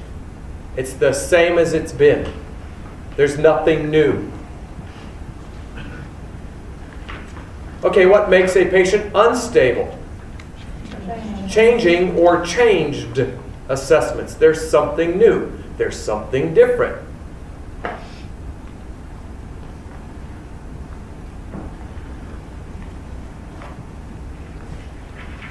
Okay, we're almost done. Go back to stable. This is a long one, so get it down word for word. The patient is stable, don't write it down. The patient is stable if they are, here we go, experiencing the typical, expected signs and symptoms of the disease with which they were diagnosed. Experiencing the typical expected signs and symptoms of the disease with which they were diagnosed. A patient is stable if they are experiencing the typical expected signs and symptoms of the disease with which they were diagnosed. Go to unstable. The patient is unstable if they are, and get this down now, experiencing unexpected signs and symptoms. Unexpected signs and symptoms. The mistake that most students make when they prioritize patients is they prioritize based on symptom severity rather than symptom expectedness. In other words, if somebody has severe pain and somebody has mild pain, they will always prioritize the severe pain higher than the mild pain. And that's wrong. If somebody has kidney stones and they're having severe colic pain, are they stable or unstable? Stable. Stable. Why? Do you expect severe colicky pain with kidney stones? Right. Yes. But somebody's having mild pain with a chest x-ray. Should you have mild pain with a chest x-ray? You should have no pain with a chest x-ray. So who's unstable? The mild pain with the chest x-ray is unstable. The guy with the severe pain with the kidney stone is stable. Do you see what I'm saying? All right, let's look at how we apply this. How do we apply this? I want you to tell me who the highest priority patient is here. And I want you to use the rules I taught you, okay? You have a 16-year-old female with meningococcal meningitis, right? Who has had a temp of 103.8 since admission 3 days ago. That's your first patient. 16-year-old girl, meningococcal meningitis. She's had a temperature of 103.8 since she was admitted 3 days ago. The next patient is a 67-year-old male with irritable bowel syndrome who spiked a temp of 100.3 this afternoon. I want you to talk to your buddy and decide who, on the basis of the rules I gave you, not guessing, but on the basis of the rules I gave you, I want you to cite who is higher priority and why. How many would say, what are you guys saying, A or B? B. B is the answer. Meningococcal meningitis, high or low priority? High, because it's what? Acute. Irritable bowel syndrome, high or low? Because it's okay. Now that's our diagnosis. Let's go to our modifying phrase, which are going to be more or less important. More important, okay. Who has had? What kind of language is that? Who has had? But what criteria are we talking about in your list there? Who said it? Unchanged. Unchanged. Who has had? So automatically that puts her what? Up or down? Down. A temp of 103.8. Now when you get a symptom on these questions, do not look at how bad it is. Look at whether it is what? Expected or not. Remember that? Typical expected. Do you expect anybody with meningococcal meningitis to have a fairly high fever? Yes. Yes. So is this expected? Yes. So does that make her high or low priority? Low. Low. And to put the nail in the coffin, what phrase comes next? Admission when? 3 days ago. And that puts her what? Remember, admitted more than 24 hours ago? So she's low. So how many highs does she have? How many lows does she have? 2 or 3. And all the lows are in what area? Modifying phrase. So we're thinking she's what? Low priority. Okay. Who spiked? Changed. High. Okay, temp of 103, how do you deal with that? What do you say to yourself? Is it expected for an IBS? No, not low. Don't say low. Remember, I told you it's not severity, so don't be talking high and low. Ask, is it expected for an IBSer, irritable bowel, to have a temp of 100.3? No. Actually, for them, it's high. It's not low. 100.3. So that's unexpected. So does that make him high or low priority? High, unexpected. And then to put the nail in the coffin, what did it end with? This afternoon, which means it was new, changed, not been happening. So how many highs does he have? 2 or 3. How many lows? 1. The highs are all in the modifying phrase. Who's your higher priority? B. Now let me ask you that. Does that make sense to you?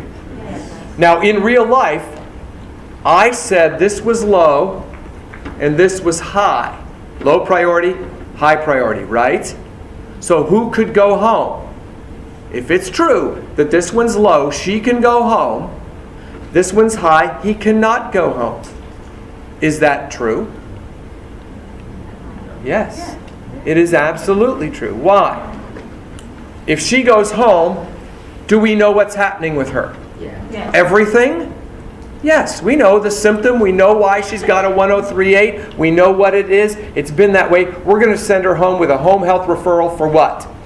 IV antibiotics. And she's good to go. She can go home because she's stable. Can I send this guy home? Why can I not send him home? You don't know what's going on. Do you know what this is? It's not that. So what is it? You don't know. Do you know what this is? Yes. Do you know what this is? Yes, it's a symptom of that. Well, I knew she had that. Tell me something I didn't know. I can't send this guy home. This guy could probably ruptured an ulceration, probably is developing septic peritonitis, and we're just catching his temperature on the way up. If I send him home, he's going to come in dead because he's going to go into septic shock and fade out during the night and no one knows it. Do you see why this guy, you can't send him home. He may die. This one, you can send home. How many of you would have picked the meningitis an hour ago? How many would have picked the irritable bowel an hour ago? Nobody? Nobody would have picked it? Do you see what I'm saying? But does it make sense? And do you see why it's true? Okay? Do you see where it says always unstable? I want to give you 4 things that are always unstable, regardless of whether it's expected or not. Remember I told you, when you get a symptom, don't qualify how bad it is, but ask, is it expected or not? Well, there are 4 things that, just because they're there, makes you unstable. Number 1, hemorrhage. If you are hemorrhaging, even if I expect it, you're unstable, right? Yeah.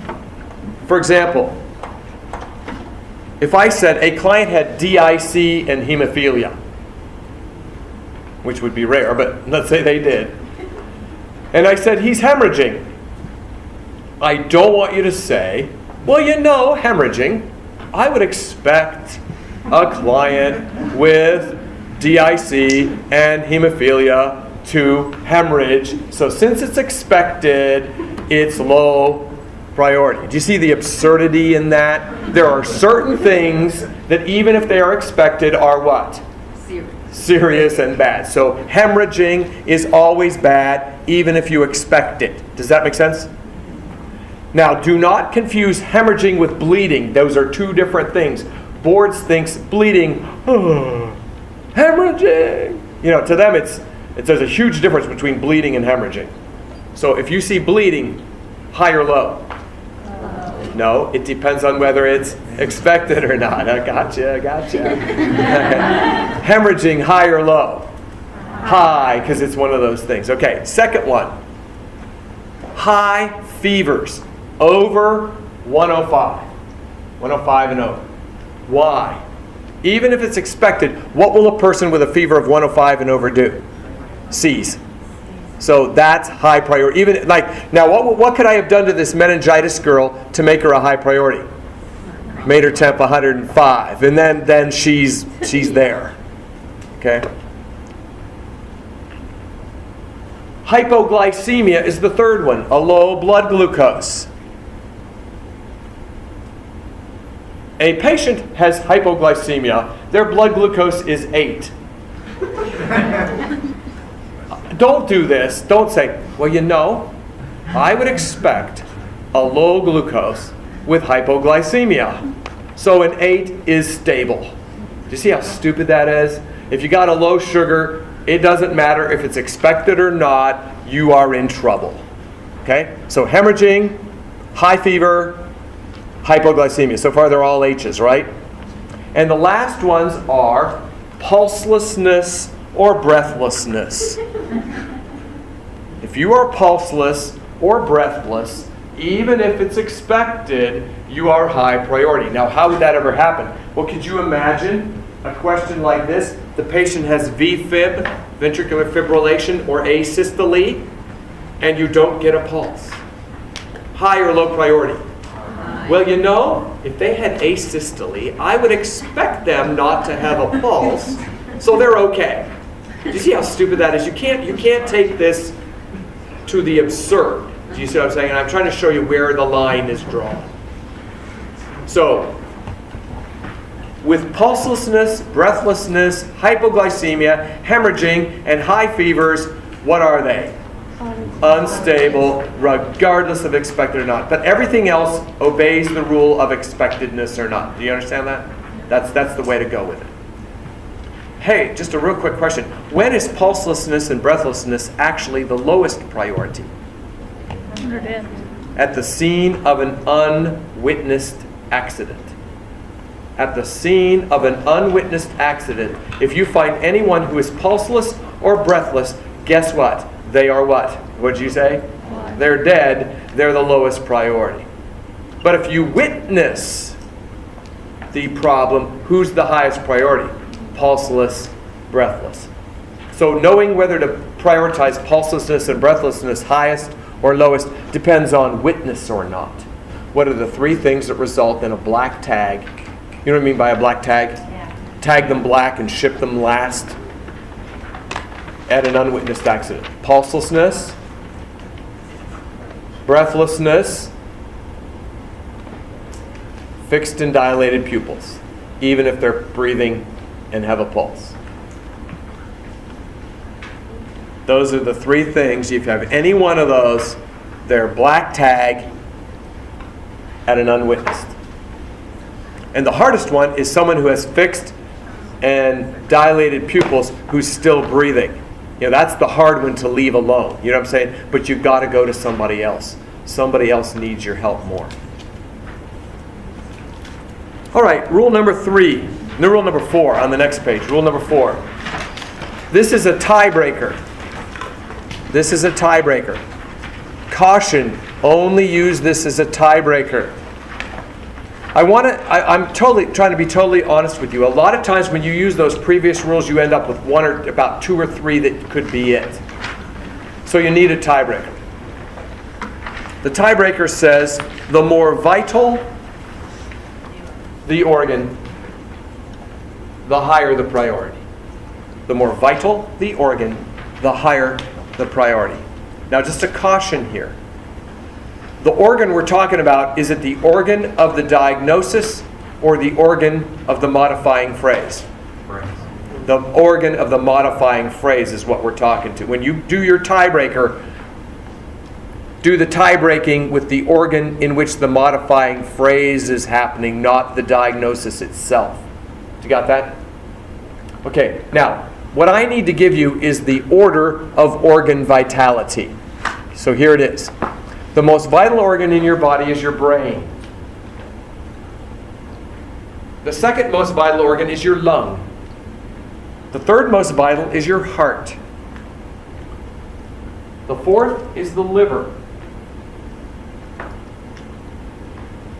The next is the kidney. And the next is the pancreas. After that, no one agrees. But that's good enough. That'll get you what you need. Brain, lung, heart, liver, kidney, pancreas. In that order. So, you have a 23-year-old, does that matter? No. Male. No. With CHF. High or low priority? Low, because it's what? Chronic. With a potassium of 6.6. High, why? It's a CD. It's one of those CD levels. Okay? And no EKG changes. What would that do? Increase his priority or lower his priority? Lower, because they're saying at least he's not affecting the what yet? The heart. Okay? A chronic renal failure with a creatinine of 24.7. High or low? Low. High or low? It's high. No, I mean high priority, low priority. Oh, low. Why? For 2 reasons. It's an A level plus it's expected. And this is really not expected with that. And pink, frothy sputum. Why high priority? Lungs are filling up. Is a classic symptom of chronic renal failure pink frothy sputum. No. So this person is unstable. This guy's unstable, but asymptomatic. This guy is unstable and having symptoms. So this guy could be beating this guy. It will see. All right? A patient with acute hepatitis, high or low priority, acute hepatitis, high, with jaundice, high or low? Low. Why? You expect jaundice with hepatitis. An increased ammonia level, expected, who you cannot arouse. Expected or unexpected with hepatitis? Unexpected. Okay, so that's a unexpected. So that's what? High. So we got an unstable here, an unstable here, and an unstable there. We got 3 unstable people, right? Okay, who's our highest priority? Okay, potassium. What organ system are we worried about? So we got a heart. Number 1 is a heart. Number 2, we got a what? No, we don't have a kidney. We got a lung. Remember, you go with the modifying phrase, you don't go with the disease. So we got a lung. Right? And then, number 3, we got a what? Don't say liver, right? We got a brain. Okay? So, I go to my tiebreaker. Correct? And who wins? He wins. Are you seeing this? Does that help you? Can you replicate that? Can you actually do that when you go to take your boards? Okay. Does this change some of the ways you might do things? Does it make sense to you why you do it that way? Do you see why it's valid? Okay. Just tell me if they're stable or unstable. Angina pectoris. Why? Chronic. Okay. With crushing substernal chest pain. Stable, because that is expected with angina. Not relieved by rest or 3-nitroglycerin. Unstable, because the definition of angina is chest pain relieved by rest and nitro. So if it's unrelieved, it's not angina anymore, it's MI. Now they're unstable. Does everybody see what I'm saying on that? Okay. Delegation. Do not delegate the following responsibilities to an LPN. And LPNs, you're not allowed to assume the following responsibilities if an RN delegates it to you. Now, don't yell at me, I didn't write the list. Okay? I'm just reporting. So don't shoot the messenger. I know that 99% of the hospitals in Ohio don't do this, but this is what the book saith. Okay? Do not delegate the following to an LPN. Starting an IV. And you say, but what if they have IV certification? It didn't say they did, so you're not allowed to assume that they did. Hanging or mixing IV meds. They're not allowed to hang or mix IV meds. Number 3, pushing IV push meds. So what can they do in regard to an IV? Maintain. Maintain and document the flow. That's what they can do. D, they cannot administer blood or mess with central lines. They cannot administer blood or mess with central lines. So no central line flushing.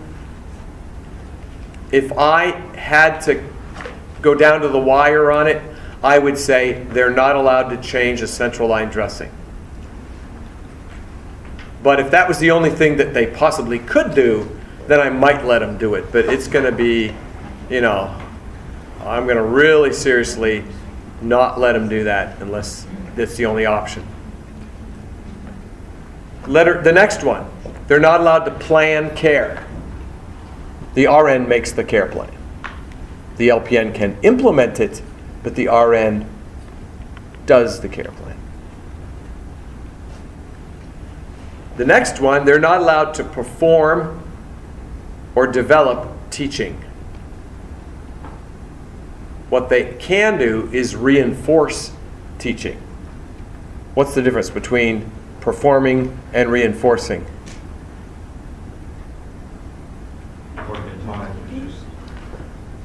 Yeah, so if somebody needs taught about their diabetes, who should do the patient teaching regarding the diabetes? The RN. But can an LPN reinforce the necessity of doing an AccuCheck before you give insulin to a patient? Yes.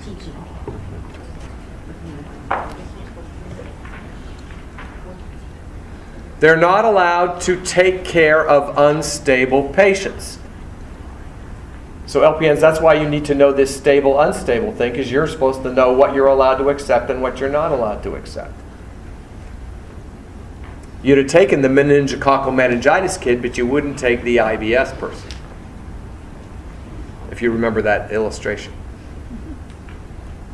They're not allowed to do the first of anything. If they're doing the first, if there's something that's being done for the very first time, who should do the very first? The RNs, because what are they going to do? Assess and care plan. So, can an LPN perform tube feedings? Yes or no? Sure. Can they do the first tube feed after a G-tube was inserted? No. Can they change post-operative dressings? Sure. Should they change the first post-op dressing the day of surgery? No. Can they feed stroke patients? Sure. But they shouldn't do the first feeding of the stroke patient after the feed. Can they ambulate post-op clients? Of course. Should they get the patient out of bed the very first time after surgery? No. Can they take vital signs? Should they take the first set of vital signs after a patient came back from surgery? No. And that's one that nobody ever does. But I do it as an RN. I even see hospitals that are so stupid that they let aides take the first set of vital signs after surgery. That's ridiculous. Somebody's waiting for a lawsuit to happen on that one. You won't stand up 5 minutes in court if that happens. Yes? For dressing changes, is it true that you're really supposed to let the surgeon? That is, RNs, boards would allow an RN to do the first dressing change. It is tradition to allow the surgeon to do the first one. Do you see my point? But boards is more, we as nurses, we are the world. You know, that kind of thing. You know, more assertive kind of thing. And are you with the last one now? They're not allowed to do the following assessments. They're not allowed to do the following assessments. Admission.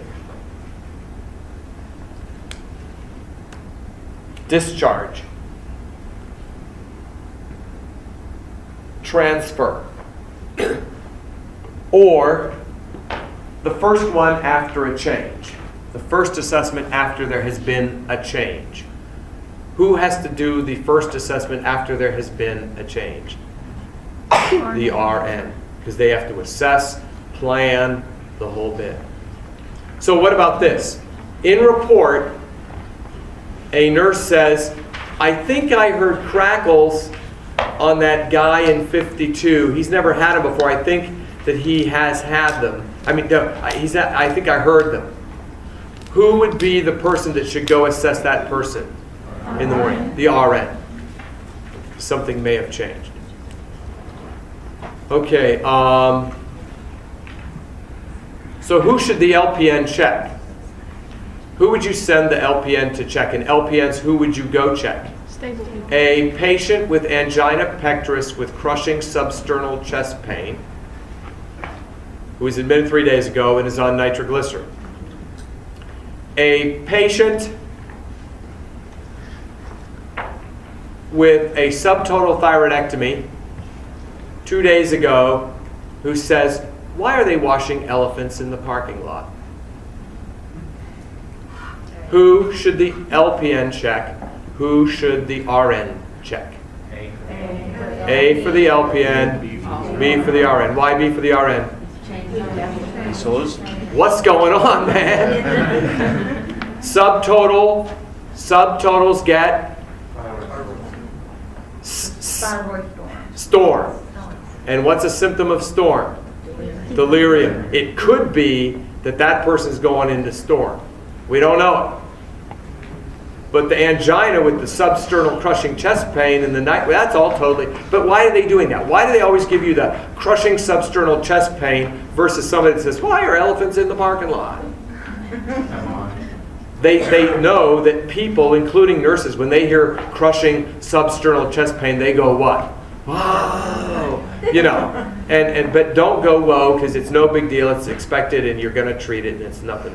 Does everybody understand that? Makes sense? Okay. Now, do not delegate the following responsibilities to an aide.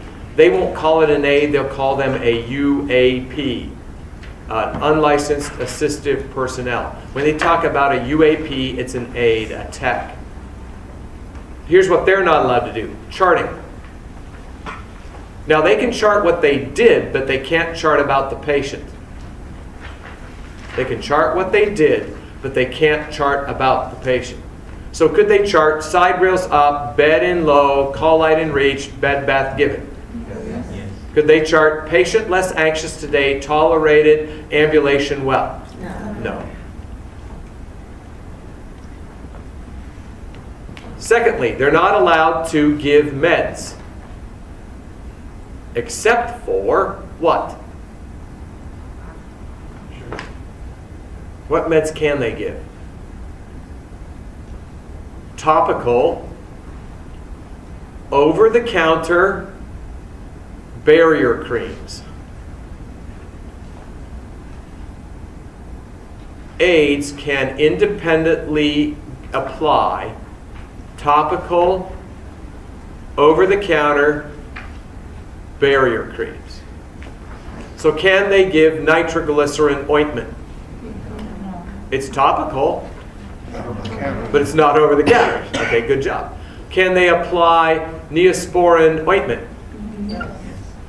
Technically what? Because it's what? Not a barrier. Do you see what I'm saying? What about hydrocortisone cream? Probably not. What about A&D ointment? Alpha Carry lotion. Yeah, see what I'm saying? So those barrier creams they can do. What about Elace ointment for the skin? ACE. Sounds like a what? Enzyme. It's probably not over the counter. Okay, but don't get bogged down on that, because that's the one they'll least test, because different states are somewhat different on that. Okay, the next one is they're not allowed to do assessments except for vitals and AccuChecks, which I think is stupid.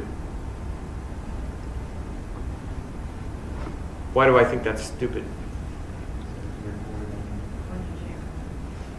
Why do we delegate the measurement of something called vital signs and AccuCheck, which can go to brain damage? Why do we delegate those two most critical, most important assessments to the least prepared person?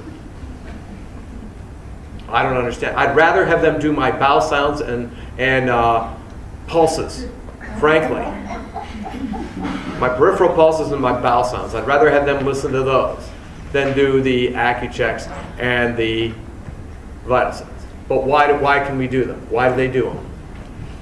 What's the reason? Money. It's all money. So we're jeopardizing patients to save money. I do all my own vital signs. I do all my own AccuChecks when I'm an RN working, and I work.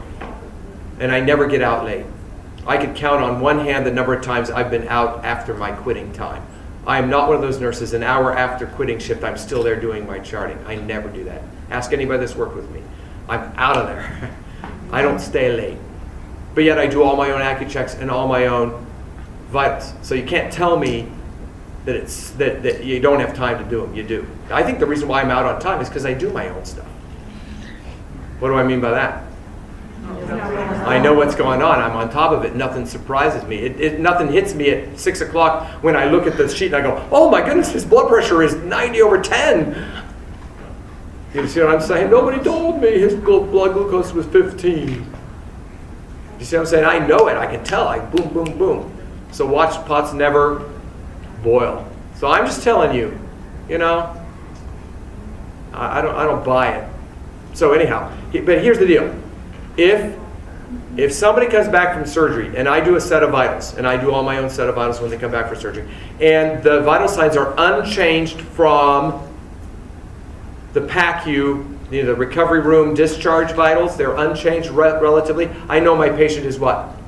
Stable. So then I will tell an aide, check them. Do you see what I'm saying? But I do it sparing when I know what's going on, and I'm checking on it. Okay, enough said on that one. Next thing, they're not allowed to do treatments except for enemas. Figure that out. Doesn't take a rocket scientist. They can do enemas, but they can't do other things. Here's the deal. Be real cautious of allowing them to catheterize. But I'm not willing to say never let them catheterize. I'm just telling you, if you can pick any other answer other than catheterize, pick the other answer. But if it would say catheterize a patient, give an IV push medication, intubate the client, and irrigate the T-tube, what would you have them do? Cath. Do you see what I'm saying? But if there's anything else that they could do, don't pick cath, because boards doesn't like it cath. One aide, I know there's one big question on ATI that was talking about what would you let an aide do, and you were between having them empty the bag on an ileal conduit continent cock pouch and versus somebody, or versus evaluating the effects of range of motion, I think it said. Everybody was freaking out between this emptying this bag they never heard of, let alone, an aide doing it, versus range of motion. But that question was not about that. The question was about doing versus evaluating. Do you see? And people missed it. So look at your verbs, not just your nouns on your aid things. Maybe it's something like evaluating the effectiveness of a bed bath. Can they do a bed bath? Can they evaluate if no? So sometimes that verb can get you off a hook on that one. All right, did we cover all that? What an aide is not allowed to do? Well then, what is an aide allowed to do? You may delegate ADLs, beds, baths, and activities of daily living. However, they should never do the first of any of that. Why? Who does the first? All right. Now, why in a extended care facility, why are LPNs allowed to do a lot of these things I said that they cannot do? Why could they do them in an extended care facility? What is assumed about the patient clientele in a extended care facility? They are stable. And therefore, an LPN can do many of the things that I said you can't do in those settings. So keep that in mind. All right, staff management. Oh, turn the page. Do not delegate to the family safety responsibilities. Do not delegate to the family, that's on the next page, safety responsibilities. Now, what do I mean by that? Lefty? Who's responsible for the safety of the patient? You are. So if a family member says, would you leave the restraints off my dad while I'm here? I'll watch and make sure nothing happens, and I'll call you when I leave and you can put the restraints back on him. Yes or no? No. Saunders says yes. I'm telling you, No, the book is wrong. You cannot delegate safety to a non-hospital caregiver. What about a sitter?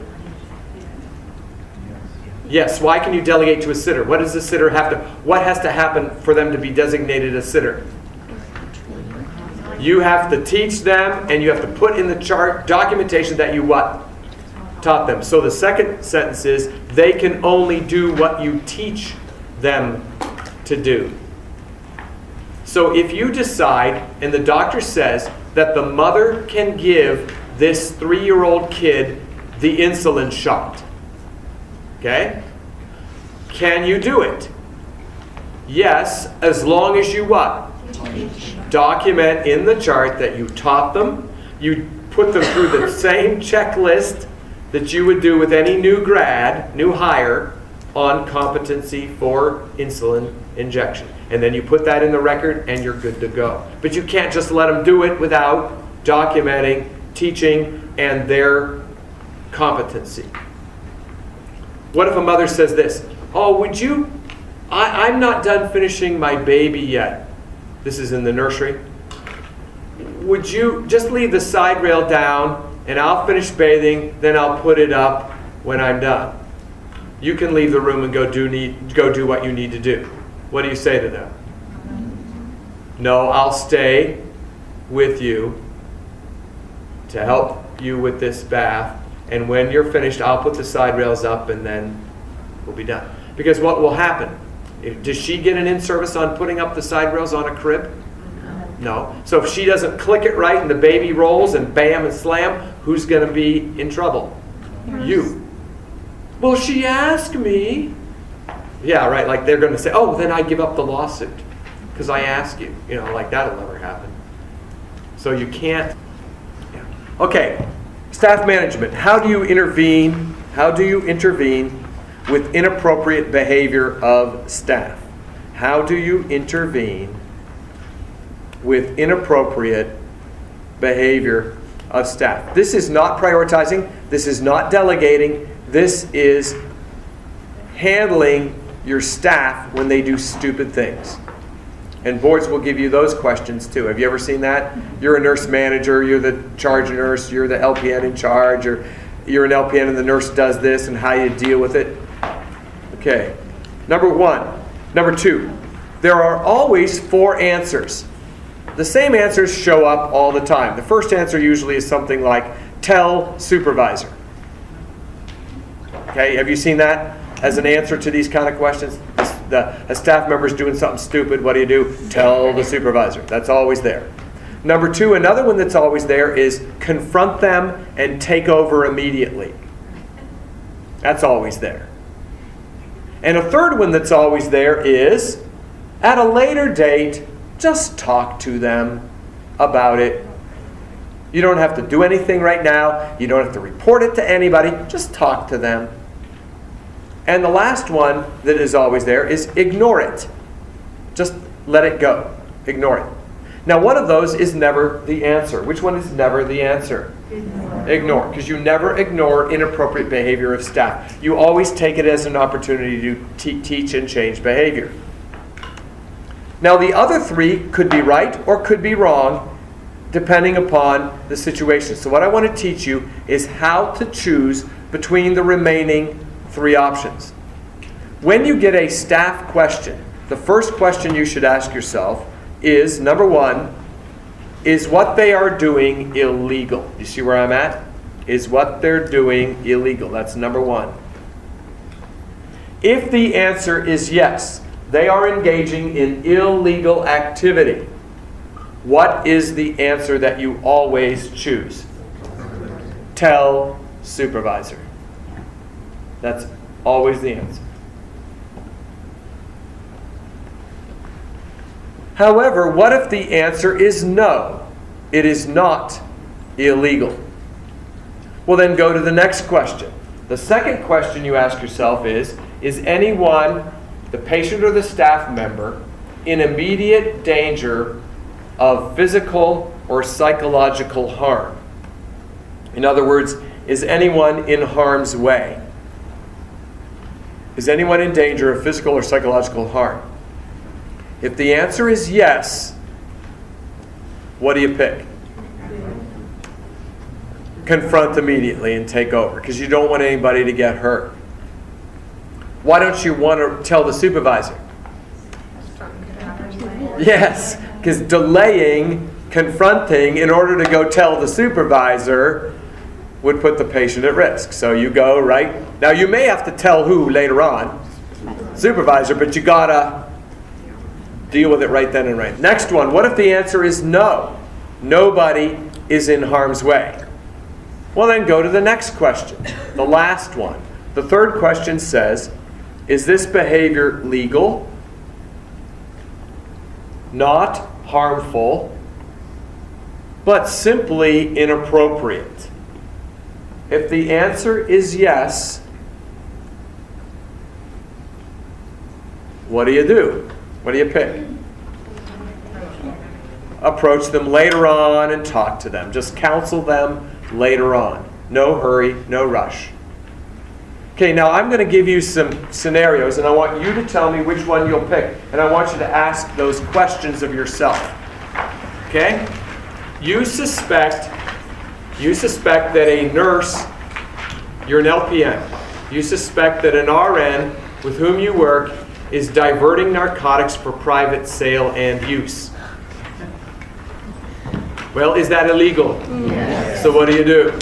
Tell the supervisor. Okay. You're an LPN, you walk by the room of an aide who is giving perineal care to a patient, and the aide is not wearing gloves. Is that illegal? No. Is anybody in harm's way? Yes. Who? The aide. So what do you do as the LPN? You go right in and say, let me take over. You wash your hands, you get gloves on, and I'll help you finish. Got it? You're an LPN. You notice an RN going home every day with bulging pockets. What do you do? Is that illegal? Yeah, could be stealing, right? So you what? Tell the supervisor. Okay, you are an LPN in the OR. You're a circulating LPN in the OR. And you notice the surgeon during surgery contaminates the pinky of his left hand.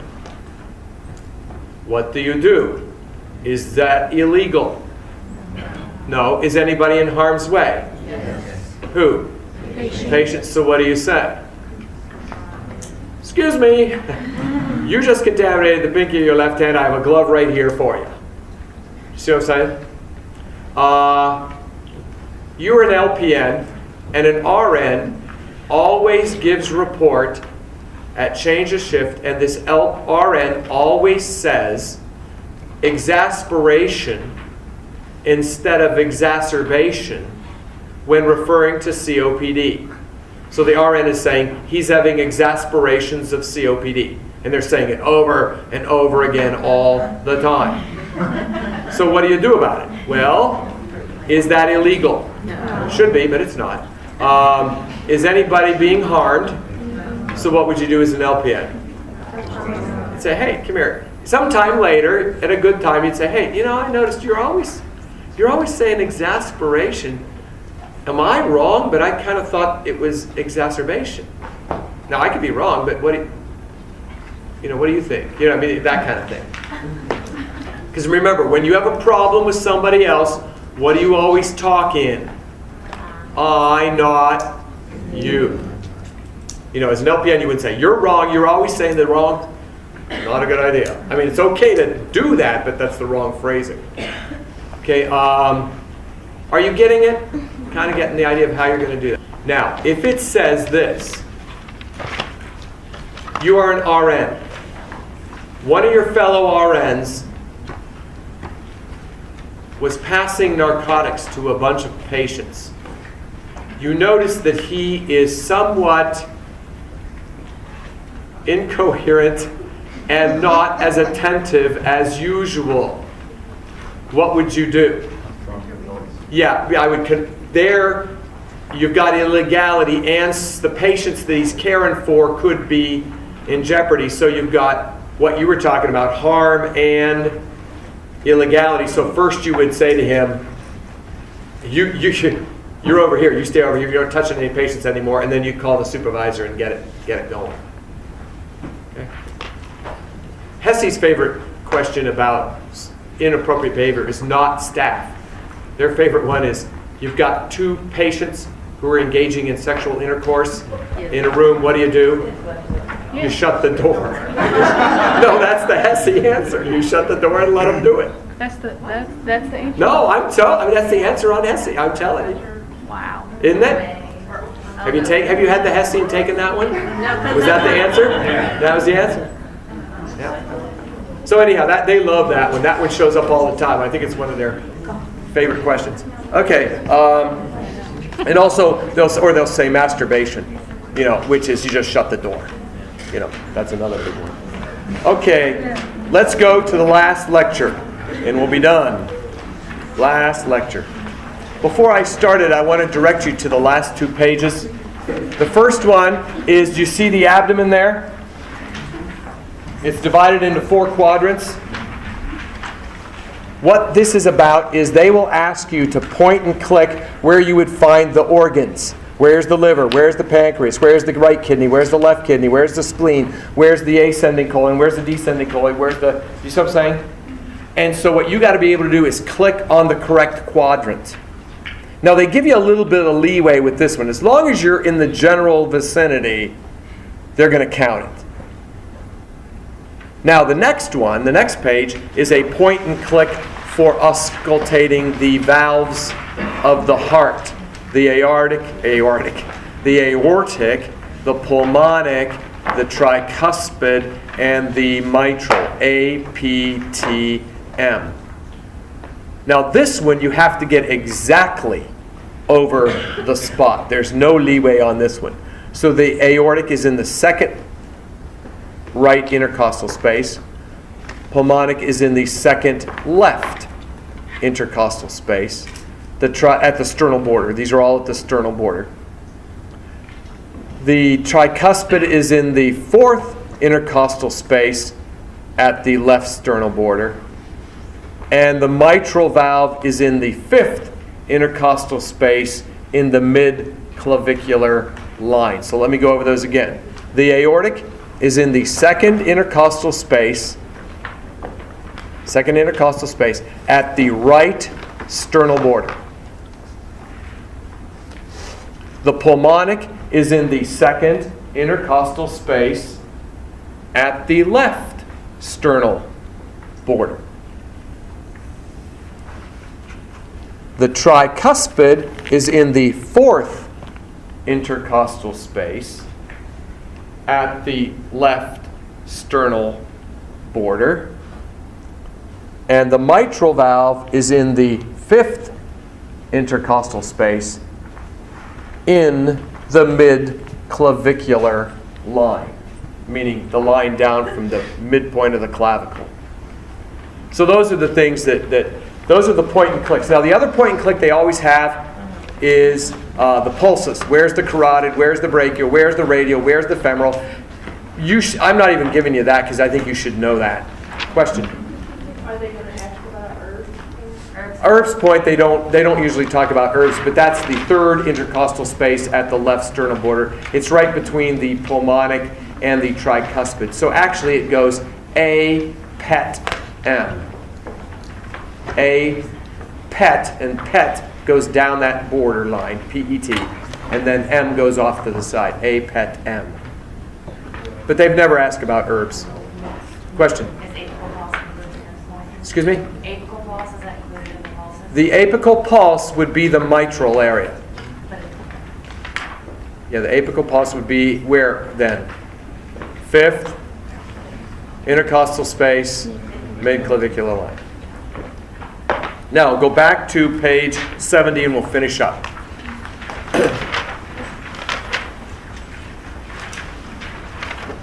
I have given you a lot of information, and I've given you a lot of application of that information, and that's going to serve you well.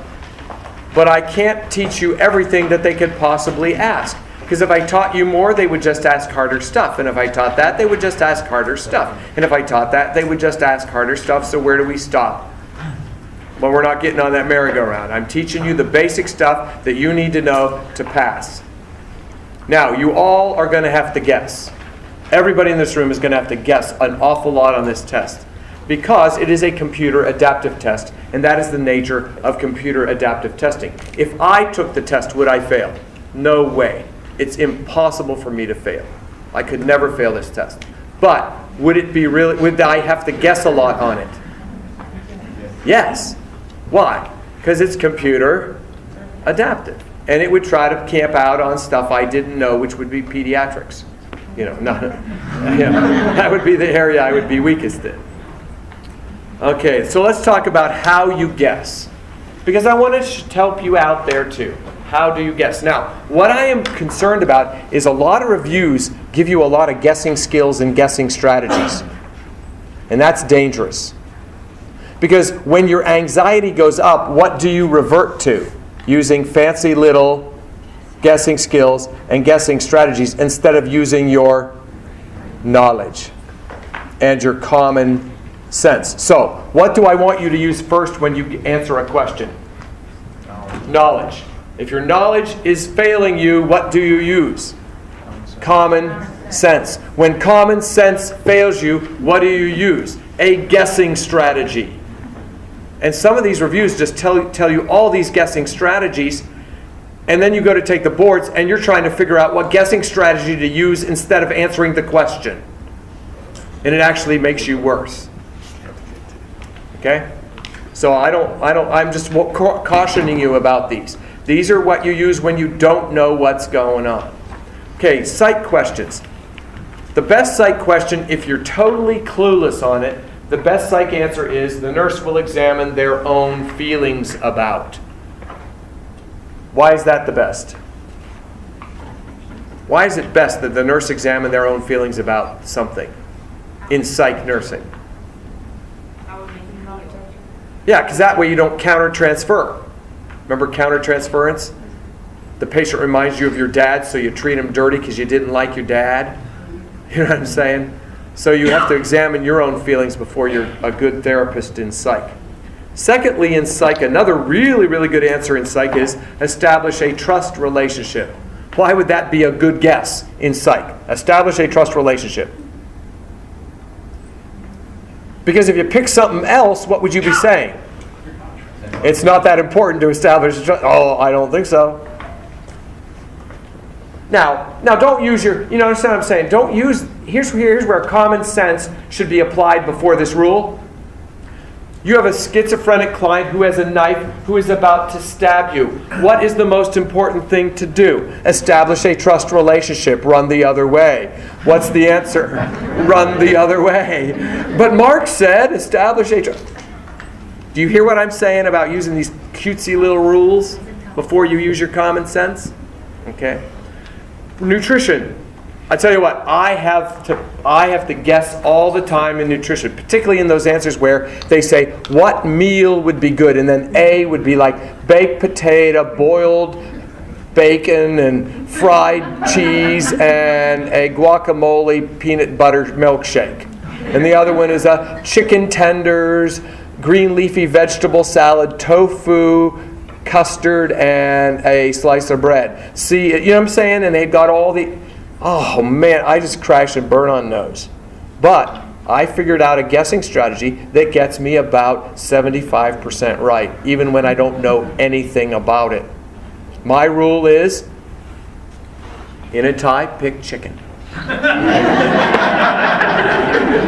I'm serious. I know. This works. It should never work. It has no right working. But I'm telling you, on these nutrition questions, if answer B has chicken in it, I'm heading for it. And I get it right like 3 out of 4 times, and I'm just totally dead guessing. Of course, I don't go with fried chicken because I know that, I'm bad, but I know that's bad. Fried's no good. But if it's baked chicken, oh man, that's the meal I'm picking. Now, if chicken's not there, I pick fish. But I don't pick shellfish. like lobsters and why? Because they're high in cholesterol. So I picked just the regular fish, the scale fish, not the shellfish. Number 2, never pick casseroles for children. If they ask you what's a good meal for this child and it's a little kid, don't pick a casserole. Tuna, tofu, and alfalfa casserole. It may be wonderfully nutritious, but they won't eat it. So don't pick a casserole for them. Number 2, never mix medication in children's food. By the way, before you mix medication in anyone's food, what must you ask for? Permission. You never Mickey Finn patient's food. Okay? And I know that when I've worked in nursing homes and I've Mickey Finned 90% of my patients' food. But on the boards, I won't do it. Okay? Toddlers, it's finger food. It's finger food. In other words, what's a better meal for a toddler? Hot dogs and French fries or a tofu, bean curd, and alfalfa sprout salad? The hot dog and the French fries, even though the other one is much more nutritious. See, when they give you a toddler question, it's not about nutrition content, it's about what can they eat on the run. So it may be not very healthy, but it's finger food, so go for it. I have to laugh. They always say, I love statistics and research projects, but this big research project came out of Ann Arbor. Well, I should have known already. That hot dogs and popcorn are the top 2 things that toddlers choke on. Duh! What are the top 2 things that toddlers eat? Hot dogs and popcorn. Do you see what I'm saying? If tofu squares and bok choy were the top 2 things toddlers ate, what would be the top 2 things they choke on? Tofu squares and bok choy. So you got to watch that stuff, but it's kind of crazy. Anyhow, preschoolers, leave them alone. Leave them alone. What's that mean? 1 meal a day is okay. What do you know about preschool eating habits? They eat when they're hungry, and they may not eat but 1 meal a day, and they eat the same thing every day for 7 weeks. Then they change it and eat that for 7 weeks. So what do you do as healthcare workers and parents? Leave them alone. There's no such thing as anorexia nervosa of preschool. They don't say, ooh, I look fat. No, they don't. They eat when they are hungry. Why do they not need the food that the toddler needed? Exactly. What's the growth curve of an infant? Like that. What's the growth curve of a toddler? Like that. What's the growth curve of a preschooler? That. Who needs more? When a kid went from toddler to preschool, what happened to his nutritional needs? They bottomed out. What do parents always freak out? He isn't eating like he used to. He's a preschooler. He's not growing like he used to. And parents don't get that. That when you shift from toddler to preschool, they're going to stop eating, and that's okay. 1 meal a day is okay. We have a rule at our house. You take 1 bite of everything on your plate, but you don't have to eat anything else if you don't want to. But you have to take 1 bite of everything. And if that's when you're done, you're done. My brother, who was a pediatrician who should have known better, he had kids too, and his rule was you eat everything on your plate. And you are not getting off of this table till everything your plate is licked clean. It is really, really interesting that my daughters are all perfect weight for size. I mean, they're all they could walk through the hourglass figure for the, perfect 20-year-old female frame. No, not an ounce of fat here or there that shouldn't be there. His kids are. You know what I'm talking about? And I'm just saying, I have my suspicions of where that started. Because in their lives, what made them good and obedient? Food. And food was what reinforced if you were good or bad, obedient or disobedient. And so, do you know what I'm saying? And my kids' food was just food. So I don't know. It's interesting. Okay, who cares? Let's move on. Pharmacology. But I'm just telling you that for your own thoughts, okay? Pharmacology. I have to guess all the time in pharm. The most commonly tested area in pharm is side effects.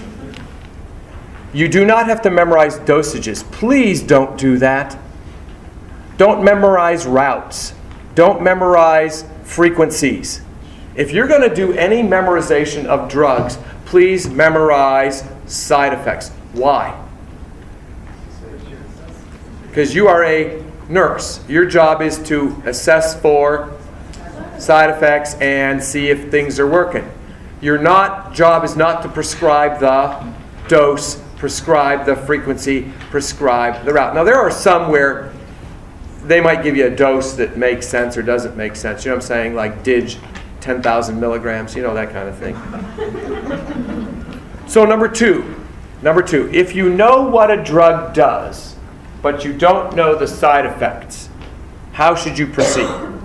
Have you ever been in that situation? You go, oh, I know that drug. It's Protonix. It's a proton pump inhibitor. It prevents ulceration in the gut. And then it says, what are the side effects? And you go, oh, I didn't know that. If you'd asked me what it was, I knew. Do you see what I'm saying? Have you ever been there? You know the drug, but you don't know the side effects? Great guessing rule that will get you the answer almost 80% of the time, 4 out of 5 times. Pick a side effect in the same body system where the drug is working. Let me illustrate this. If you got a question about a drug, let's say you knew the drug was a GI drug, but you didn't know the side effects, would you pick drowsiness, tachycardia, or diarrhea? If you knew it was a heart drug, but you didn't know what the side effects were, would you pick drowsiness, tachycardia, or diarrhea? Tachycardia. If you knew it was a central nervous system drug, but you didn't know what the side effects were, would you pick drowsiness, tachycardia, or diarrhea? Drowsiness. That works so much for me. It's really, really big. Doesn't it make sense, though? If a drug is having a therapeutic effect in certain areas, it's also going to have some side effects there, too. So why would a CNS drug have a problem with your gut? You know what I mean? That's kind of the question we'd ask. What about number 3? Do you think this might happen to you? If you have absolutely no clue what the drug even is, you swear you've never heard of it. Could that happen? Okay. You're not dead yet. You're close, but you're not dead yet. Look to see if it's PO. If they said it was PO, I think you might have dodged a bullet 2 out of 3 times. At least 50-50 you're going to dodge the bullet. Pick a GI side effect. If it's PO, pick a GI side effect. That works about 50-50. And you say, well, that's not very good. It's better than 1 in 4. Isn't it? So that helps me with some questions, particularly the really hard ones. Number 4, never tell a child that medicine is candy. Because if you tell them, oh, this is candy, when they go home, what are they going to think medicine is? Candy. So when you run out of Halloween candy at Halloween time, they're going to pass out Grandma's Valium. Right? To all these little kids. No, that actually happened to my brother. He's a pediatrician. He was working in Chicago. He worked at the Hyde Park Clinic in Chicago. And Halloween, he was working in the ER area. And this one little kid came in with these symptoms that looked an awful lot like tofranil poisoning, an antidepressant poisoning. And they thought, that's interesting. So then about 10 minutes later, another kid came in with the exact symptoms.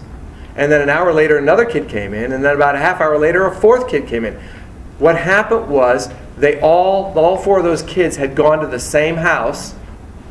And there was a little kid literally passing out his parents' tofranil to all the little kids for Halloween candy because he had been in the hospital the week before and was told it was candy. So he said, I thought that was a real interesting. He got an article in the American Journal of Medicine on that one.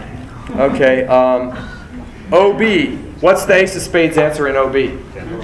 Check fetal heart rate. Yeah, check fetal heart rate. Med-surg.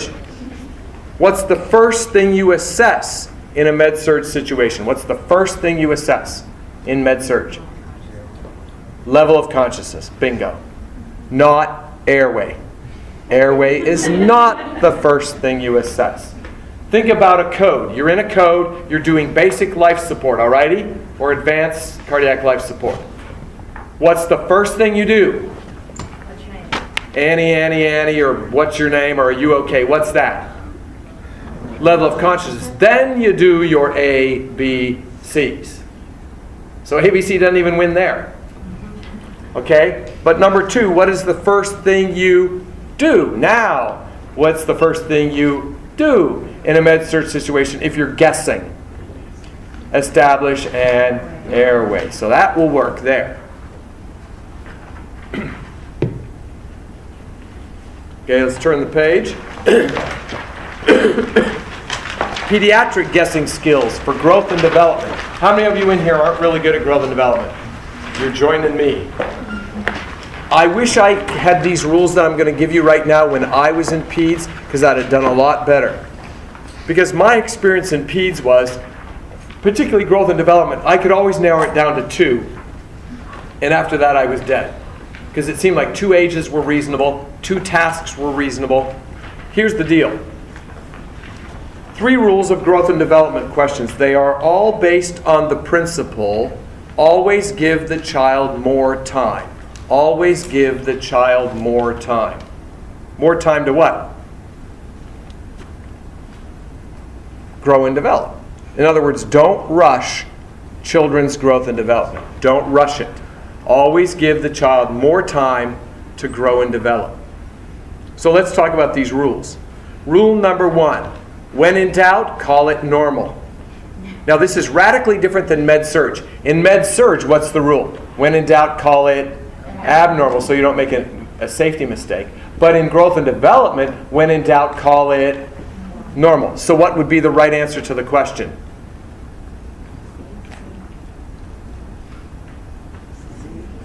C. Why is the question written the way it is? What age did they give you? 6. What task did they say? What's the problem with that question? It varies. It's on the line. So some 6-year-olds can read and some 6-year-olds can't read. So it was purposefully written to confuse you so that you didn't know what to pick. And since you didn't know what to pick, they were waiting to see if you would give the child more time by calling it normal. And that's exactly what they do. They purposefully give you ages and tasks where it could go either way and ask you what's going on here. And so you always call it normal. Now what about this? You have a 13-year-old who isn't potty trained. Did I say call that normal? But you shouldn't be in doubt. I said when in doubt, call it normal. I didn't say to call everything normal. That's using your knowledge first. Are you understanding that? Okay, second rule. Rule number 2. When in doubt, pick the older age. I don't know about you guys, but whenever they ask at what age should a kid be able to do a certain thing, I could always narrow it down to how many? 2. And I never knew which one to pick. When I started using this rule, my scores went through the roof, went way up. I picked the older age, not the oldest, but the older age in the 2 that it could be. So in the question here, at what age should a child be able to walk? There are 2 ages where it could be. What could those be? 12 and 14. B and C. 12 and 14 months was it? Yeah. So what would you pick? 14. Because you're giving the kid more time. Yeah, some kids could walk at 12, but give them a couple more months. Are you seeing the principle? And then rule number 3, when in doubt, pick the easier task. I always got questions where they said, a kid is a certain age, what task have they mastered? And they'll give me 4 tasks. I could always narrow it down to how many? 2. And I never knew which one to pick. Once I started using this rule, my scores went way up. Why do I pick the easier task? Because I'm giving him more time to do the harder one. Now, look at a 6-month-old kid. There are 2 tasks there that a 6-month-old kid probably would be doing, working on, or trying to do. What would be those 2 that they would be working on or trying to do? B and C, rolling over and sitting up. Okay, so what's the answer? Roll over, because that's easier than sit up.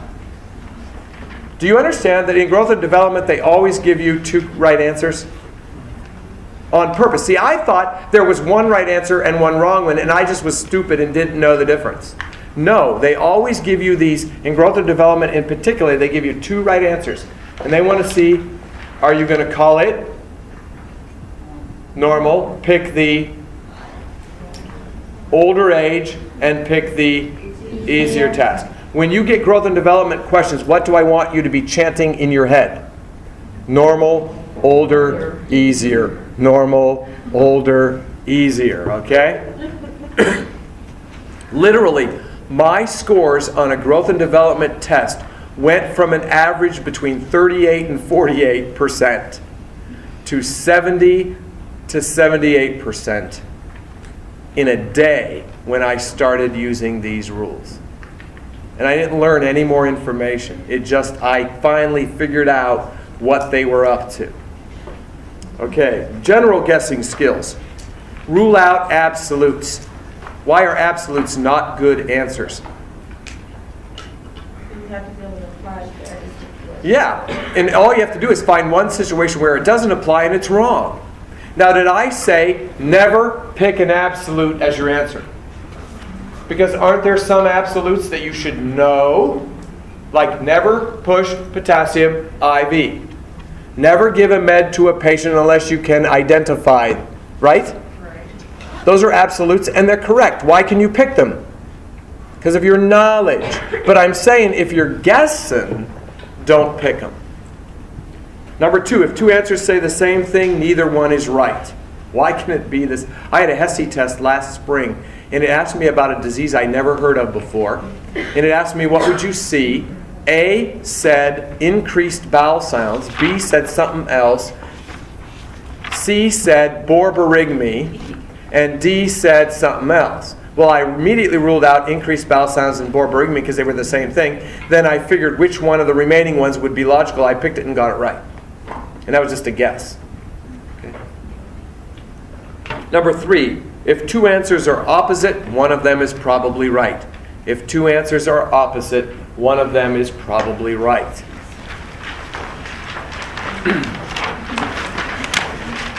Number 4, the umbrella strategy. I like this one. This one helps me out a lot. It says one answer, which answer is more global? Have you ever had the experience, and I have it a lot, on tests where I want to say all of the above, but that's not there? Have you ever had that experience? Mm-hmm. I want to say all of the above, but that's not an option. If that's the experience you're having, look for an umbrella answer. What do I mean by an umbrella answer is an answer that covers, like an umbrella, covers all the others without saying it does.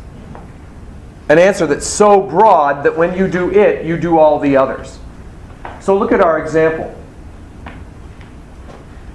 What is the umbrella answer? B. Because if you do that, you do all the others. I was doing a test with a student that had some trouble with tests, and we ran across one the other day. It said, when you transfer a patient from a bed to a wheelchair, it was a Meds Pub test question.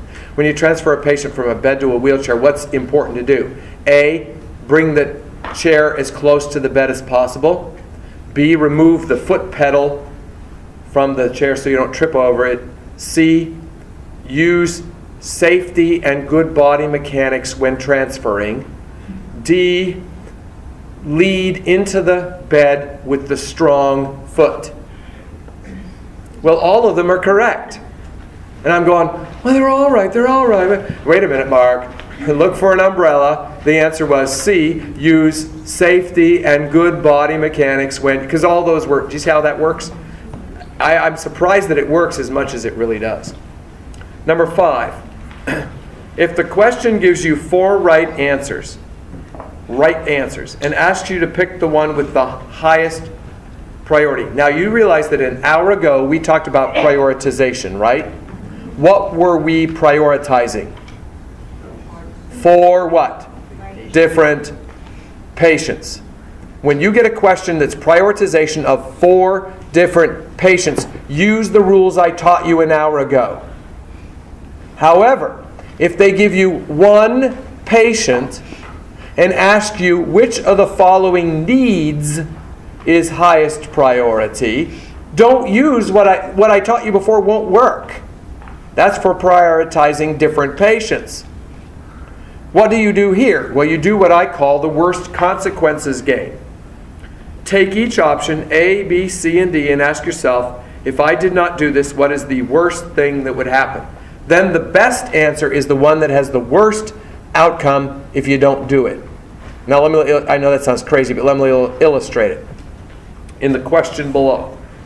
Which of the following is highest priority in caring for a suicidal patient? How many patients do you have? One. So those rules I taught you about before, do those apply? No. So let's take each answer. If you do not give him a tranquilizer, what is the worst thing that would happen? He'd be agitated. Okay. If you don't orient him to the unit, what's the worst thing that would happen? He'd get lost and disoriented. If you don't put him on suicide precautions, what's the worst that would happen? He'd be dead. If you don't introduce him to the staff, what's the worst that would happen?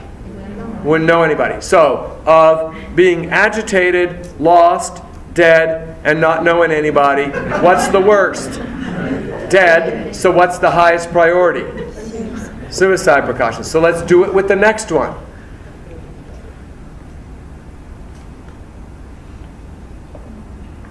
Ask yourself, what's the worst thing that would happen if I didn't have sips of water? What's the worst thing that would happen if I didn't have pain meds? What's the worst thing that would happen if the side rails weren't up? What's the worst thing that would happen if I didn't use the abductor pillow? Not just something bad, but the worst thing that would happen.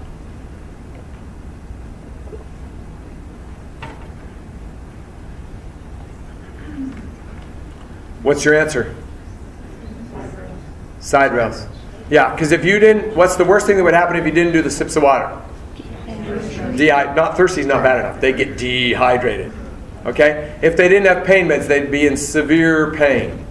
If you didn't put the side rails up, what would happen? Fall, break, hips, head, multiple injuries. If you didn't use an abductor pillow, what's the worst thing that would happen? Mess up the hip. So of being dehydrated, severe pain, messing up the hip and everything else, and messing up the hip, what's the worst of the worst? Messing up the hip and other injuries, so the side rails is number one. Are you seeing that? Okay. You could also juxtapose C and D, couldn't you? You could say, if I put the side rails up but didn't use the abductor pillow, or I used the abductor pillow but left the side rails down. You hear that? Which would be better? Put the side rails up and don't use an abductor pillow, or use an abductor pillow and leave the side rails down. What would be better? You get the side rails, you're getting the more hot water for the side rails down. Okay, 8. When you're stuck between two answers, read the question. Where's the clue to the answers? In the question, not the answers. So quit reading and rereading answers. Go back and read the question. You probably missed something. Okay, the last page. Right? The Sesame Street rule. You have my permission to use this rule when and only when your only remaining option is to do this. Okay, if you're at that point, what should you use? Sesame Street rule. But if you use it before then, you will fail boards. Because this is a dangerous one to use, but it's the one you use when nothing else works. Do you remember Sesame Street? 3 of these things belong with the others. 1 of these things just isn't the same. Remember that? And they'd show you 3 sailboats and a kumquat, and you had to figure out which one was different. Right? Okay. Well, right answers tend to be different than the others. Why? The right answer tends to be different than the others. Why? Because it is the only one which is correct. Exactly. However, the wrong answers all are similar because they share something in common, and that is that they are all wrong. So by virtue of that, the right answer is the most unique or different answer. So in our question below, what would be the correct answer? C would be the correct answer. All right. Number 8, don't be tempted to answer a question based on your ignorance instead of your knowledge. And you guys say, oh, I don't do that. Oh, yes, you do. You do it. I know you do it. I want to illustrate something really quickly. Do you see this question below about amikacin? I'm going to do something here. What I'm going to do is this. I'm going to role play a student who answers that question based on ignorance, meaning what they don't know. Then I'm going to role play another student who answers it based on what they do know. But the interesting thing you're going to notice about those two students is they know the exact same amount. One does not know any more than the other. So let me illustrate this. Who am I right now? The student that's answering based on what? Ignorance. Okay, here we go. Here's what ignorance answers do. Which of the following is important to do in the administration of amikacin IV piggyback? Oh my goodness. Amikacin. Oh man. I knew I was going to get these stupid drugs I don't know. Why does it always happen to me? Why? I knew. Amikacin, cinemac, maxin. Oh man, I don't know amikacin. Okay. Amikacin IV piggyback. Cover the bag with foil to protect from light. What? Okay, use an IV pump. Huh? Amikacin IV piggyback. Oh, stupid Mount Carmel pharmacology class never taught us anything. Why didn't Mark tell us about this? If it was going to be on here, why didn't he mention it? It wasn't in the blue book or the yellow book. Amikacin. Oh man. Cover the bag with foil to protect from light. Now you know. If I wanted to protect it from light, covering with foil would work. And I know some drugs are biodegraded by UV radiation. I've never heard of amikacin, and I've never heard of covering bags with foil. So they probably go together. Because had I heard of amikacin, I would immediately know if you did or did not do that. And if I had heard of doing that, I would have known which drug it was, like amikacin. So since I don't know either one, this is probably some obscure fact about some obscure drug, and I'm not going to let him trick me, so I'm going to pick cover the bag with foil to protect from the light. All right, now, second student. This is going to base his answer on what? What they know, not what they don't know. Okay, let's go.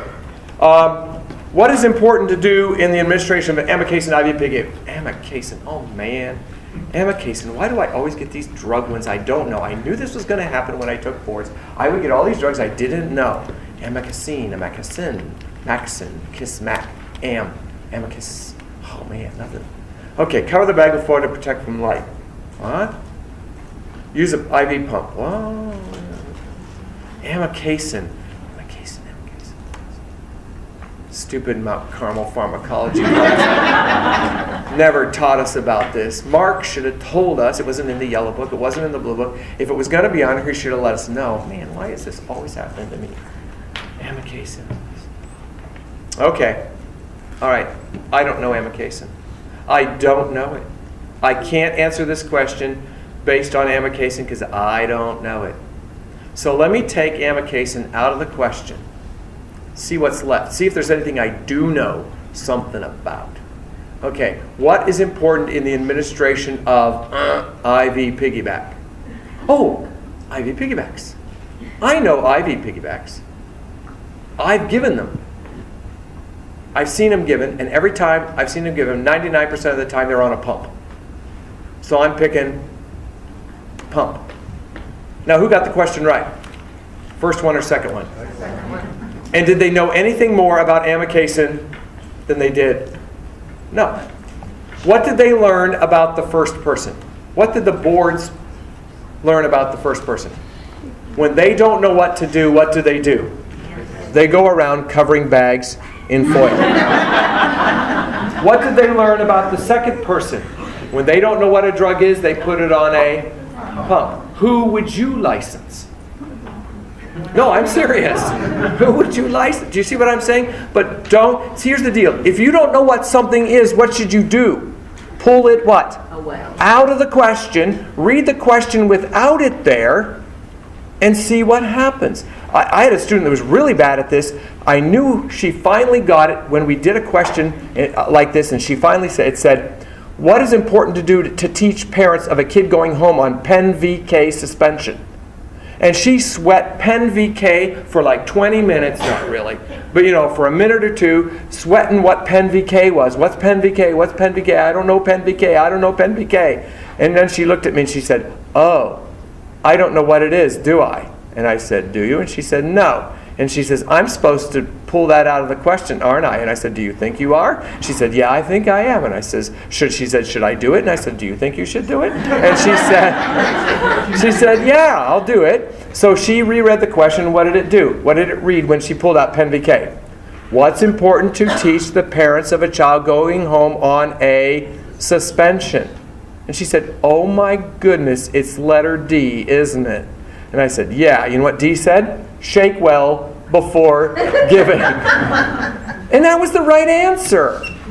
Do you understand? Boards will give you things you've never heard of for the purpose of seeing if you use common sense. See, if I want to measure your common sense, if I want to measure this whole class's common sense, I have to ask something about which none of you know, none of you have knowledge. Because if you don't have knowledge, what do you have to use? Common sense. So I have to ask you about a drug nobody's ever what? Heard of. A disease that no one's ever heard of. Or a treatment that no one's ever heard of. And that way I can measure what? Common sense. So when you get something you don't know, use your common sense. It's probably a really, really easy question, so don't freak out that it's hard. And that happens a lot in the first 10. Use your common sense in the first 10. Do not overanalyze those first 10 questions. Take them as though you weren't even a nurse. Say to yourself, what do I think Aunt Millie would answer for this one? It's just, they're ambiguous, but they are very clear. Not clear, but everybody gets them right even though they're vague. All right? Now, last things, if something really seems right, it probably is. My point there is, do I have any gut changers here? People who go against their gut answer, stop it. You have no right to go away from your gut answer unless you could prove why the other one is superior. Not just as good, but what?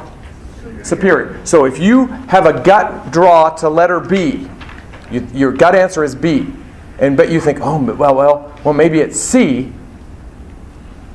Should you pick C? Not unless what? Not unless you could articulate a reason why C is what? Superior. Not just as good. There is a mini mark on your shoulder when you take this test. I am there. I'm sitting right there. Little mini mark is right there. And when you go to change from your gut, what is mini mark going to say? Why is that superior? Why is that superior? And if you cannot tell me why, you get your hand off that button and you pick your gut. Alrighty? So don't go. Research has shown that you change from right to wrong twice as much as you change from wrong to right. So it's a losing battle. Don't do it. Number 10, if you don't know the answer, you do know the answer, use your common sense. All right, that's it for the review. I just wanted to give you 3 parting shots on that last page. Just 3 things and then we're done. Okay, Mark, move it. 3 expectations you're not allowed to have. Do you know what fails people a lot?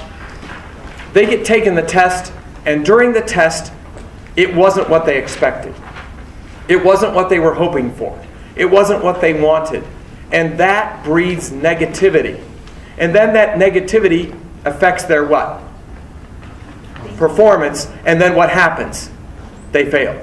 So what failed them? Their negativity. Where did their negativity come from? It didn't live up to their expectations. It wasn't what I expected. Well, here are 3 expectations you are not allowed to have. If you have these expectations, get rid of them right now. They are dangerous. They will kill you on this test. First expectation, don't expect 75 for the RN or 85 for the LPN. Don't expect 75 or 85 questions. Don't expect it. Go there expecting 265 or 205, depending on whether you're an LPN or an RN. Go there and prepare yourself psychologically, mentally, physically, emotionally to go for the whole maximum. You know what happens? I know this happens. I've heard people say it all the time. They say, oh, I want 75 questions. I hope I get 75 questions. They've got the whole church praying, dear Lord, let Sally have 75 questions. You know, it's on the church website. You know, pray for Sally that she has 75 questions when she takes. That's so stupid. Because what happens? When you go take that test and you hit 75 and you answer it and you hit the button and it goes 76, what do? And then you hit 110 and then and then it's 198 and then 215. You start going, what? This is horrible. This is terrible. I'm doing so bad. This is horrible. I just can't stand this. So what's entering your mind? Negativity. What happens to your performance? It's going down. Why do you fail? You failed because you had this unrealistic goal of 75. Expect 265. In fact, the longer you go, you're doing fine. Everybody says, oh, I want 75. Well, that's dumb. Because somebody said, no, here's what they say. They say, I got to 200 and I knew I was failing. That's the stupidest thing ever uttered by a human being. Because this is a computer adaptive test. If you got to 200 and you were failing, what would it have done? And if you were failing, what would it have done? Shut off. So the only way you're getting to 200 is if you're not what? Failing. You aren't failing. Now, are you doing a bang-up job? No. But who do you think you are? Who do you think? Are you God's gift to nursing? No, you're average. So you're going to be average. So do you see what I'm saying? If you get 220, if you're on question 220, what should you say? Okay, I'm still in the game. 223, I'm still in the game. 224, I'm still in the game. 225, oh, it shut off. And everybody says to me, Mark, well, when you tell me that, when it shuts off, I'm going to freak out. My reply to them is, I don't care. I do not care what you do after it shuts off. All I care about is what you do before it shuts off. So freak out all you want afterward. Don't freak out before. The reality is the same number of people, same percentage of people pass at 265 as pass at 75. And every number in between. There's this rumor out there that says if you go to 265, the percentage of people failing is like 2 or 3 times at 75. That's a person that's never looked at the statistics, the scattergrams of the test, which I have done every year since its inception. So they're wrong. And the myth about every once in a while somebody randomly gets 265 is baloney. That's baloney. If you ever heard that from somebody, that's a myth. It's not true. Everybody gets a computer adaptive test. Everyone does. And the number you get is based on your performance. Okay? All right. So don't expect what? Expect how many? The whole bit. Okay, number 2, don't expect to know everything. Why? Because it's computer adaptive. You're not going to know everything. Even if you're acing it, they're going to bring out stuff you've never heard of. So don't worry about not knowing everything. Number 3, don't expect everything to go right. What I mean by is don't expect the birds to sing, sunshiny day, you get a parking spot right up front. Sometimes you got a person sitting next to you that goes every 5 minutes. You know what I mean? Don't let that fail you. Now, you do have an option to say, would you get this snotter out of here? But, do you understand what I'm saying? Now, listen, think about it. Just last thing I'm going to say. Isn't it true that everybody in this room, in your program, would have had at least 3 or 4 or 5 times in your program to legitimately quit? If you'd have just stopped, you'd have been totally legitimate, because it was ridiculous. But you would have had a reason to quit. Isn't that true? But what did you do? You stuck it out. Was it pretty? No. Did it get ugly at times? Did it get messy? Was it hard? But what did you do? You stuck it out. So you know what that tells me about you? Everybody in this room, you have perseverance. You have a strength of character and a perseverance to slug it out when it gets tough, or you wouldn't even be sitting here. When you take this test, it's going to be hard. It's going to be tough. It may not be pretty. It may be sloppy. It may be messy. But you have what? Perseverance and an intense strength of character to get through that. You can get through it, and get through it one question at a time. Just answer one, forget about it, move to the next. That's how you got through school. That's how you get through here. Correct? Because at the beginning, if you thought about the whole thing, you would have quit. So, just go there. Okay, thank you for this opportunity. I appreciate all you guys. And if you see me around, just say, who can sterilize my bowel? And I'll know you can. Also, I go by word of mouth, so if you want to tell other people about the review, that's fine with me. Sure.